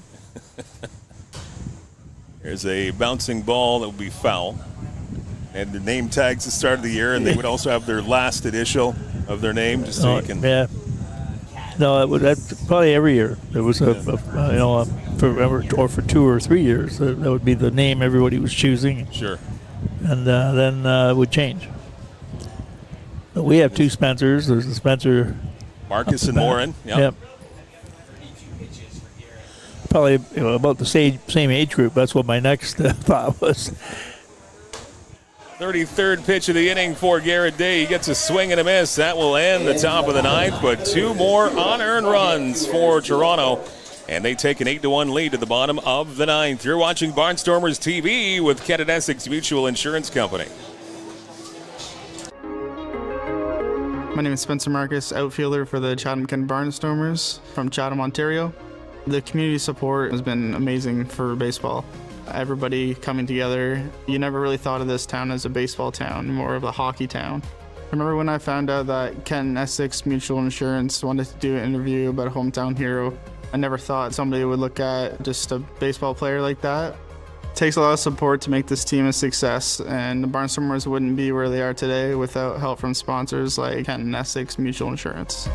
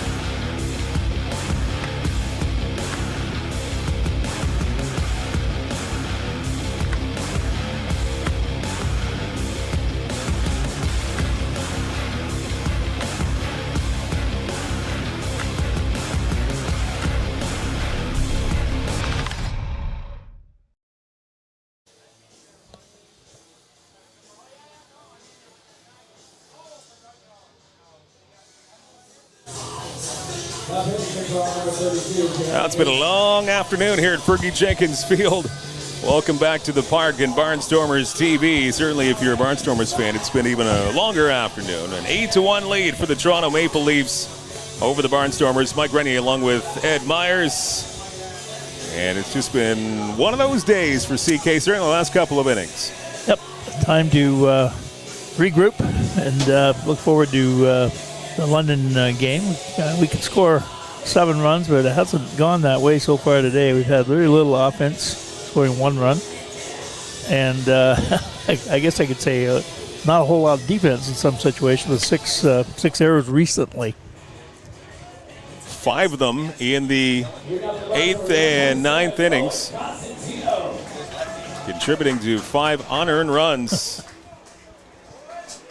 And blowing this one wide open, 8-1 lead for Toronto. And new pitcher here, it's Jeremy Newton for the Toronto Maple Leafs.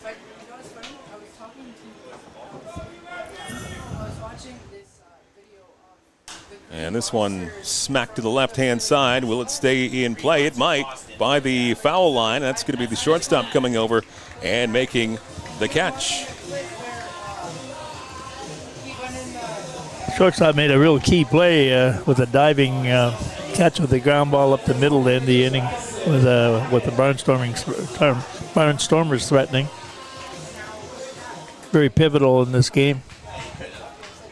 So a pop out there from Constantino. That'll bring up Braxton Haggith for the Barnstormers. And first pitch bumped in for a strike from Jeremy Newton. That might be a call of, hey, let's just get this done and get out of here from the home plate umpire. But he has not been on the friendly side of so many home fans this afternoon.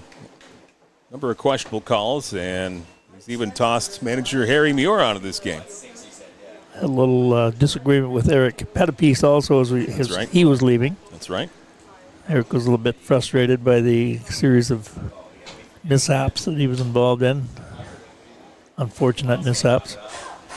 Fouled off by Haggith, and quickly ahead of the count, no balls and 2 strikes is Jeremy Newton for Toronto. 8-1 lead for the Leafs. Barnstormers in danger here of dropping a full game behind London, who won earlier on this afternoon. This one a jam shot the other way, and nice one coming in quickly, making the catch on the fly, the third baseman. So 2 up and 2 down here in the ninth.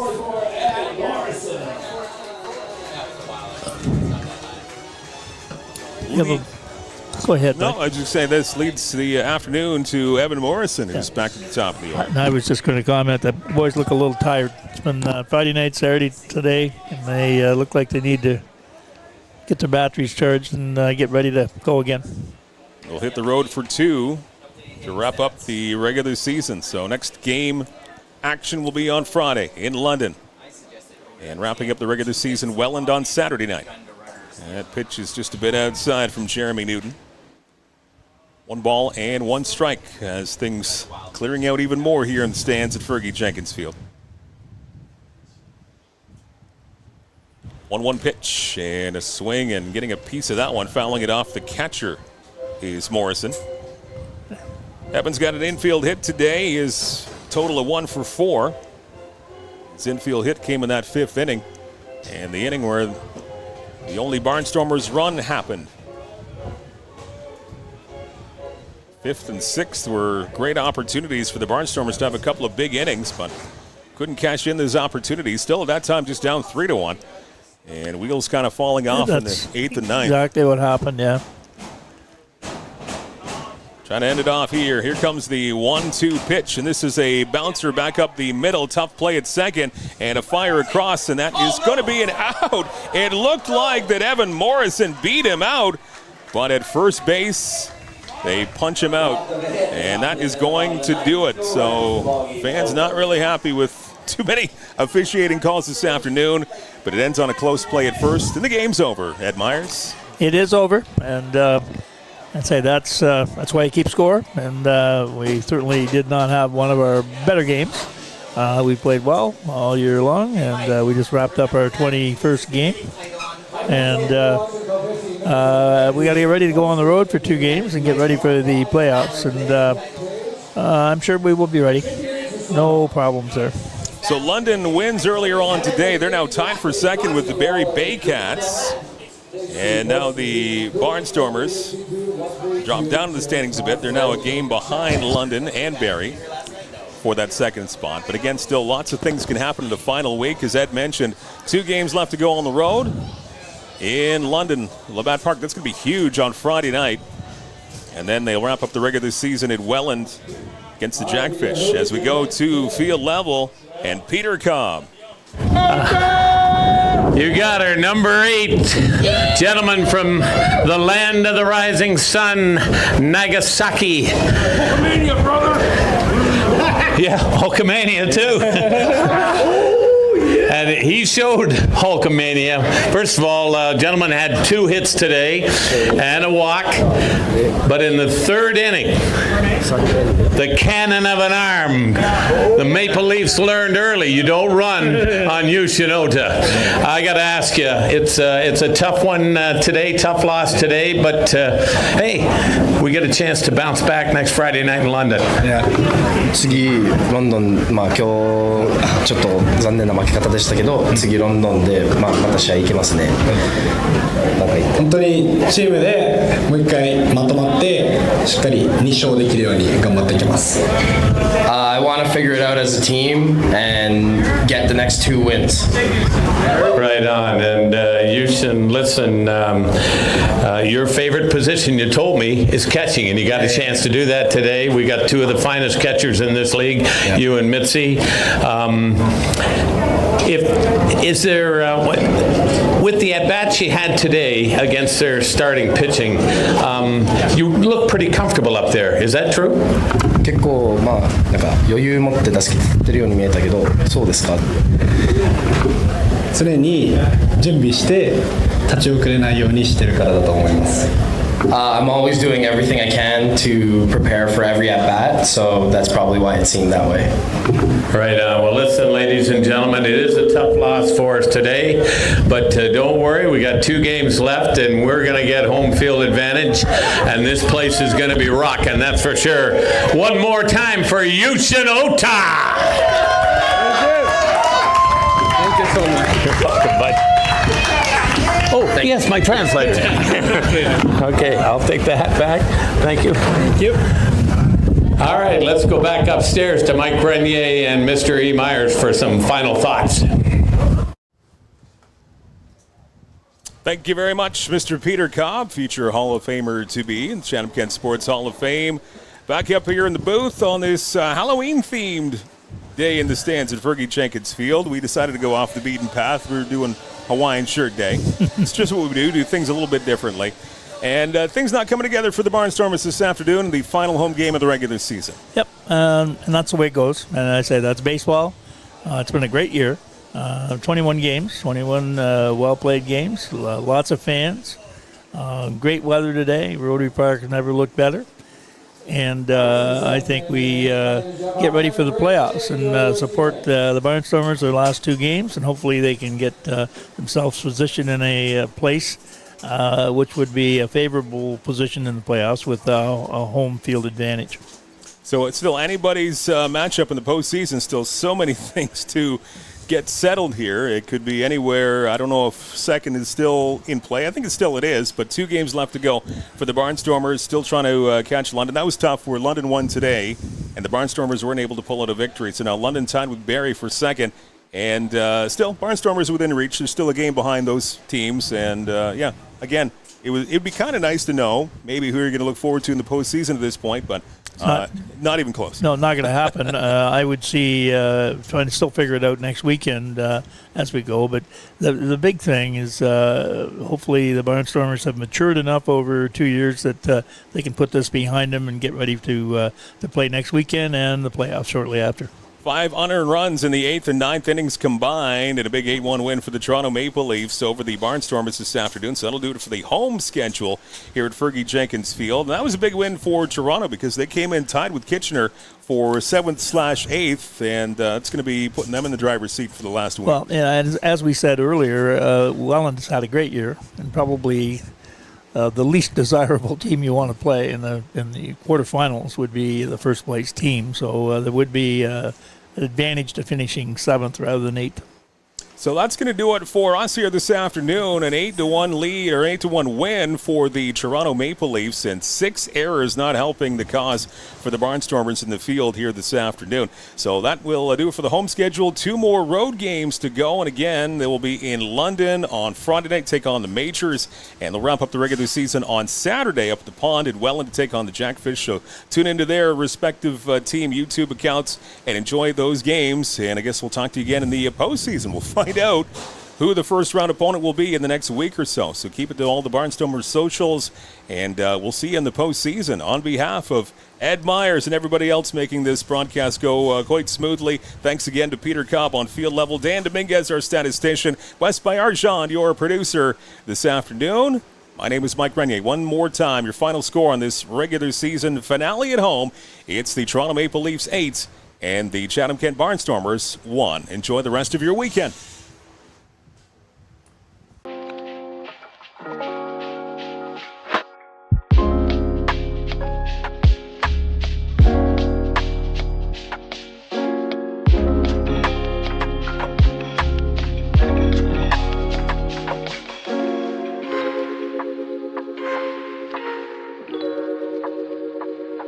Bye.